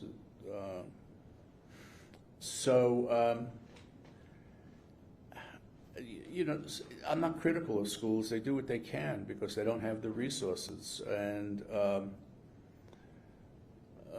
different schools act in different ways. So I can't say that the teachers should have done more. It would have been nice if they could have done more, but the school has to be set up for it. Where the more could have happened is in the IEP and what's it, 504 or 501 evaluations. Right, so in this particular instance, the teachers they're not doing a lot. They're going above and beyond, so to speak, with Aiden, but it's academic. Did you see anything in there in terms of addressing therapy or behavioral issues? I don't think anybody provided therapy, but there were some behavioral issues they talked to. He spoke to the dean about behavioral issues. He spoke to the resource officer about behavioral issues. There was concern about some of his behaviors. It didn't raise, my reading of the depositions of numerous school personnel is that it didn't raise to the level where they thought that more was needed. One person, I could look at my notes, one person said he didn't see red flags, which is really the issue. Were there red flags to be seen? I don't know. They're trying to teach. They're trying to teach large groups of kids, and Aiden had specific learning disabilities, and they tried to remediate them, but I'm not sure they had the resources to do it. Understood. So what is the term impetuous? Impetuous? It means impulsive, acting without thought. It means not having the capacity to control behavior. That broadly what it means. And are children impetuous? Yes. What about Aiden? I'm sure he is. And that's by nature, he's in that class of children that you would also have that title of impetuous. Yeah. Okay. And Dr. Pritchard testified yesterday that Aiden is mature. Is that accurate? No, I don't think Aiden's mature, no. Why not? Well, because he acts immaturely. First of all, there's a misconception, I think. I watched testimony and I read depositions. I think Dr. Pritchard relied on some other people who said he was mature. There's no people say kids are mature, immature. They don't measure it. There's no measure of it. So what does maturity mean? He's immature because his brain is not developed. And then you can't take away the fact that his brain's not developed and that he looks mature. Because I don't even know what that means sometimes. I don't think most people do. So you rely, in this particular case, Dr. Pritchard, myself, relied on reading records and what other people said. So we have to weigh how much weight we give to what somebody says offhandedly. So somebody says, the kid looks mature. What does that mean? Neither of us, Dr. Pritchard nor myself, went and interviewed that person who said that, so to say, well, you think he's mature, why? What's he doing that's mature versus immature? All his actions, I think, are under the general immaturity. There's no, he doesn't think things through. He doesn't respect consequences. He's risk-taking, and he engaged in some awful behavior, horrible behavior. So Dr. Pritchard had also used collateral information to reach his conclusion. Correct. And is there an issue with that? There's some issue with it. His explanation was fine. The issue with collateral sources and forensic psychology is typically you have a primary source of information, the person. And then you use collateral sources to validate or invalidate what the person said. So Dr. Pritchard nor myself interviewed or evaluated Aiden, so he went to collateral sources. So we don't know if those collateral sources either validated or invalidated anything that Aiden himself would have said or would have tested on a battery of tests that we might have given him. In addition, we have to understand the reliability of a collateral source. So several collateral sources that Dr. Pritchard used were several young people. Those young people all had their own problems. Meaning? One girl, Zoe, was told, one record talked about her severe anxiety. Another girl talked about that she was a cutter. His best friend was sent to Gaines Alternative School because he was too much of a behavioral problem in the regular school system and was kicked out of Gaines. That's serious to get kicked out of the alternative school. So I'm not saying anything negative about those children, except you have to weigh how much weight you're going to give to someone, A, that age, and B, with their own issues, and C, with their own emotionality. And of course, their brains aren't fully developed. So I think that Dr. Pritchard gave a lot of weight to those young people, the kind of weight he would give if in a different forensic evaluation. And so you and Pritchard are on equal setting in the sense that neither one of you have evaluated Aiden Fucci. That's correct. Okay. So, Dr. Pritchard. I'm sorry. Okay, sorry. Dr. Pritchard said that Aiden's actions were premeditated. Do you disagree or agree with that? I don't see how you can say they were premeditated.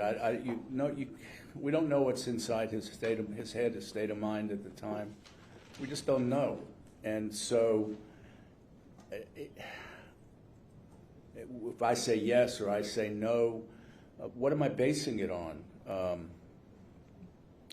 The other thing I want to go back to is I read all the collateral sources that Dr. Pritchard did, and I summarized what they said, and many of them said very positive things about Aiden.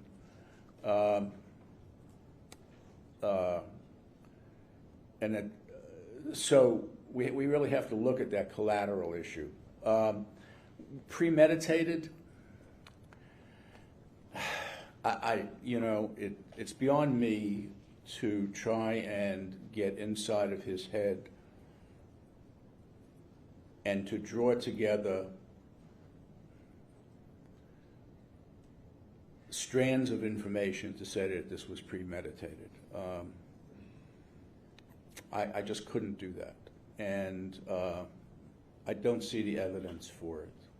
Meaning you wouldn't rely on the police reports alone. You would have an evaluation or at least an interview before you reach that conclusion. It's such a big thing to say someone premeditatively did this that I think you can say that's my thought, that's my hunch, but to say it, I couldn't say it definitively. I couldn't possibly say it definitively. I didn't have enough information. And to reach that, Pritchard was in reliance on statements to the girlfriend regarding plans or ideas of what he would do in the future. I believe that's part of what Pritchard's relying on, go ahead. No, go ahead, I'm sorry. So the statements of the girlfriend and then the actual scene itself? I don't know. Dr. Pritchard also talked about fantasies being rehearsals. Fantasies are a lot of things. When I worked in a drug program, as well as when I worked with psychosexual offenders for the Federal Probation Department, we had people keep journals of their fantasies. Not so that they would rehearse doing psychosexual lewd and lascivious acts or relapse into drugs, but so they wouldn't. So lots of people have fantasies and they don't act on them. Also, I just don't see fantasies as rehearsals. And so fantasies can be scary. Talking about it with your girlfriend could be a way to alleviate that fear. I haven't interviewed the girlfriend, so I don't know exactly what he said to her or didn't say to her, or how she perceives it, or any of that. So I just don't think there's enough information to definitively say that it was premeditated. So part of what Dr. Pritchard's relying on is the actions in terms of 114 stab wounds. Yes. And in his opinion, that shows premeditation and a lack of impetuosity. How? Or how do you disagree with that? I don't understand it. It doesn't make sense to me. How does that determine? You mean Meaning the number of stab wounds in itself. You mean Aiden Fucci sat down someplace and said, "I'm going to stab this girl 114 times"? Is that what's being said? Isn't that by Pritchard in terms of the premeditation and lacking impetuosity? I don't see how you can say anything about his impetuosity at the time of the offense without making assumptions about what's going on in his state of mind and his head. So I could say that. Stabbing someone 114 times is a horrendous act. I don't know what happened. Did he dissociate at the time? Did he go away from normal thinking? But I can't believe that someone said, "I'm going to stab a person 114 times." He did it. I understand that. And I'm not condoning it. It's horrible. But how is that premeditated? I mean, I don't get that. I mean, I just don't understand it. So. And is it, in your practice, have you seen examples where individuals, whether it's stabbing or shooting multiple times, where that was an impetuous act, a not planned act? You know, sometimes there's some literature, and it's not negative literature, but it's about police officers. Sometimes when police officers shoot, they shoot more, they shoot more shots than they have to because they get into a headset, not because they're bad police officers and not because they're doing anything wrong, but because it's a dissociation that happens. So, can you say the question again? An example where there's a large number that's not impetuous, whether it's shooting or stabbing. A large number that's not in. Meaning, part of what Pritchard's relying on is the number. That's not the only thing, but it's because it's 114 stabs that it's not impetuous. We don't know what was going on with Aiden, what his state of mind was, that he dissociated, he stabbed her, and then continued doing it because he just, his mind dissociated and depersonalized. I mean, these are legitimate psychological factors. I don't know what happened. And fair to say, because you don't know what happened, you can't reach that conclusion. That's right. All right. Now, Dr. Pritchard had also said that Aiden lacks remorse, and you saw the video with that short statement. Is that something you agree with in terms of the Dr. Pritchard's reaching that conclusion? I think that he's showing remorse. He had that short statement. There are a couple of things. There's a short statement. He wrote a letter. And he pled. He accepted responsibility. He didn't say, "I want to go to trial. I didn't do this. I'm plead not guilty. Let's go to trial and drag everybody through this." He pled. So it shows that he, in that short video, in a longer letter and in the acceptance of responsibility for the action, I believe that, remorse is another one of those things that's hard to measure, but I believe it shows that he's likely remorseful. Doesn't excuse the act, but it's remorse. And one of the last things that Dr. Pritchard had addressed was Aiden's poor prognosis for rehabilitation. Do you agree or disagree? Well, before the incident, before the murder, I would have said that there was an excellent prognosis for Aiden's rehabilitation, because when people reached out to him, Dean Wetjen and the deputy, they both said that he progressed, that he talked to them about things, that drugs and alcohol use. He was open with them. One person wrote that they were shocked that he did what he did. And so then we have the whole jail. So now he's in jail, and he's acts differently. And jails are different places. Jails aren't schools, they're not communities. There's a whole issue of how one has to act in jail to survive. There's issue of prey and predator. What are you going to be? Are you going to be? How do I survive in here?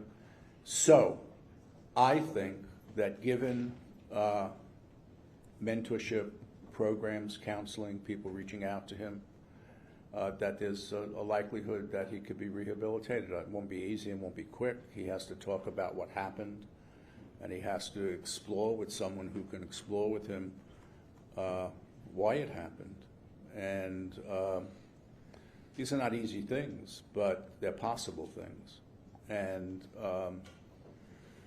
they can happen in the Department of Corrections.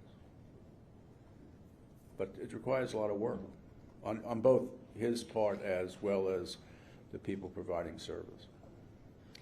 He didn't have any, there's no conduct disorder, there's no history of arrests or anything prior to this. So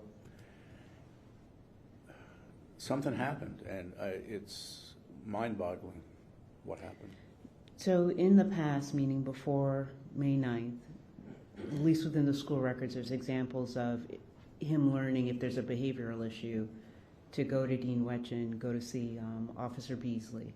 So there's an ability to learn and modify his behavior. Yes. And then this event, which is a significant distinction between any infractions that were in school. Absolutely. But because there's that, is this fair to say, because there's that history of him learning to go to mentors, so to speak, persons in authority, that he can do that moving forward into the future? I think so, yes. And that's possible in custody, provided those programs are provided to him? Yes. Right. So if he's just in custody without any of these programs, he's not likely to... If he's just in custody without any programs, there'll be asocial people who mentor him instead of pro-social people. And that's the scary part of young people in the prison system. Meaning other criminals? Other criminals.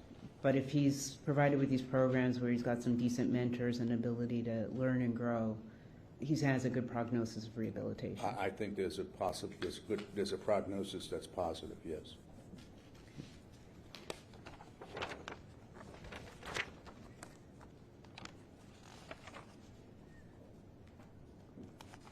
One moment.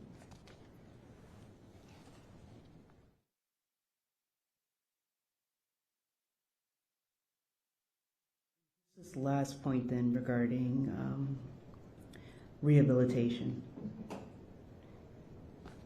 Independent of Aiden and why he's here today, part of why we have these specialized sentencing hearings, is it fair to say, is that children as a class can be rehabilitated? Yes. All right. No further questions. Let's take a 10-minute recess. I'm going to go for about an hour and 45 minutes. Fourth and recess.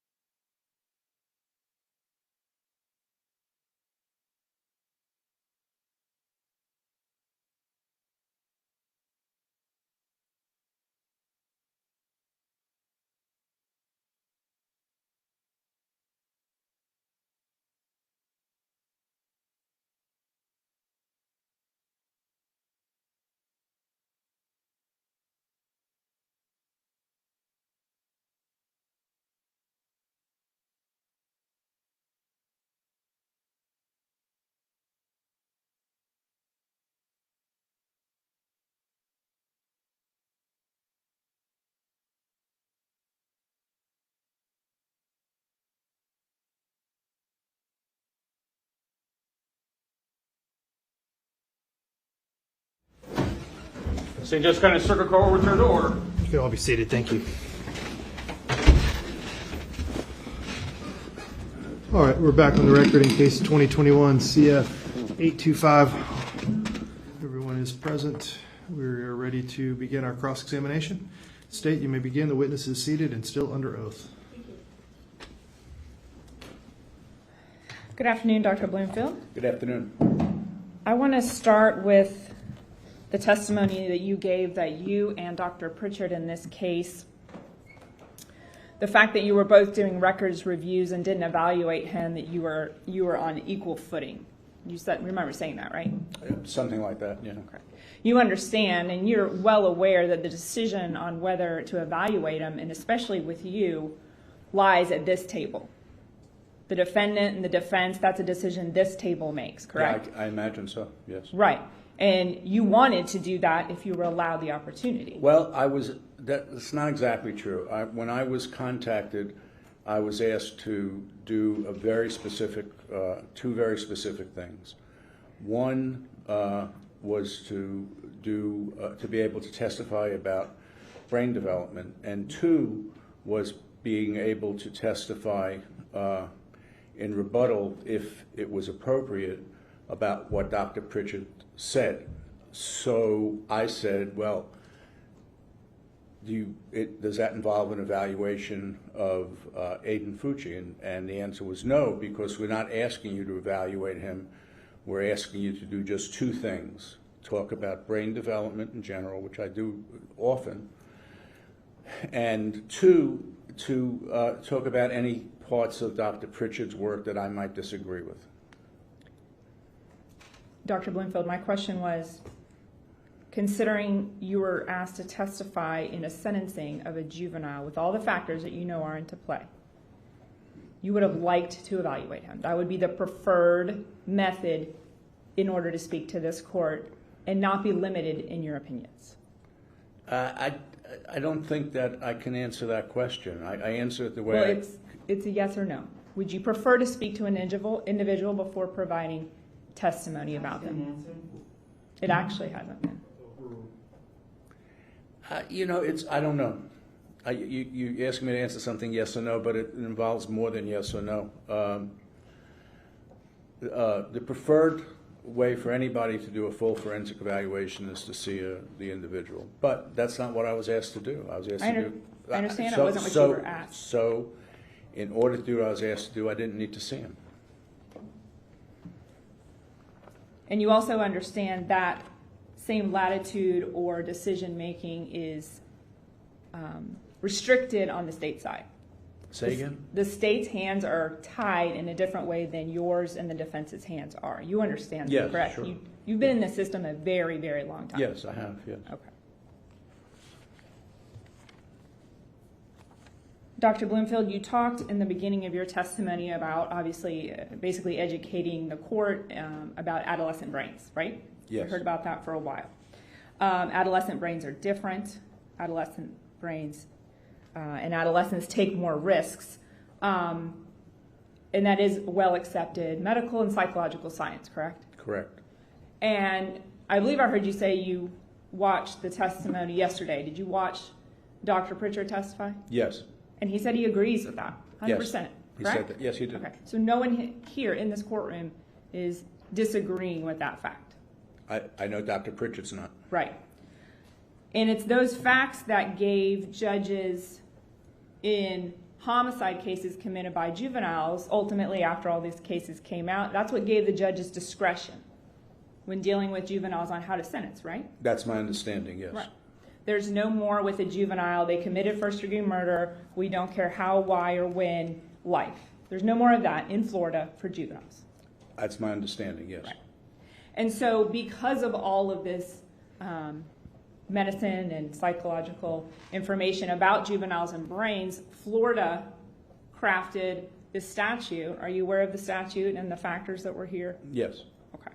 And they did that to provide guidance to courts on how to sentence juveniles, correct? Correct. So the general information we know about his peer group is accepted, right? Yes. Now this court needs guidance on how to sentence this individual, correct? Yes. So we should be looking at Aiden Fucci and the crime Aiden Fucci committed, correct? That's part of what needs to be looked at. Through the lens of everything else you stated earlier, correct? Correct. And we should compare him to his peer group, which is juveniles. I'm not sure about that. I don't know how we compare him to his peer group.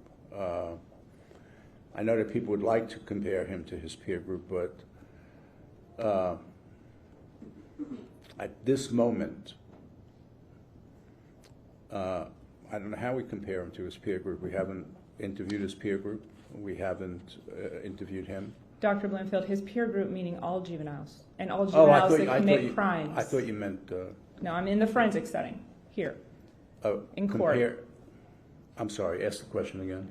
When the court is looking for guidance to help make a decision on how to sentence this juvenile, we need to compare him, everything about him, and the act, everything that the statute prescribes. We need to look at that and compare that to other juveniles that commit crimes and commit violent acts and homicide, correct? Yeah. Please turn their cell phones off in the courtroom. Because we're not going to compare him to adults, right? Right, we're not going to compare him to adults. I think the court needs to do what the court feels it needs to do about how to come to a decision. There's a hard, sentencing's hard, and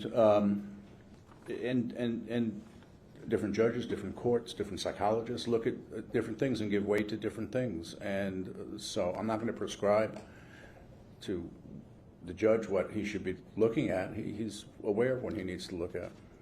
Right, the statutes tell him what he's to look at. That's but right. The whole point of this is that we're looking at him individually in his crime because of this lens and brain development and everything we're supposed to look at juveniles through, correct? Yes. All right. And you said that all juveniles take more risks. All juveniles are immature. This is this group again. And all juveniles can be impetuous, right? Can be, yes. But not all juveniles commit crimes in general. Correct. Absolutely. And not all juveniles commit violent crimes. Absolutely.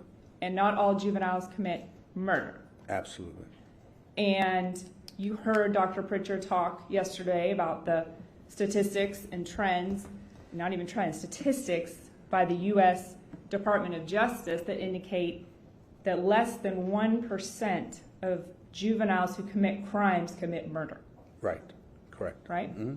And you don't have a problem with that statistic. You're aware of that. You've worked with juveniles your entire career. And I read the research that he quoted, yeah. Okay. He provided it. And then, based on all of your knowledge, experience, evaluations in the criminal justice system, not all juveniles that commit murders like what occurred to Tristyn Bailey. That's fair, correct? Yes. A lot of juveniles may shoot someone one time, may make an impetuous decision, right? Some do, yes. Some do, right? Not all murders committed by a juvenile or an adult are as vicious, I think your word was horrific, and awful as that committed to Tristyn Bailey. That's true. Many are. Many are. It's not unique. This murder is not unique? I don't have when we talk about horrific things that juveniles do when they murder someone, it's not the first case I've been involved in where a juvenile has murdered someone and done it in an unusual, horrific manner. And so I don't have a way to weigh that. I'm not condoning it. Please, I don't want that to be heard. But juveniles who commit murders often do horrible things, set people on fire, put people into waterbeds, throw babies against bookshelves, rape, behead. These are all things that people do. I don't have a way to judge how horrific something is. All of them would be horrific if it happened to me or somebody I knew. All of them. There would be. I couldn't understand it. So, It's a horrific crime, but so are all the other ones I just mentioned. And so there are some murders where a gun goes off and somebody is murdered. And there are others where there are horrible, horrible things that happen. And so that has to be weighed, of course. And I imagine the court will be able to do that. Well, and do you see the difference between even the two examples you just gave in a psychological, clinical sense? Between what? A juvenile who murders someone by shooting them one time and a juvenile who sets someone on fire or does all of that. Sure, I see. 140. Yeah, absolutely. Yeah, I see something. So you acknowledge there's differences within the range of murder committed by juveniles. And adults, yes, absolutely. And Dr. Pritchard, in his vast experience, described, and it's not just the act, the whole case, all of the records, everything that you and Dr. Pritchard considered about Aiden Fucci and the nature and circumstances of this crime, he described as unique. Do you disagree with him about that? Or do you agree? I think the actual crime was unique. I don't think everything else is unique. How could you say, it'd be crazy to not say that the crime wasn't unique. Okay, so you do agree that I think everybody in the world would agree. It's a tautology. It's of course it was. Dr. Bloomfield, you went on in kind of explaining juveniles and some things that should be considered when kind of thinking about, could they make better choices? Did they have support and things like that? You would agree that you see some juveniles and probably adults that don't have that in their life, don't have support, mentors, people, which is probably why it's something to consider, right? Yes. Okay. You would agree, though, that, and I think you did at least mention one, Mr. Fucci had, you mentioned the school resource officer, right? You saw that there was a bond or a relationship there. Correct. Right? He had Dean Wetjen. Did you read his information? Yes, I did. I think he provided a great deal of support. And through the school, he had tutors at least one day a week that he was going to see. Dean Wetjen, I think, was the one talking about that. I think Dean Wetjen was the one who did that, right? Yeah. He's had his grandmother, seemed to love him a lot, lived with them a majority of the time, right? True. And they were close. He had a mother in the home. True. He had a stepfather in the home. Mm-hmm. Yes. Right? Yes. And he had his biological father. Yes. And so this adolescent had some of that support, mentors, and things that you would hope one would have to help them through life and make decisions and things like that, correct? He had some, and he had some where he was totally on his own with his 3 or 4 friends they would do drugs, have sex, do all kinds of things, cut himself. Where no adult was around or any adult intervened. As a matter of fact, I understood that sexual activity was going on where there were adults in the house, in other rooms, in other places. So, all those things existed, and as well, this incredible, on his, all the kids, on their own behavior that was pretty, not good behavior. And you said, as a group, again, juveniles fail to sometimes understand consequences, right? Yes. There's a diminished capacity there. Yes. But not with everything, isn't that fair? Probably. There's juveniles that understand consequences and can behave accordingly generally. Sure, yeah, sure. In general... There's straight A students that go through school and never ever get in trouble disciplinary-wise, things like that. There's juveniles making good decisions, correct? There are juveniles who make good decisions, yes. Okay.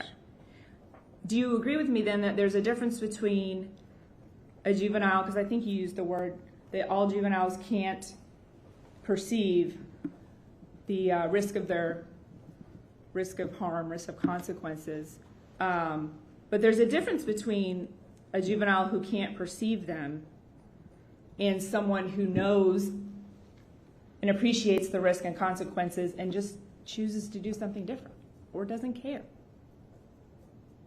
There's a difference. In what you framed, of course, there's a difference. Yeah. You framed it as a difference, yeah. Right.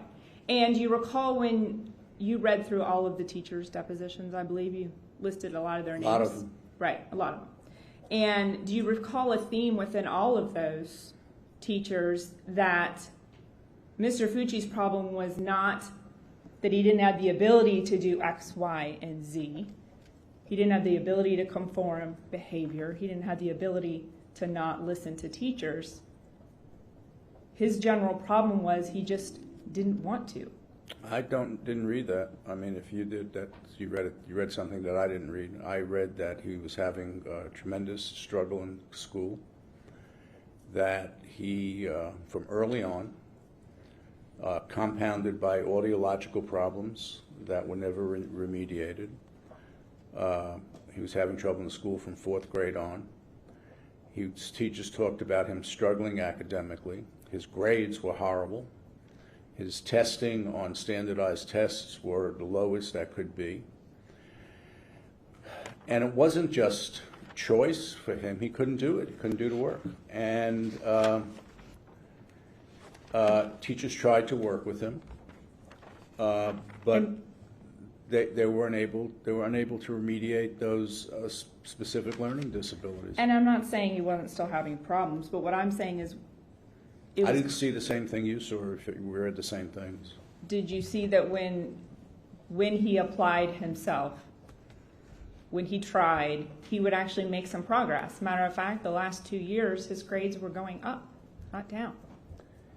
He was involved with Dean Wetjen and the school resource deputy, who I think had a tremendous impact on him. And I think what that speaks to is the ability for him to reform, rehabilitate, and desist from negative behaviors when there's somebody who puts their hand on his shoulder and treats him individually and respectfully. And so I think that that's what you're seeing when his grades were going up, is that these two people, men, spent time with him and treated him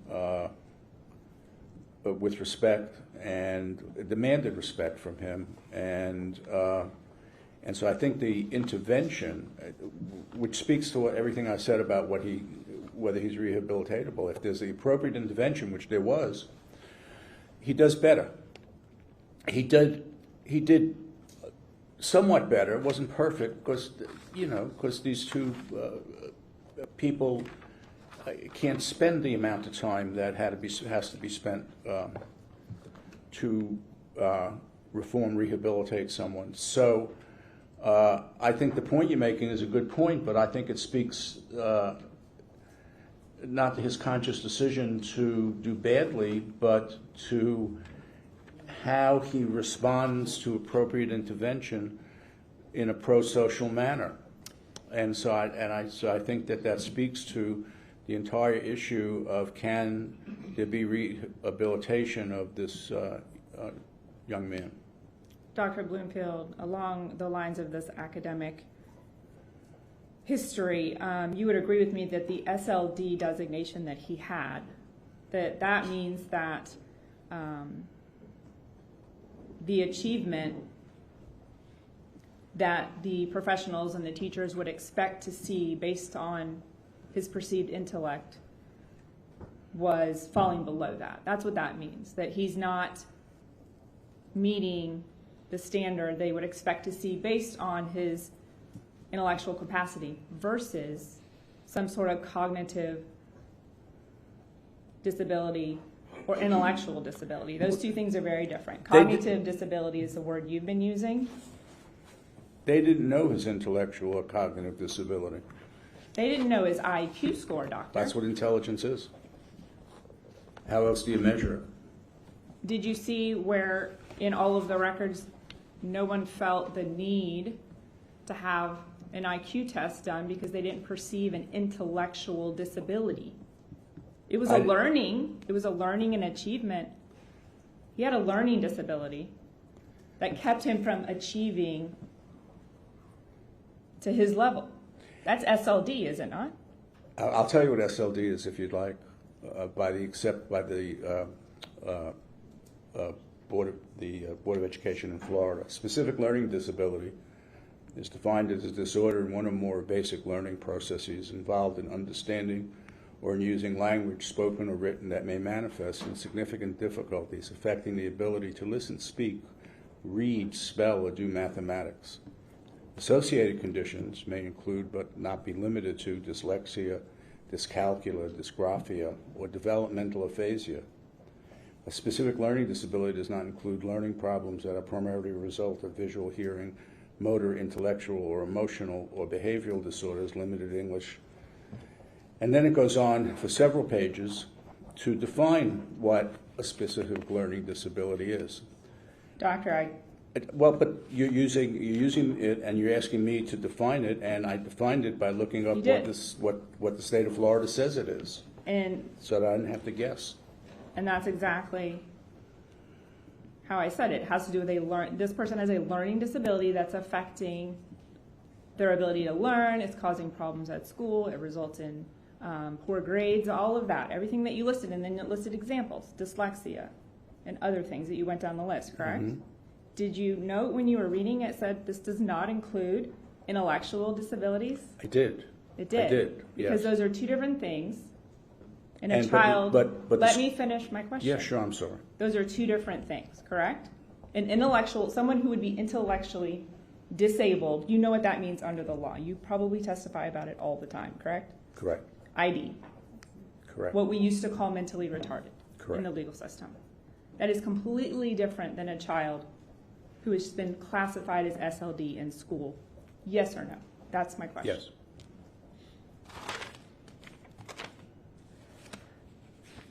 Dr. Bloomfield, when you were asked about Aiden Fucci's, Ms. Peoples asked you, did his family have a history of mental health? And I believe you mentioned an uncle. I think that was it, correct? I think, yeah. Okay. You didn't see any evidence in the records that you saw that the defendant has a mental health history diagnosed, correct? That's correct. His mother has a mental health history, correct? Not that I know of. And his biological father. None of that, correct? Not that I know of. Nobody living in his home, correct? Right, that's not what yes. Okay.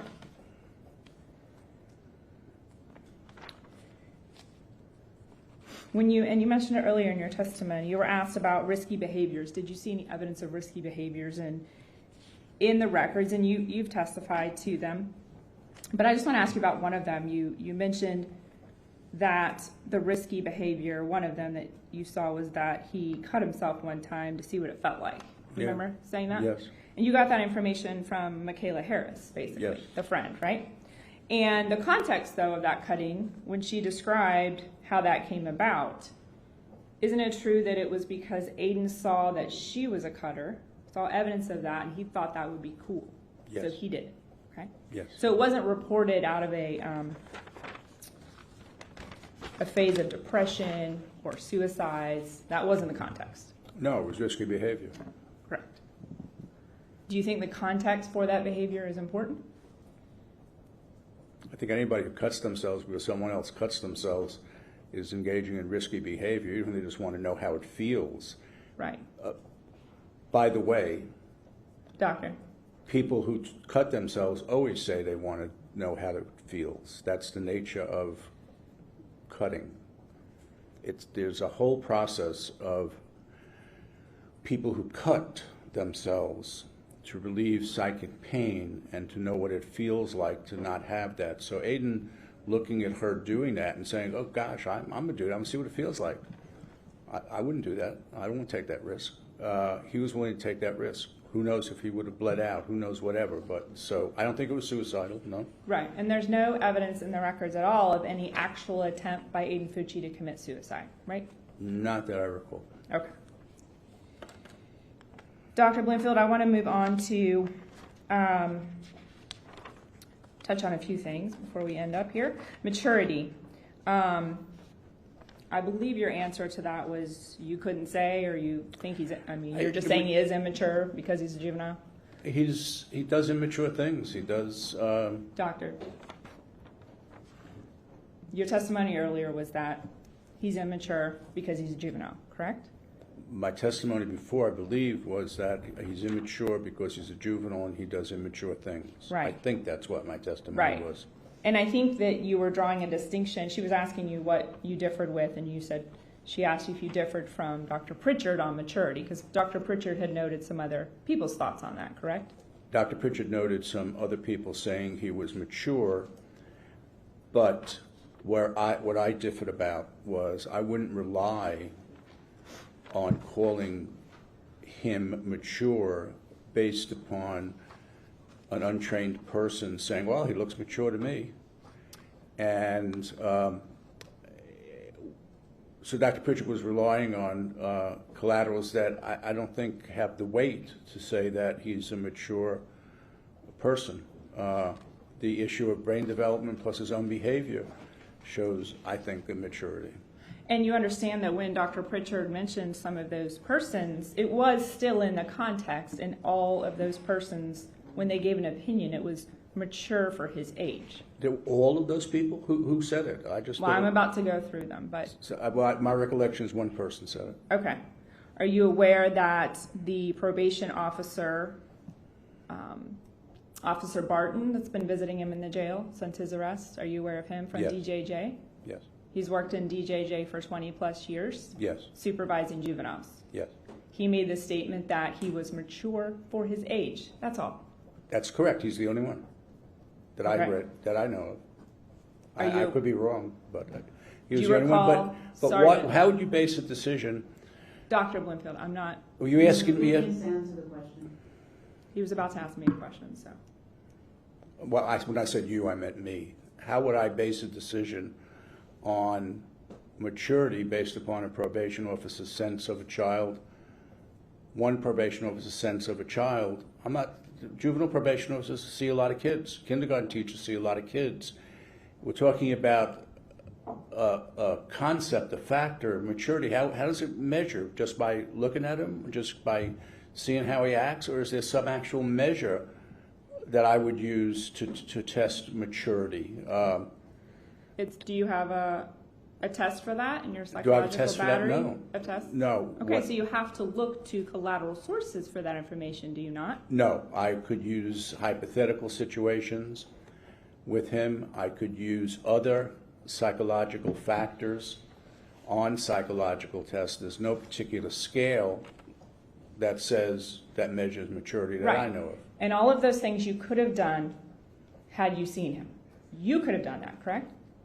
If it was appropriate, sure. You could have administered IQ tests and psychological tests to him if you were permitted to see him. Yes.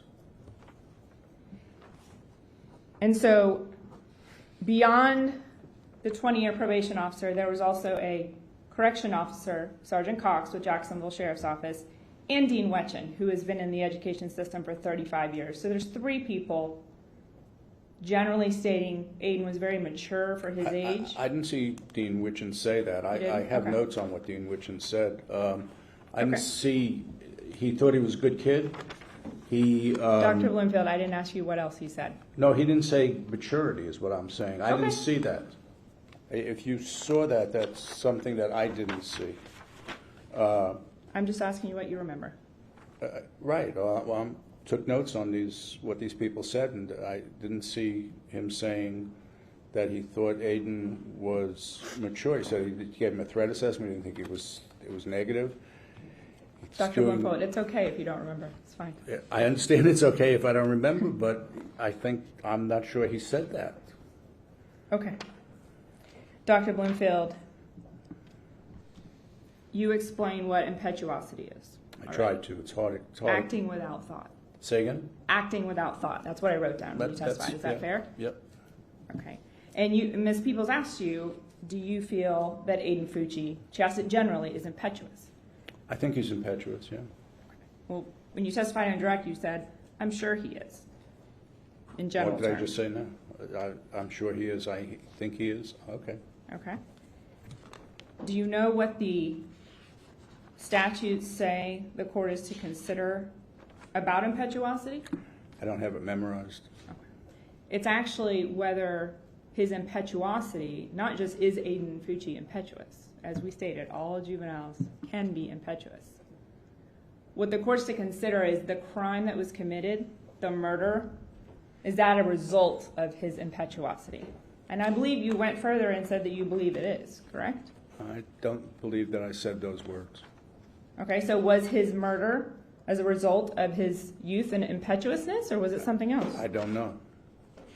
You don't know. You can't look at everything in this case and make a determination. About his state of mind when he committed this crime? No, I can't. You can't. And that takes me to the last thing you talked about, premeditation. You said, I don't see how anyone could possibly say this crime was premeditated. Is that what you said? That's what I said. I don't want to put words in your mouth.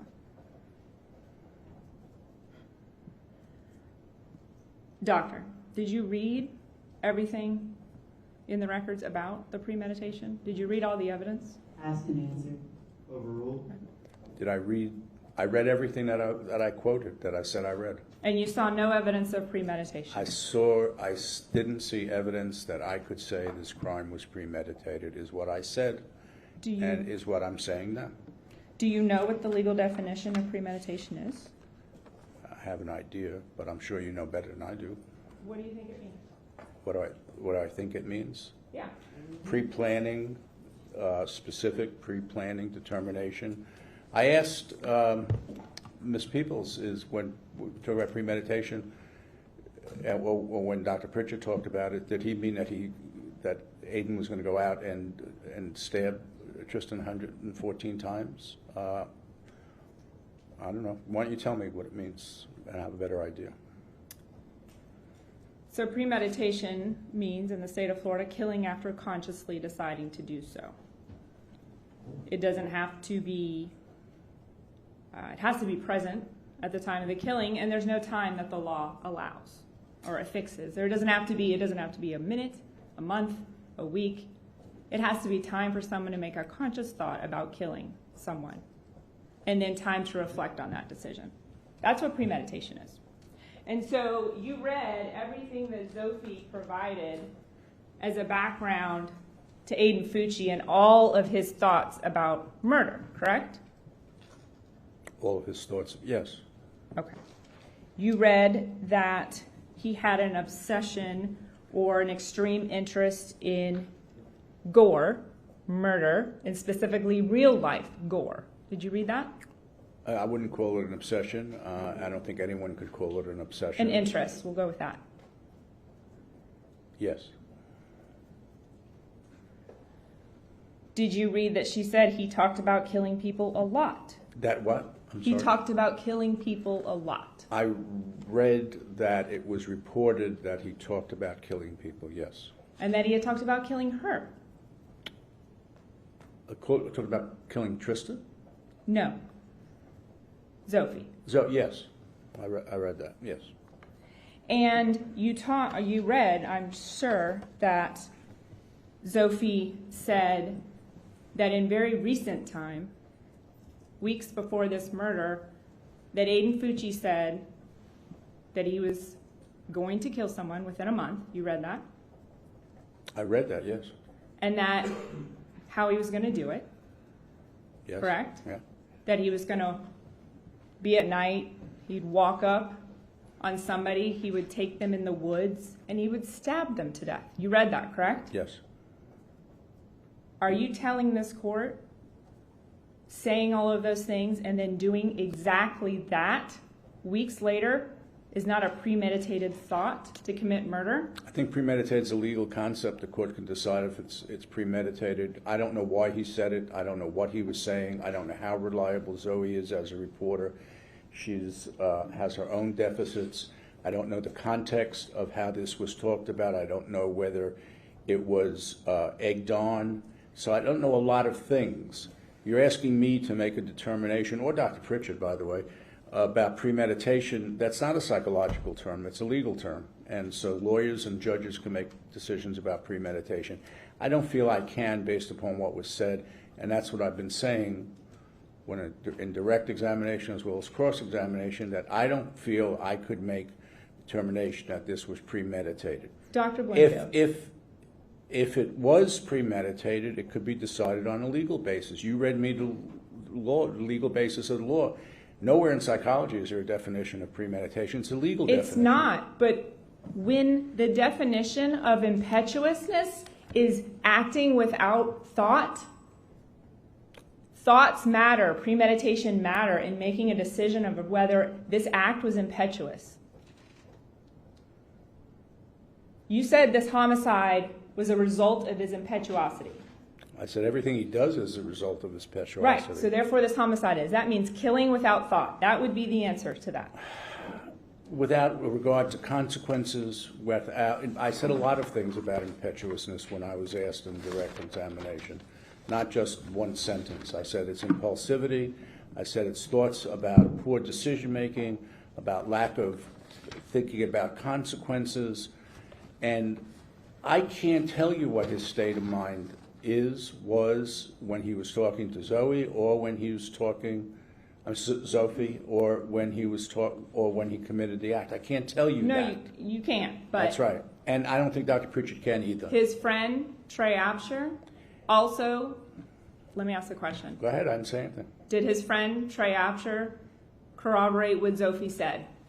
He heard statements by this defendant who he wanted to kill. He heard some statements. Yes, okay. Not exactly. It's true that this defendant had an interest in knives. Yeah. Particularly 2 knives. He had 2 knives. That he named. According to self-report, not self-report, according to report, he had 2 knives that he named. Yes. Of his 2 best friends in life, right? Right. Both of whom have their own problems. Both of who picked the murder weapon, poker, as it was named by this defendant, from a photo that was pulled out of a pond. They were shown a knife that was pulled out of a pond that they had seen before with him. What? Yes. Right. So they described a knife that you're saying that they're not necessarily reliable. I'm pointing out they described a knife, very specific details given at 2 different times by 2 different people.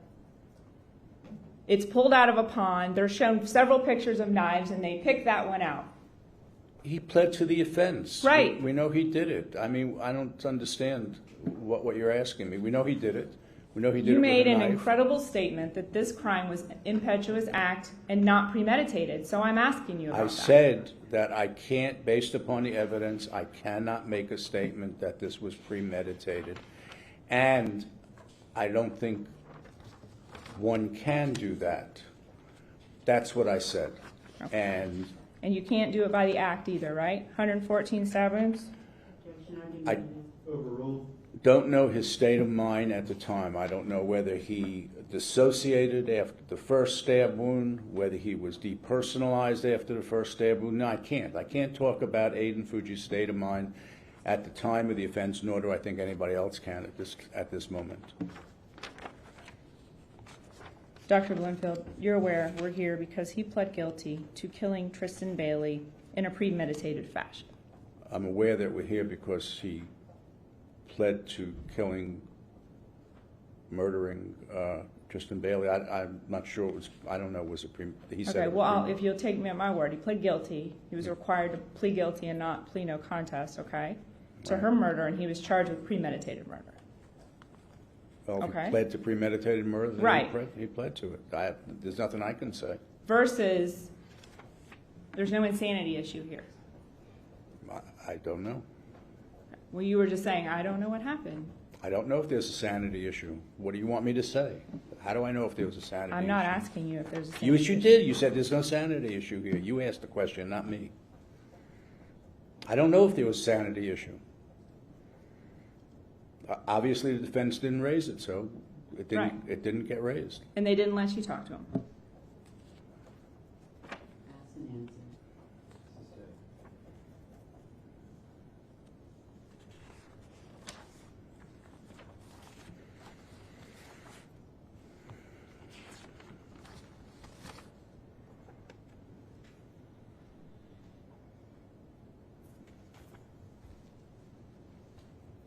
And I just want to ask you one last question with the example you gave. You gave an example when talking about this.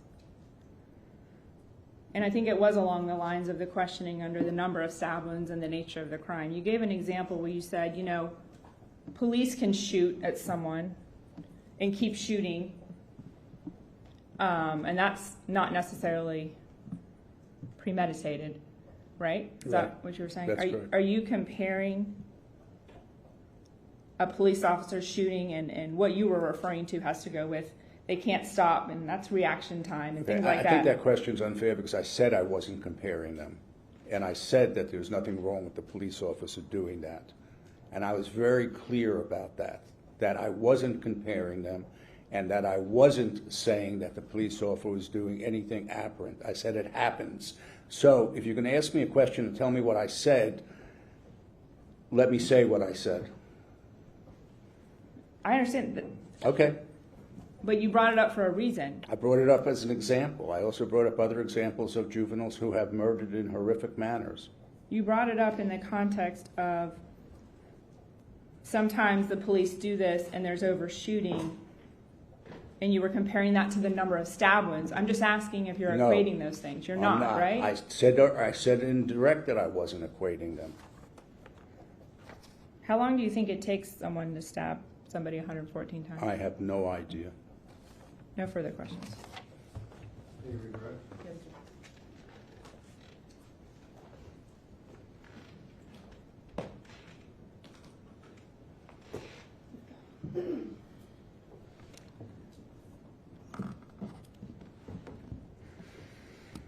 Dr. Bloomfield, the school records didn't indicate any mental illness, correct?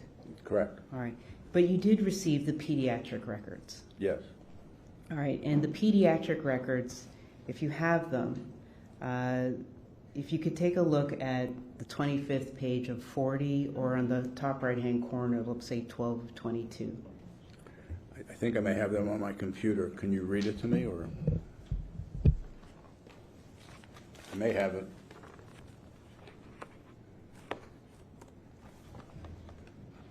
One second.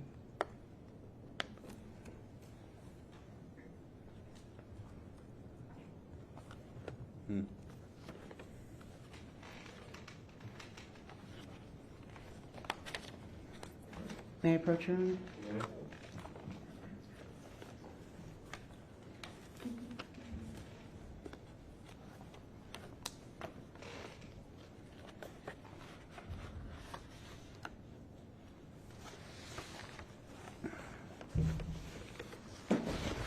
What page was it? What page did you say it was? Maybe 12 or 22. I think I have it. No.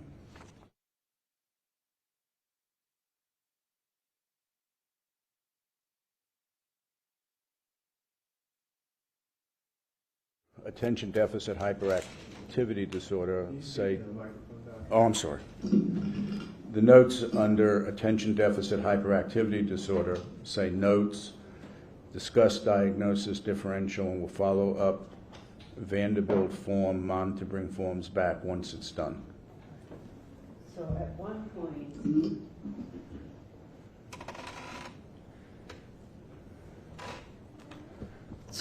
point, on April 8th of 2015, the pediatrician made a note of that, but there's nothing in the school records indicating that this issue was raised.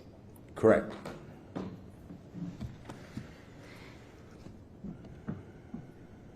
Why did you describe Aiden's friends as unreliable?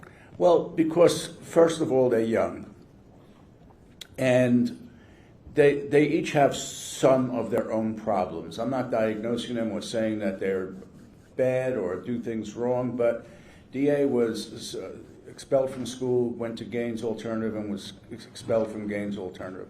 That's pretty drastic problem behavior. Sophia was described as having severe anxiety disorder. The other girl cuts herself, also a sign of a possible trauma-related issue. I'm not saying it is, because I don't know, or a borderline issue, or something like that. So they're young, they have their own disorders, and what they say has to be weighed, but weight has to be put on it. And we're all used to doing that. How much weight are we going to put on this disclosure or this report? And I'm saying that I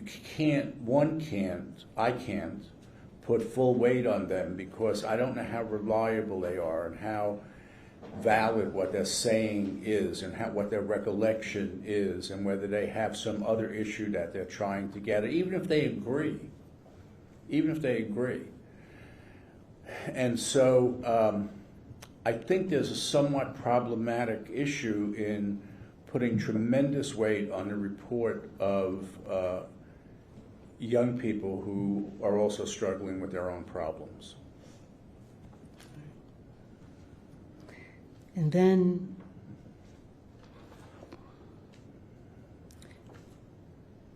one moment, Your Honor. So looking at his state of mind, fair to say that you cannot provide an opinion at this time about his state of mind at the time of the offense? That's correct. All right. So when the state's repeatedly asking you about premeditation, again, your position is that you cannot answer that at this point in time. That's correct. Okay. And then whether or not, and it's not to blame the schools. Say again? It's not to blame the schools, but looking at the records that you have, there's nothing in the school records indicating that there's any follow-up regarding ADHD, or even that the IEP recognized ADHD. That's correct. All right.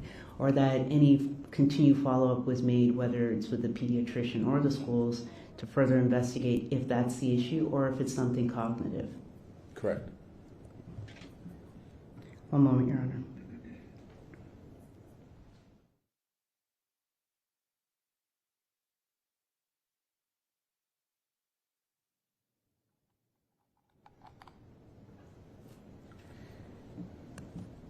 So earlier, or just a moment ago, the state had brought up it's DJJ Officer Barton. Correct. All right. Barton had also indicated that Aiden reflected, or Aiden had informed him that he was hearing voices. Correct. All right. And Barton also indicated that Aiden stated that he was on lithium, Remeron, and Zyprexa, or lithium and Remeron. And I think Zyprexa too, yes. All right. What's the purpose of those medications? Well, they're psychotropic medications. Lithium's typically used for people who have bipolar disorder. Zyprexa, Remeron are used for some psychotic behaviors and as a calming influence. So those medications are antipsychotics and for bipolar disorder. And a pretty they're psychotropic medications. They're heavy-duty medications. All right. So all of these are psychotropic medications. This isn't for allergies or for acne? No. Okay. Yes, they're all psychotropic medications. All right. Thank you. Nothing further, Your Honor. All right. This witness be excused. Yes, sir. All right, sir, you are free to go. Thank you. Thank you. Defense, you may call your next witness. Your Honor, defense doesn't have any further witnesses at this time. Okay.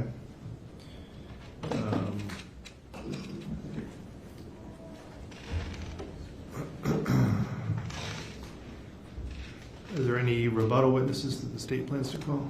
No rebuttal witnesses, Judge. We just have this last set of records that I would... These are additional letters? Yes. Or, yes, letters, not records. Thank you. Okay. Are there any other letters or any other evidence that the defense wanted the court to consider? Yes, Your Honor. We submitted them. We have some additional reports and just a summary of the education records that we'll submit this evening. I'm sorry. Additional summary of the educational records and reports that we'll submit this evening. Okay. I'll receive those letters at this time. Is there a copy for me, or did you just make one for them? You've already filed them? No, I can do it that way. If you could email it, yeah, that'd be great. That'd be fine. All right. So at this point, we would be moving into argument. We'll afford both sides an opportunity to collect their thoughts. Before we recess for that, I do want to address your client for just a moment, Ms. Peoples. Can we just have one brief? Sure, absolutely. Go ahead.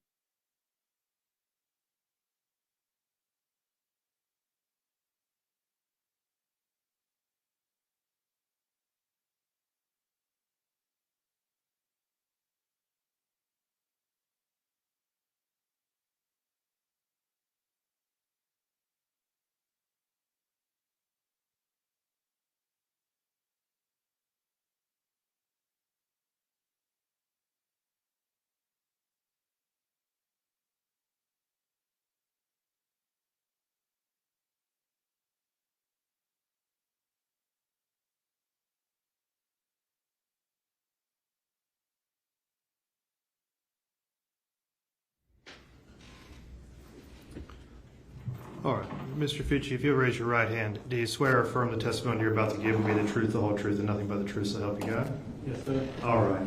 Mr. Fucci, we've been... You can sit down, that's fine. We've been obviously here for the last couple of days conducting a sentencing hearing. You've been present for the entirety of the sentencing hearing. So I have a couple of questions for you. You've heard the witnesses that have been called. You've been present for each of their testimony.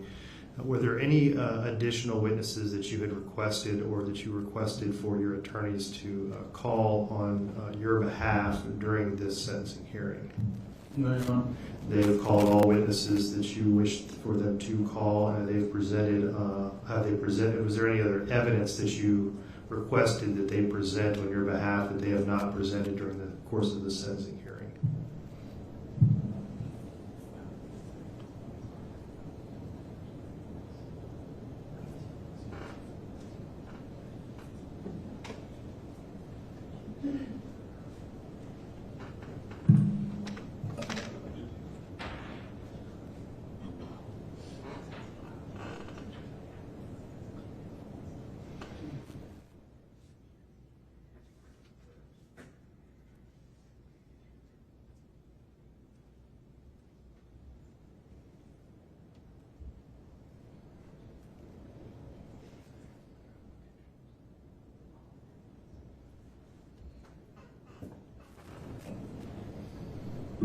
Yes, sir.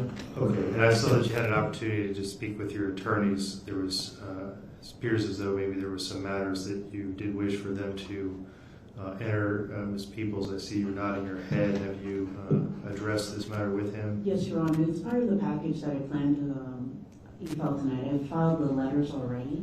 Okay. So those have been e-filed today or just about an hour or two ago. There's some photos, some records, and additional records that we've discussed that he'd like filed, and those will go through tonight, if not first thing in the morning. Okay. All right. Other than those matters, are there any other matters that you wish your attorneys would have done during your sentencing hearing? No, Your Honor. Are you satisfied with your attorney's representation of you throughout this sentencing hearing? At this time, I am. Well, when you say at this time, so at this point, as far as what they have done, you are satisfied with their representation, is that correct? Yes, sir, at this time. And, okay. So we will revisit this then after they've made closing arguments, as you stated at this time. I want to make sure that you're satisfied throughout. And so, is there anything else at this point, knowing that we're about to close this portion of the sentencing hearing, there will not be any further evidence presented other than the apparently some photographs that is going to be submitted later tonight. Is there anything else that you wanted your attorneys to present on your behalf during the sentencing hearing?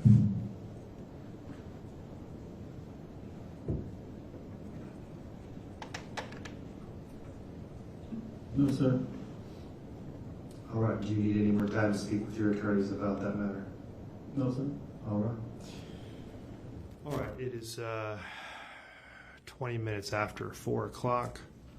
How much time does each side anticipate requesting for closing arguments? I'll start with the state. I would think a half hour on the high end, Judge, but probably not that long. Same.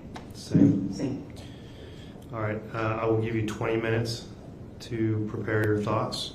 So we'll reconvene at 4:40. Madam Clerks, Madam Court Reporter, I do apologize. That means we will be pushing past 5 o'clock. So if you need to make any arrangements, please do so while we're on recess. All right, we'll be in recess until 4:40. It's 20 minutes. Thank you. Court's in recess.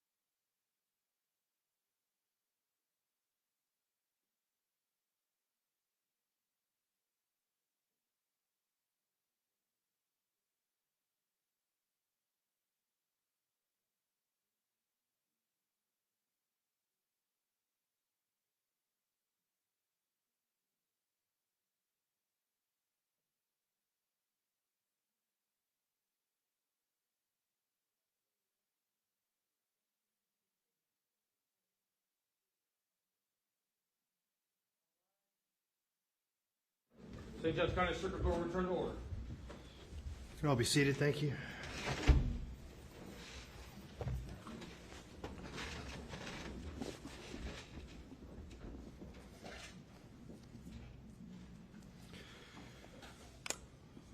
All right, we're back on the record in case 2021 CF 825, State of Florida versus Aiden Fucci. We are ready to go into arguments for our sentencing hearing. Before we do that, I did receive several items from the defense. I just wanted to make sure that they've been provided to the state and that they are going to be part of the record. The first is sentencing memorandum defense exhibit number 1, which is a letter from Aiden Fucci dated March 5th. That's the state in agreement with that. The court can receive that into evidence. Yes, we receive that. And sentencing memorandum defense exhibit number 2, letter by Jason Fucci as well. The first 4, Your Honor, I've given them a paper copy, but the first 4 I've given them a paper copy, but the articles from the milligram articles, all of that would be going in an email, and I don't believe my assistant had sent it. Okay, well, let me just go through the first 4 then. Defense exhibit number 3, letters by Crystal Smith. You've received those. And then number 4, letters by Deborah Spywak. You've received those as well. Okay. And then number 5 had previously been provided. Okay. That is a report by Raul Benasco. Any objection to that? No, Your Honor, I'll follow up and file the report of Dr. Pritchard. All right. There's no objection. Over defense objection. What is the grounds for the defense objection? It's the same objection that were previously cited for Dr. Pritchard. All right, well, let's deal with this first then. Is there an objection to Raul Benasco expert witness report being received? He testified. There's also a report that's being offered that the defense is asking the state to consider. Or is there an objection to that? No, Your Honor. All right. And then defense exhibit number 6 is the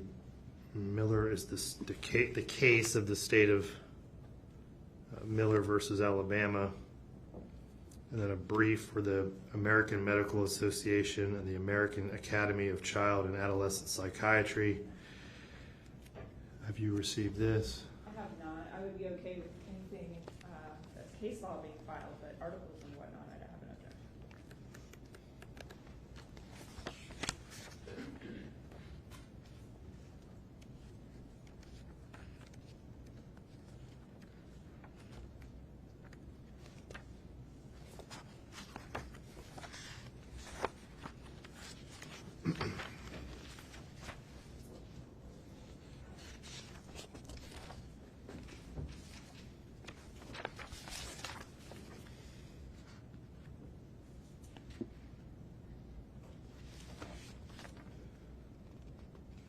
All right, let me pass all 3 of these to you.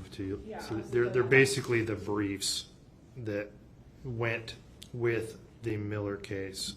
That were filed in court. That were filed, yes. And one was from the American Medical Association and the American Academy of Child and Adolescent Psychiatry. The other was the brief for the American Psychological Association. That's fine, Your Honor. If they're the briefs that you could access anyways through that court, that's fine.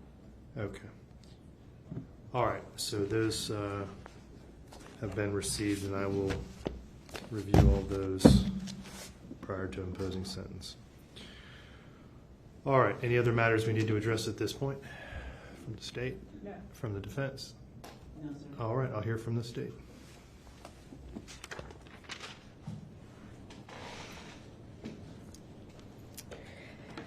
Thank you, Your Honor. I want to start this afternoon by first just discussing the framework in which Your Honor is to make your decision before sentencing Aiden Fucci in this matter. When you begin with the Florida Rule of Criminal Procedure 3.781C on the sentencing of juveniles, in this structure, the rule states that the court shall make, when you come back and pronounce sentence, you shall make specific findings on the record that all relevant factors have been reviewed and considered by the court prior to posing a sentence of life or a term of years equal to life. And then you are to make some findings in writing, and just one specifically as to whether the defendant is eligible for a sentence review hearing under Florida statutes, and that's based on whether the defendant killed, attempted to kill, or intended to kill the victim. So you have to make a specific finding of fact that he killed Tristyn Bailey and intended to kill her in this case, which would result in his sentencing review after 25 years. And so that has to be writing. Subsection 2 doesn't apply to him because he doesn't have a prior offense enumerated. And 3 just says that a copy of your written findings about his review hearing, judge, have to be made part of the packet that goes to DOC with him ultimately. Let me just back you up. Yep. Go back to that slide. As far as the court's determination that he killed, attempted to kill, or intended to kill the victim, is that based on the evidence that you're asking the court to make a factual determination from the evidence, or is it also from his guilty plea, and was that stipulated to prior to this hearing? That wasn't stipulated to. I mean, he did enter a guilty plea, so I obviously think we're in a much different posture than obviously a jury would be making a pure factual finding. But no, you should make your own factual finding. It's why we presented the evidence we did for the record here now, for you to make that finding and for any future court. So you do have to make that specific finding. All right. And we believe we've provided the evidence for you to do that. And then obviously, judge, the factors. We've heard this statute number a lot, obviously, in the last couple of days, and we've all been listening and hearing about the factors. And what I want to do now is talk about those and the evidence related to each factor and why that evidence means that the court should, in this case with Aiden Fucci, impose a life sentence. That based on all of these factors, even after reviewing everything, the appropriate sentence for Aiden Fucci is still life. And so when you review these factors, it starts with A, and right at the top, the nature and circumstances of the offense. You know, everybody knows the saying that pictures are worth 1,000 words, and that's very true. Even without the pictures, the testimony of Dr. Fulcher painted a picture of this crime alone. But I know you will never forget those photos. What those photos factually showed, and through Dr. Fulcher's testimony, is that there were 114 stab wounds. 49 of those were defensive. And then you see, and you've heard the other numbers here, 35 or more to her head and neck, 29 throughout the rest of her body.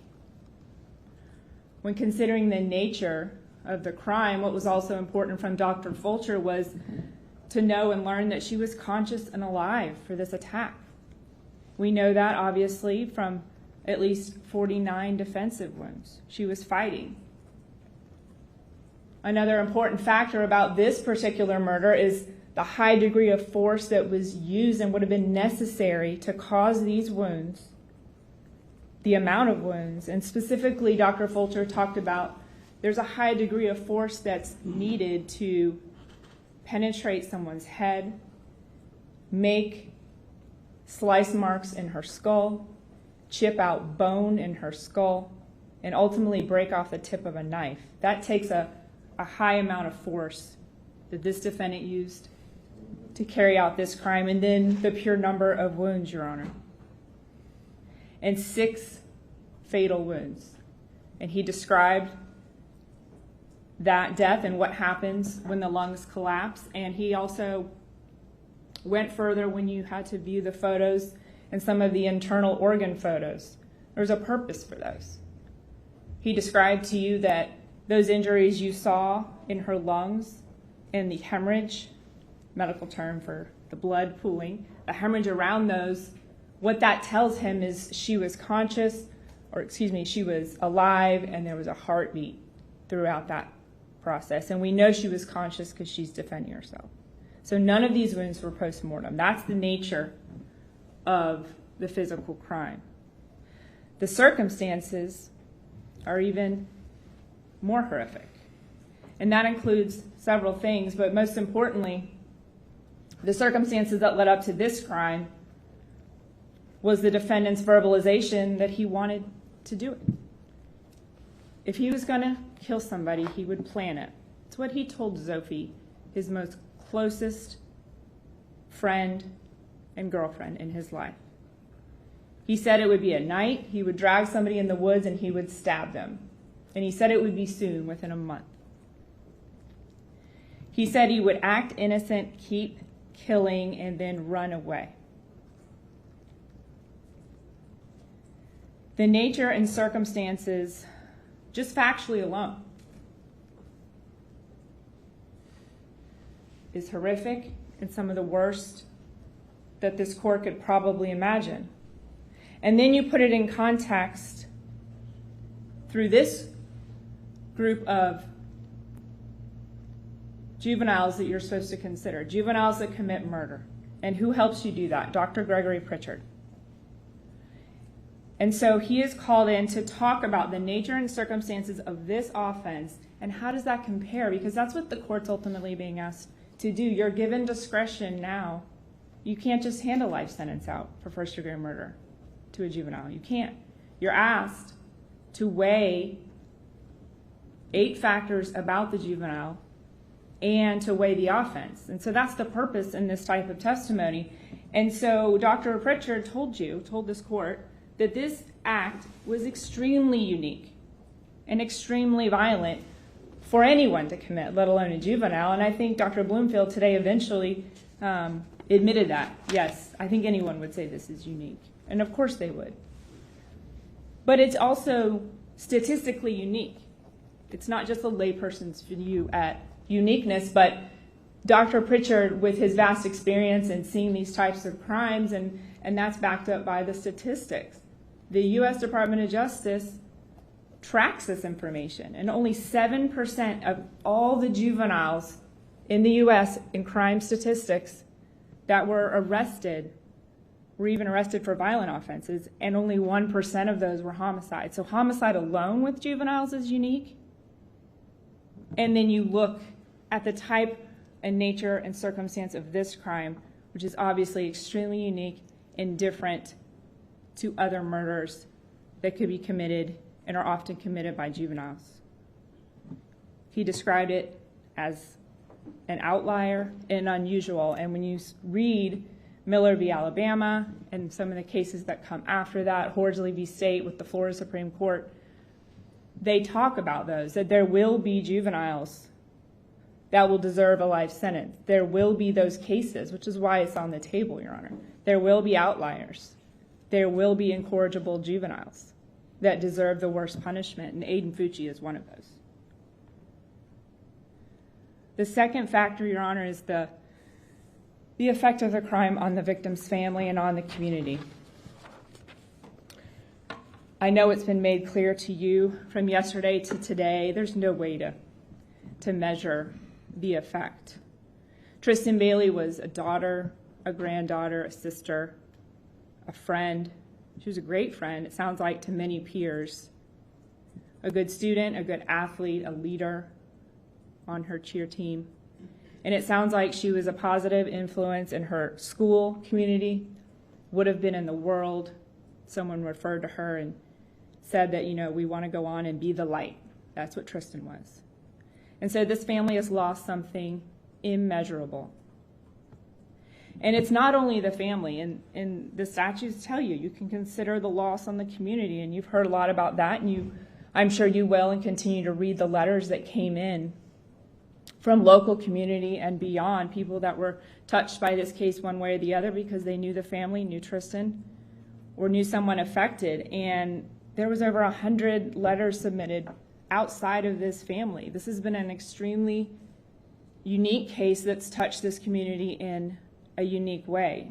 You heard from Mr. Bailey today about the number of vigils, memorials, the support shown through, ribbons and everything the community did, certain businesses that opened up their place for his family and showed support in various ways. This has obviously had an enormous effect on the family and the community, and I think it really goes without saying, and all the evidence is clear on that. One of the other factors that we spent a lot of time on, Judge, along with another one that'll come later, and these really get to who Aiden Fucci is and who was he, trying to understand the juvenile and trying to understand why he committed this particular crime, what led up to, or just really, was this an impetuous crime, or is this different? Again, under that framework of all juveniles are immature, a lot of them will take risks. They will make bad decisions, certainly. But is this murder just that, or is this something different? And so this is a factor that helps you with that, Your Honor, and we've already gone over some of this already. We know he was young. You've heard the testimony about maturity as compared to his peer group. I want to comment on intellectual capacity. You heard a lot about that through both psychologists in this case, and I just wanted to point out, and I think Dr. Bloomfield finally conceded this point earlier when he just testified, that there's no evidence of a cognitive deficit, aka an intellectual disability, in Aiden Fucci. You heard the testimony through Dr. Pritchard of how the teachers described it. It was more academic and a lack of motivation. That's completely two different things. And Dr. Bloomfield even had to agree to that point today. He was designated SLD, which means his performance was not up to par where they would expect him to be, and that was based on a learning disability. His last IEP was done right before this homicide. He was on track to earn a standard diploma. And then you heard about the behavioral issues in school, which starts to go to this mental and emotional health at the time. And again, we're comparing him to like peers. We're comparing him to juveniles in general. And this juvenile had overall 22 disciplinary referrals. Testimony in the records showed several suspensions. And again, Dr. Pritchard has information and relies on general information about juveniles when saying this is an outlier. Only 5 to 7% of students, K through 12, in their whole life get suspended one time. And this is obviously a teen who had continuous disciplinary problems, behavioral problems, some of them violent, threatening to throw another student out a window, fighting, disrespect. Dean Wetjen said he definitely didn't like to be disrespected, and he had a huge problem with authority. So that is who Aiden Fucci is at this time. And again, Dean Wetjen commented he's more mature than his peers. He's been in the education system for 35 years. He's clearly comparing him to his peer group. And he said he's mature and he had his problems, but he knew what to do. And what's the point of bringing that up? All of these teachers were asked, and I believe I went through this with Dr. Pritchard, you had all of his 8th grade teachers essentially and the dean interviewed, and they all stated he knew the difference between right and wrong. He knew how to react. Yes, he had a learning disability. We're not talking about that. But he knew and he understood consequences, and he was able to make changes. It's just whether he wanted to or not. And that's the general sense that the teachers and then Dean Wetjen gives about Aiden Fucci. And then you have Mr. Barton from DJJ, obviously another person with experience in talking with juveniles. And he, again, said he's more mature than others, that Aiden Fucci never complained to him about any abuse in his life or abuse at the jail or being beat up by inmates, guards, or otherwise. And he never said that he was suicidal while he was in the jail. And this was somebody who was visiting him regularly to check on him, and it was the same type of well-being check every time. This would have been someone Aiden Fucci could have talked to had that been something of concern with him. And then the statutes ask you to look at his family and his background. And so, Dr. Pritchard commented, it's someone unremarkable and normal. Well, he's looking at that from, his world and criminal persons that end up in the criminal justice system. And he said it's, quote, normal from the perspective of we often see defendants and juveniles specifically that are committed awful crimes and they suffer from poverty and extreme abuse in their life, sexual abuse, neglect, and all of these things, and that's just absent here. It's absent here, and that is consistent with all the family accounts. The grandmother, Miss Spywak, she describes him growing up in a loving home, mainly with his mom. His parents were separated, and she said Jason Fucci never missed a weekend with his child. Did he discipline him? Sure. Had Aiden told her about that? Oh, Dad's going to discipline me more than Mom. And he had verbalized a few things to Sophie Bauman about that, but outside of that, outside of being disciplined when he misbehaved, there's no reports, no evidence of any sort of unusual, neglectful, abuseful home. He had it all, according to Grandma. He was spoiled. And the brothers felt the same way about being raised in that house. And so then we get to immaturity, impetuosity, which has obviously been a big thing that we've been talking about the last couple days, and failure to appreciate risks and consequences. Dr. Pritchard doesn't attribute immaturity to the commission of this offense, and that's what's important. It's a fact that Aiden Fucci was 14. It's a fact that he's a juvenile and less mature than adults. What matters was the crime, was the act a result of an immature, impetuous decision or behavior? And no, the evidence is overwhelming that it is just not in this case. And Dr. Pritchard gave good real-life examples where if he was asked as a psychologist, he would have to say, well, yeah, this is different. And he gave a good example of a juvenile who goes into a store to rob it, carrying a gun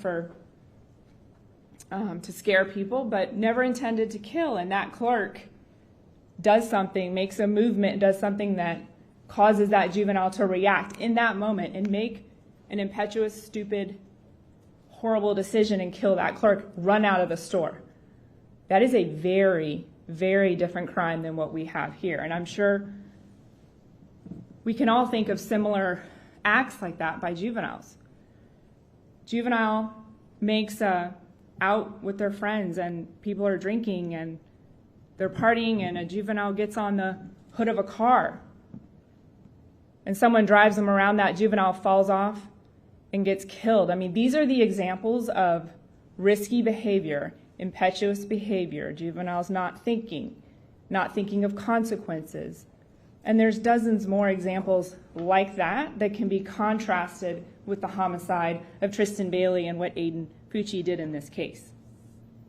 Dr. Pritchard said there is evidence in this case that although there's the general understanding about these juvenile brain developments, that he can generally understand risk. He's not one of those people who just can't grasp it, that they don't understand. There's a difference. We know it because he told Sophie Bauman that when he killed, he would run away, cover it up, and keep killing. We know from other life events in school that when he got in trouble or when he felt he was about to get in trouble in a classroom, he would ask to excuse himself and go to Dean Wetjen. He knew, if I do this, I'm going to get in trouble, I'm going to leave, and I'm going to go vent to Dean Wetjen. So Aiden Fucci understands consequences. Generally, it's clear as well as any other juvenile. And then after the murder, Dr. Pritchard attributed his actions into whether this was an impetuous offense by talking about what he did after. No, he knew what consequences were because he immediately hid a murder weapon so he wouldn't be caught with it on his way home. He went right up into his room, as evidenced by that video. He hid the shoes and white shirt behind his dresser. He immediately went in a shower, spent a decent amount of time in that shower, washing evidence off his body. He snuck through that house quietly so nobody would find him or hear him coming home. He did things. He knew he had just done something wrong, and he was trying to cover it up. And then he lies. Then he lies. This isn't impetuous behavior. Your Honor, we know that he was the sole participant in this homicide. It's overwhelming, but it explains why we put forth some of the evidence we did, obviously the premeditated statements. The other reason we, large in part, introduced all the video surveillance was just to prove that he is the only person who was walking with Tristyn Bailey. He's the only person. He did this alone, and then we know all of the evidence related to this homicide ended up in his bedroom and in a pond nearby. There's no evidence of any pressure on Mr. Fucci to commit this crime by anybody else. One of the other factors, Judge, is criminal history. He has none.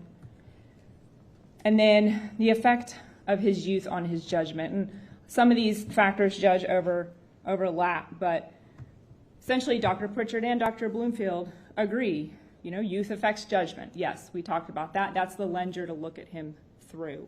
But what did Dr. Pritchard say about Aiden Fucci?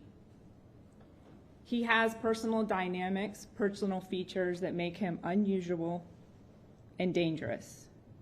Dr. Pritchard testified that he has clinical concerns that something is seriously wrong with Aiden Fucci, and in a bad way. It goes beyond poor judgment.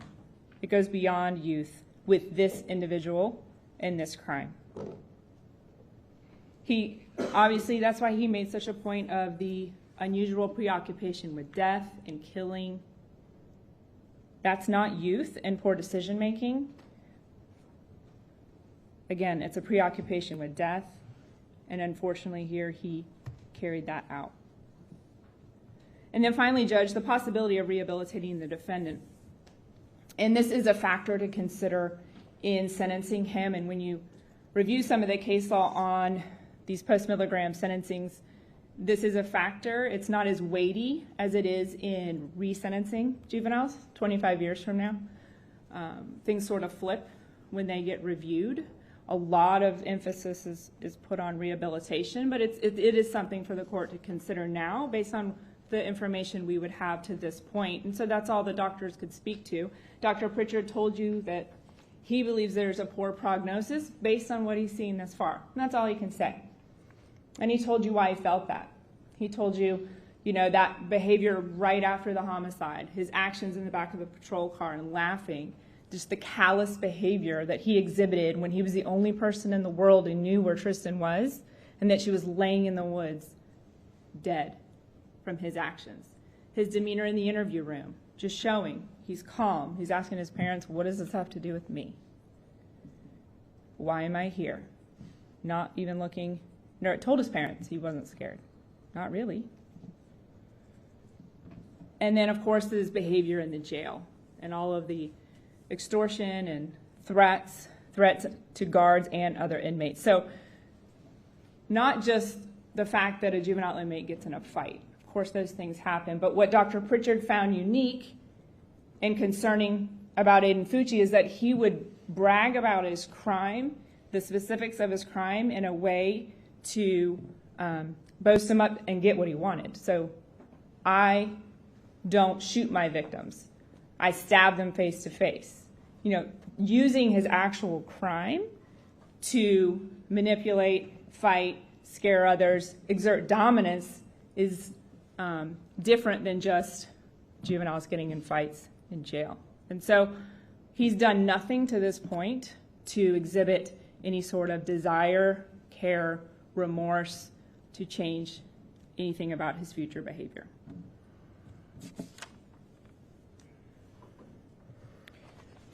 And so, Your Honor, just going back to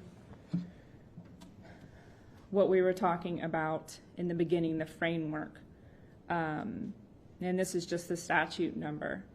775.082 1B1 is where it states that when you make the finding that Aiden Fucci was the one who actually killed and intended to kill Tristyn Bailey, he will be entitled to a review hearing in accordance to the statute. And that statute says that he is entitled to review after 25 years. So we've already gone over some of this stuff. You have to make it in writing. He admitted it again, and all of the evidence we've supported and put forward in this case supports that.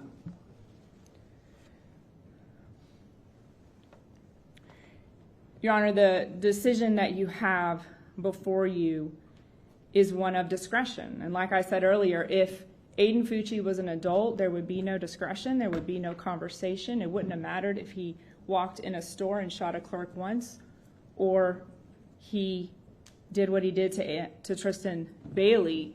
It would be a life sentence. But because of everything that's happened through our courts and the medically and psychologically accepted science, that gives you discretion. And the state of Florida has laid out those factors, and it now requires you to look.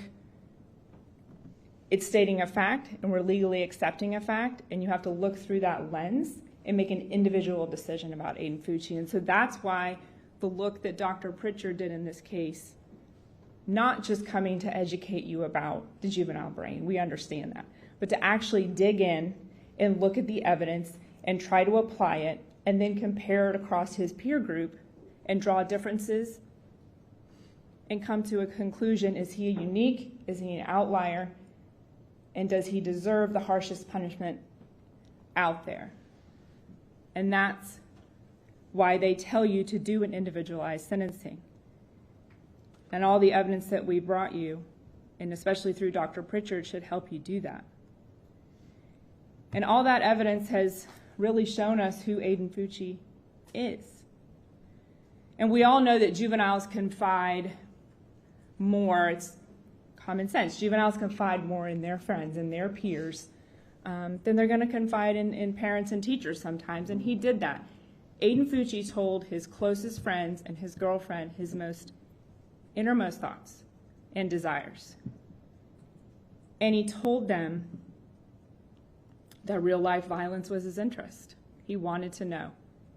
He wanted to kill someone and do it by stabbing them, which is clearly different than shooting someone, and it causes much suffering. He knew how, and he knew when he was going to do it. How he was going to do it is he was going to take someone in the woods, just like that, and he was going to kill him. He was going to stab them until they died. That's what we knew. We knew he knew how.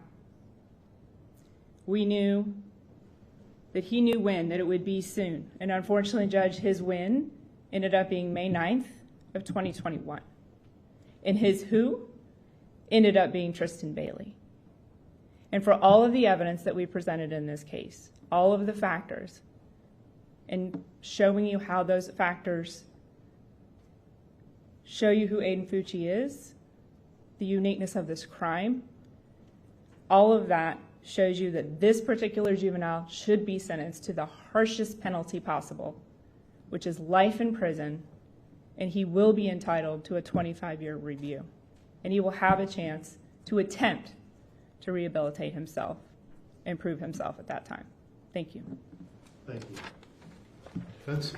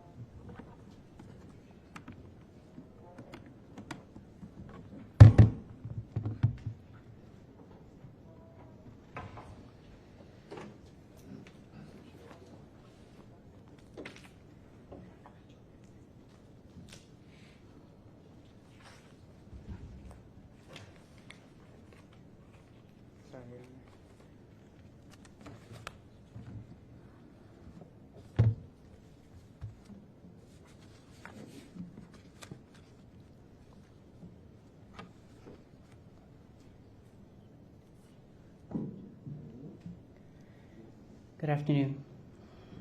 When this kind of crime visits a family, every word that the defense has to say, every motion, every argument can only seem like minimization of the pain to the family and the survivors. But we can't go backwards in time. We can't undo the action. The only thing that we can do today is answer the question of a sentence. And that's whether Aiden would be sentenced to life in prison with a review in 25 years or 40 years with a review in 25 years. And with that in mind, what I'm going to do is walk the court through what the court knows already, and that's statute 921.1401. So looking at that first prong, the circumstance of the crime, of the offense. 14 years old, 114 stab wounds. Those are numbers. They're not insignificant, but they're numbers. A child is now before the court for the life that he took of another child. Horrific, heinous, horrible are just some of the words that have floated around regarding this offense. But we still have to look at the circumstances. The state had presented, or had put in the court file, a photo of the scene, of the neighborhood, and the many lakes or retention ponds in the neighborhood, the many homes and residences in the neighborhood. And what did Aiden do before and after? There's the walking past all those Ring cameras, the running back with the bloody shoes before those Ring cameras, all the different retention ponds that he could have thrown the knife, the clothes, the shoes. No. Threw the knife right there in the closest retention pond and took the shoes back home with him.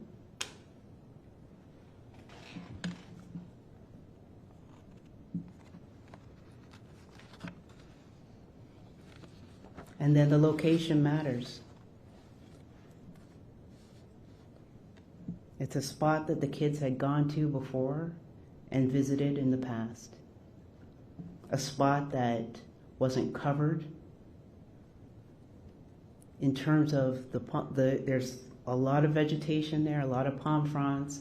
There's no effort to hide the body in terms of covering it or burying it. There was no effort to conceal the decedent in terms of removing hands, removing head. All the things that could have been done to disfigure and hide the identity was not taken by Aiden Fucci. Was the crime heinous? Yes. Was that a terrible act? Terrible doesn't begin to describe it. But there are other things that he could have done to cover up this offense that he didn't take.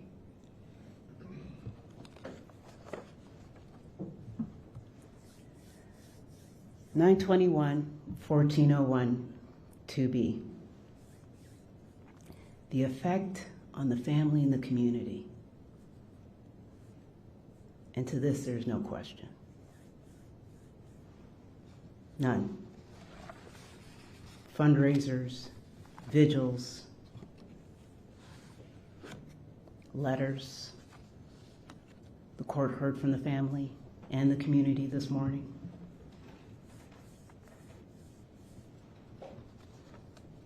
And Aiden's family. His grandmother, who tearfully expressed the loss to her family and prayers that she and the rest of the family have for the Baileys. But Your Honor, I have to quote Francis Bacon and observe of revenge. Revenge is a kind of wild justice which the more man's nature runs to, the more ought the law to weed out. And looking to the effect of this on the family and the community, revenge and the calls for it are not appropriate. We use the law and we look to the law in how to sentence Aiden Fucci. Whether 25 review after a 40-year sentence or a 25-year review in a life sentence.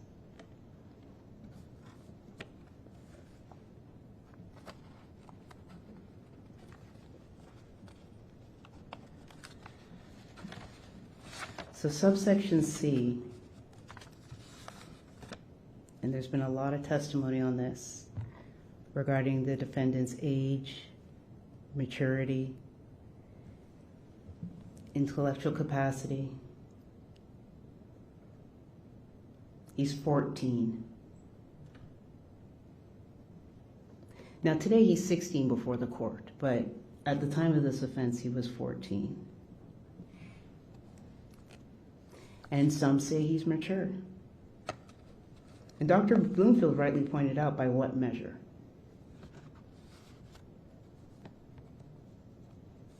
Who do you compare him to?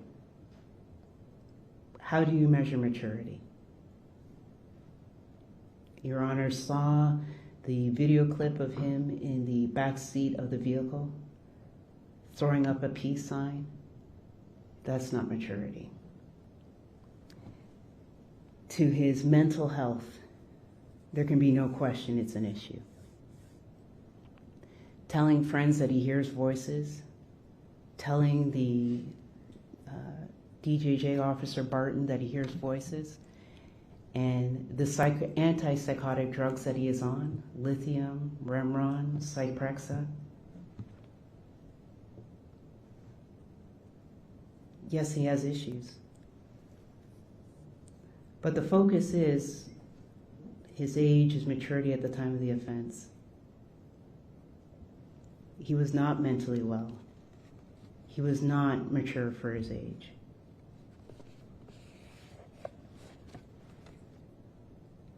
The actions of Aiden and his friends and the risky behavior that these children were involved in points to immaturity.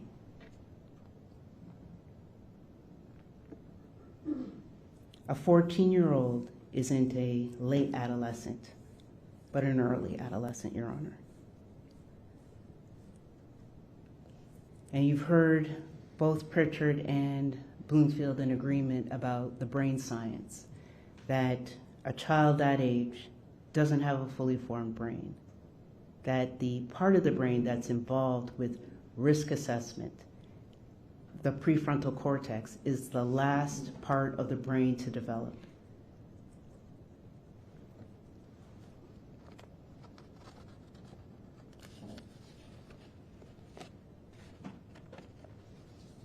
And why is that important?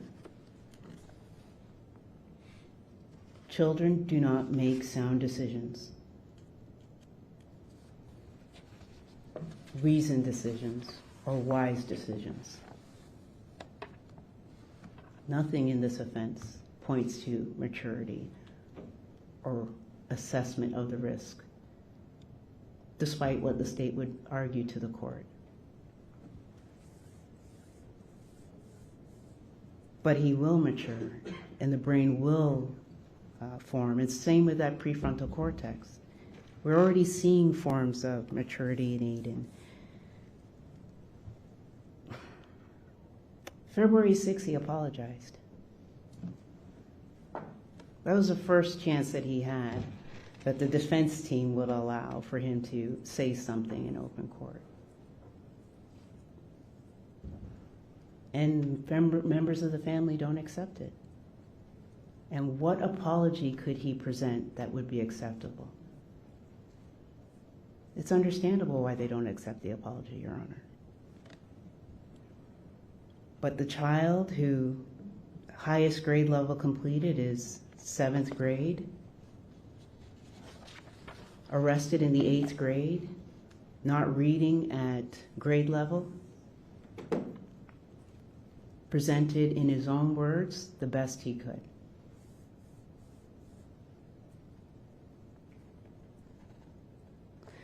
So Dr. Pritchard had much to say about Aiden. And yes, Dr. Bloomfield was contesting certain portions of it. Interesting, though, still, that both of them are in agreement on brain development and that these issues aren't in debate, whether it's psychology or psychiatry or social workers or even pediatricians, that they're all in agreement about children and their brain development and their ability to think through and assess the risk. And I come back to risk while we're talking about this section of the statute of mental health, because the risky behavior that we saw Aiden participate that night was carried through. It didn't start and end with Tristyn's death. There's risky behavior in his out of the home after midnight, which his mother didn't know about. The risky behavior was going to a friend's house and smoking marijuana. The risky behavior continued and continued and continued because he's a child. But Dr. Pritchard argued, or it stated, I should say, before the court, that he's mature. But that's not what the evidence is showing. Dr. Pritchard relied on the collateral information in terms of the other children.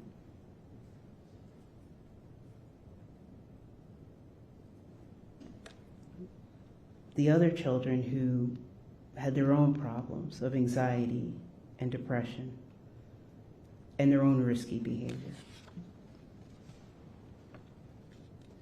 Dr. Pritchard said that his actions were premeditated based on the conversation with the girlfriend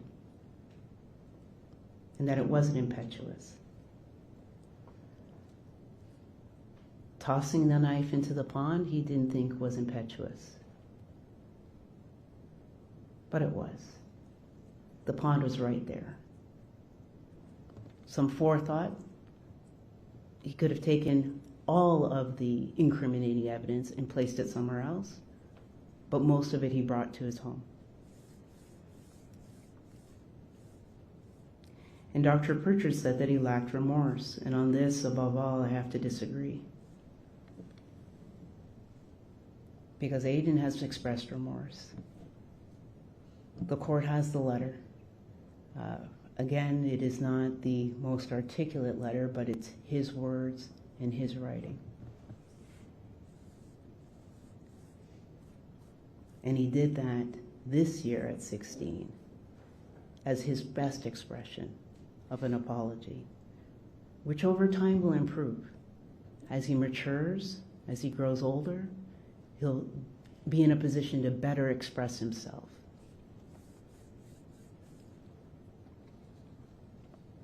And then Dr. Pritchard said that he had a poor prognosis for rehabilitation, but I'll come back to that one.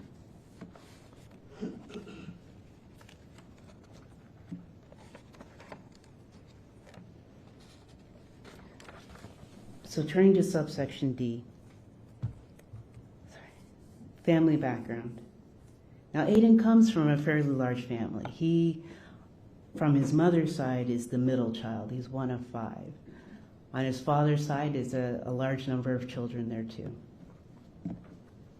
So as the middle child, his grandmother described him as silly, happy, fun, and respectful.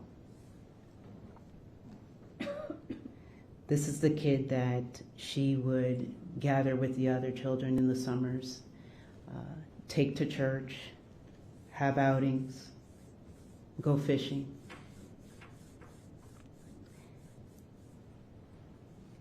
Aiden's family loves him, and they care for him, and they don't understand what happened. Both of his parents have provided letters. But what was his daily life like? And there's conflict. We hear from the same girlfriend that he was neglected emotionally, that his father is physically abusive. And then there's the constant movement. Every Tuesday and Thursday and every other weekend, he was in a different house.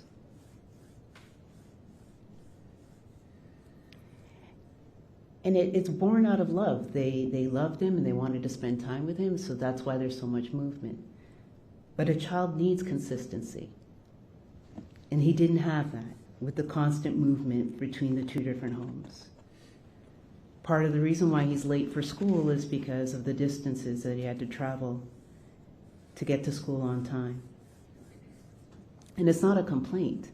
It's just pointing it out, that his background and the complexity of it.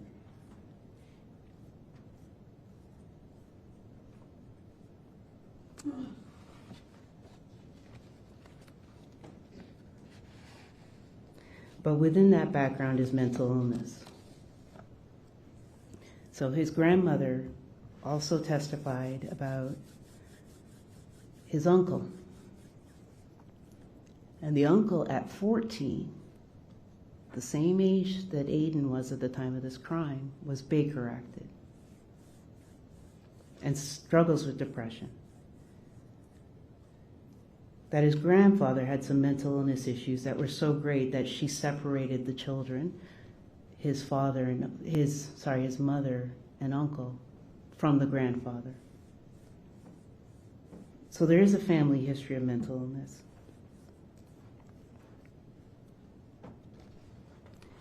And Your Honor, I point these out because it's within the statute. I'm not pointing these out as excuses. Aiden has entered a guilty plea.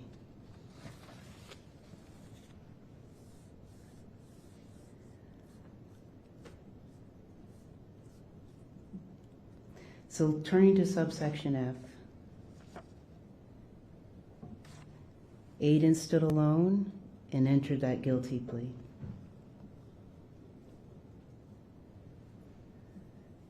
And the apology.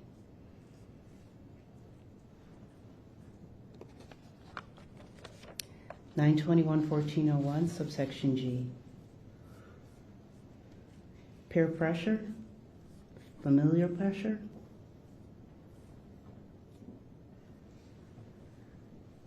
We know that he was, again, with the children and the risky behavior. We know that there was drug use that night. That it is reported that he had smoked marijuana that evening before walking down or walking off with Tristyn.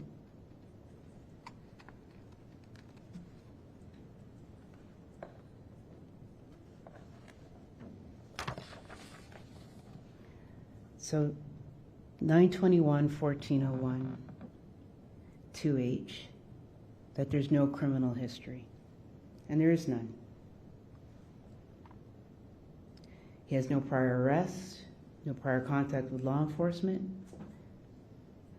and the minor infractions in the school were resolved with detention or some sort of in-school discipline. But never inside that school setting was it an issue of a red flag is how they were described. Issues where law enforcement is contacted and arrest is made. Any issues that they had with Aiden never rose to criminal conduct or an arrest. But in candor, yes, there's illicit drug use and there are allegations of drinking, not in school, but underage drinking. that are part of who Aiden Fucci is and was.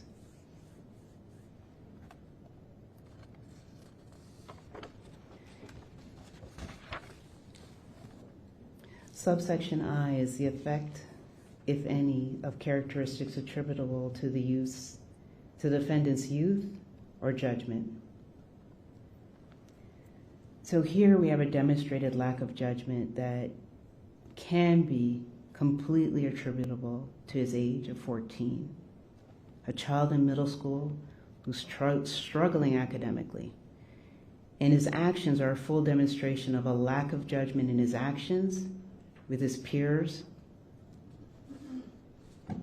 and the results of his actions.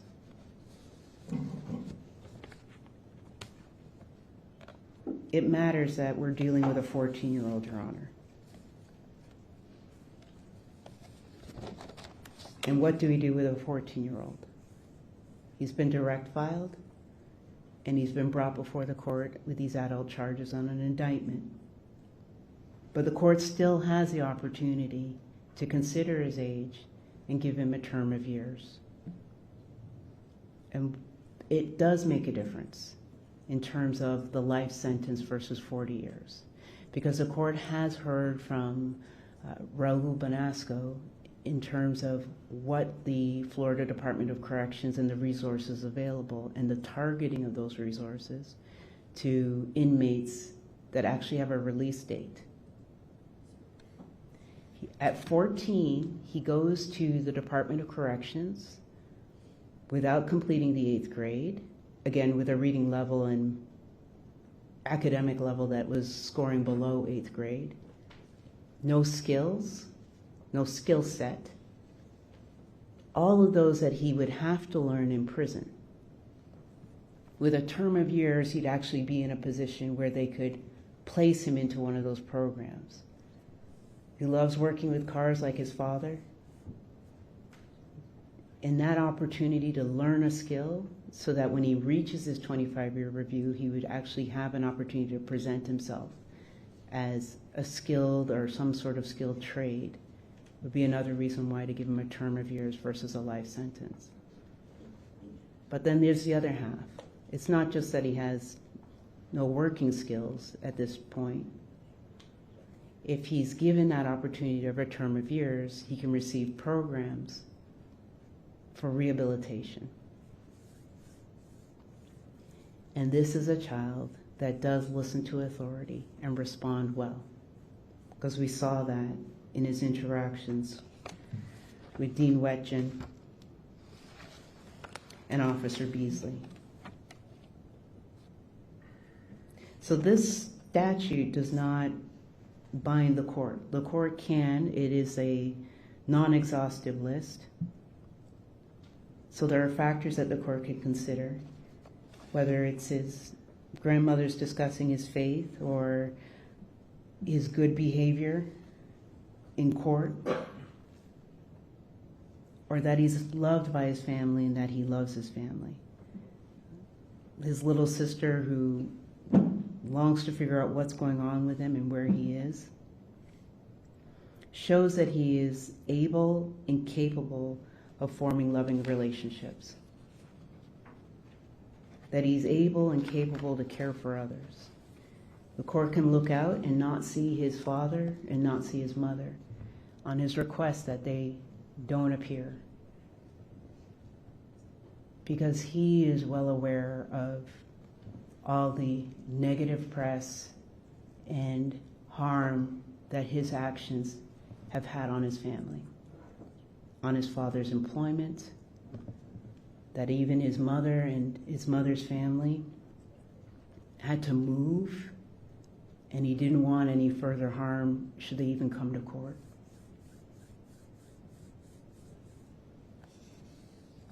The court can consider that he had a diagnosis that was not followed up of ADHD, that the schools that did a phenomenal job weren't in a position to provide him with intellectual testing, to provide him with counseling and therapy that he desperately needed.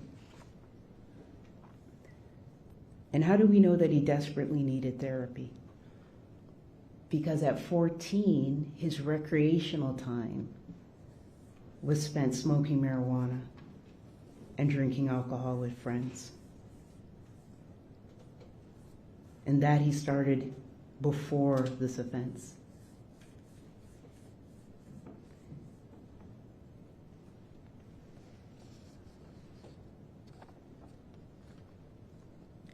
That within the school, in the school records, it's identified that there were behavioral issues, and yet no therapy was provided specific to that.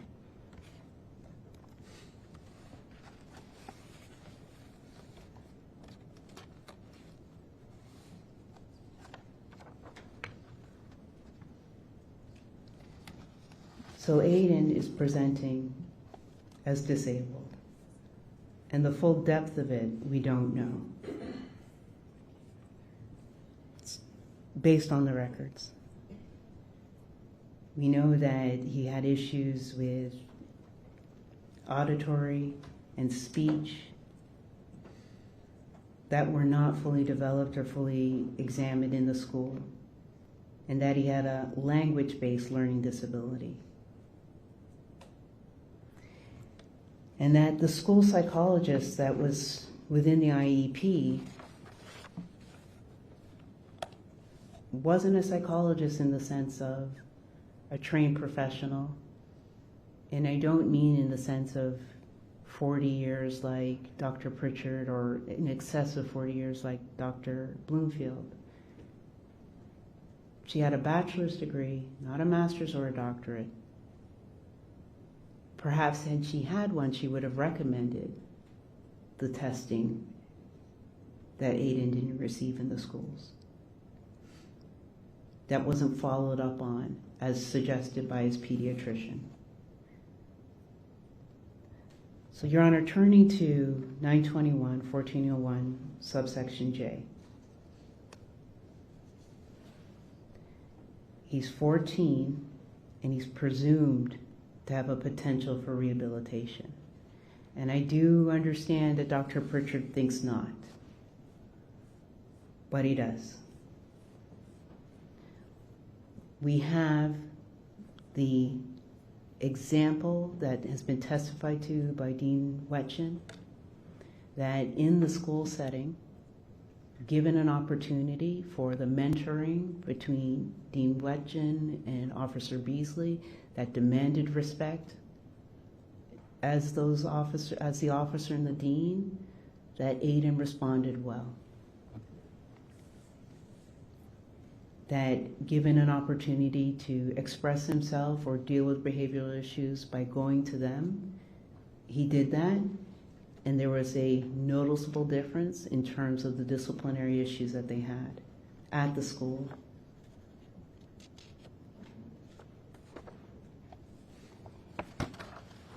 In Department of Corrections, can he be rehabilitated? Yes. And the best way for that to happen would be with a term of years. With a term of years, you'd have access to programs for counseling, for mentorship, and for skills. Again, he's going in with nothing. Absolutely nothing. He doesn't know how to fix a car. He doesn't know how to do anything electrical. He has no skill sets. So given that ability to get the term of years and get into one of those programs that would allow him to improve would be a benefit. Not just to Aiden, but to everyone.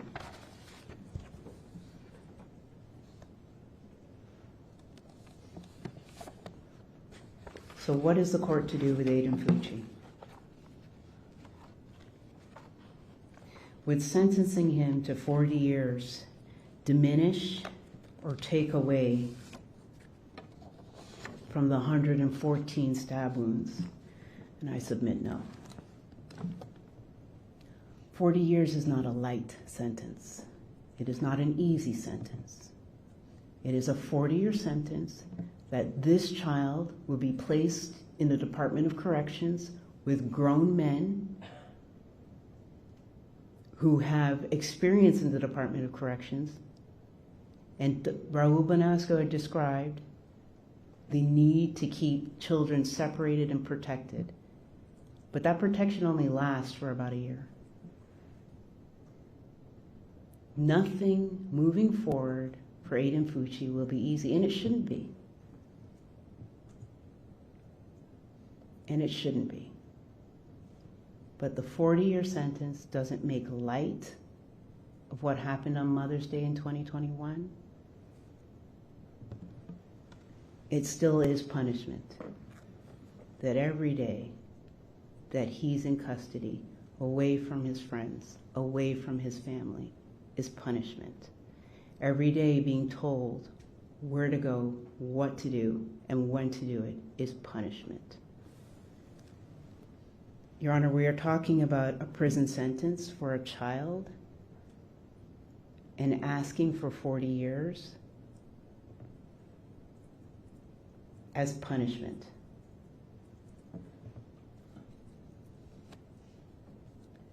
For a child that came before the court and pled guilty, not to a lesser, but pled guilty as charged. The family this morning referred to him as less than human and not human. The court cannot do that. That is not a factor under 921-1401.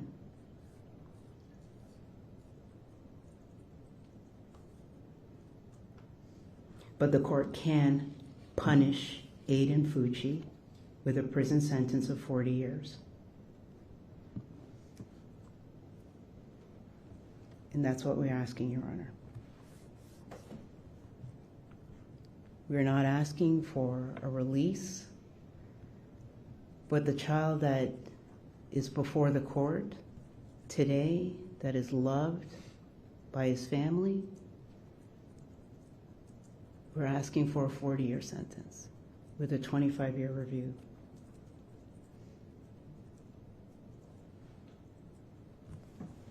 Thank you. Thank you, counsel. Are there any other matters that we need to address before we recess? Mr. Fucci, you've now heard the arguments of your counsel. There was also, as you saw, a lot of photographs that were being shown during the course of her argument. Were those the photographs that you were requesting that the court review when we spoke last? Yes, sir. Okay. And you're going to provide me a copy of those, counsel? Yes, Your Honor. All right.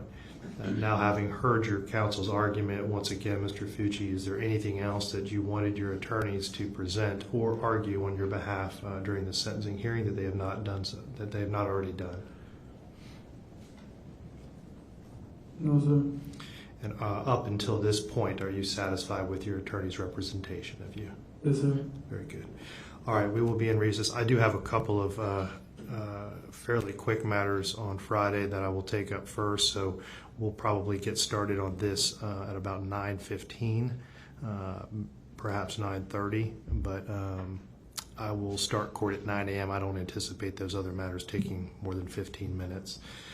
If the attorneys could be here by 9 o'clock, and then we'll get started as soon as possible. All right, they're in recess.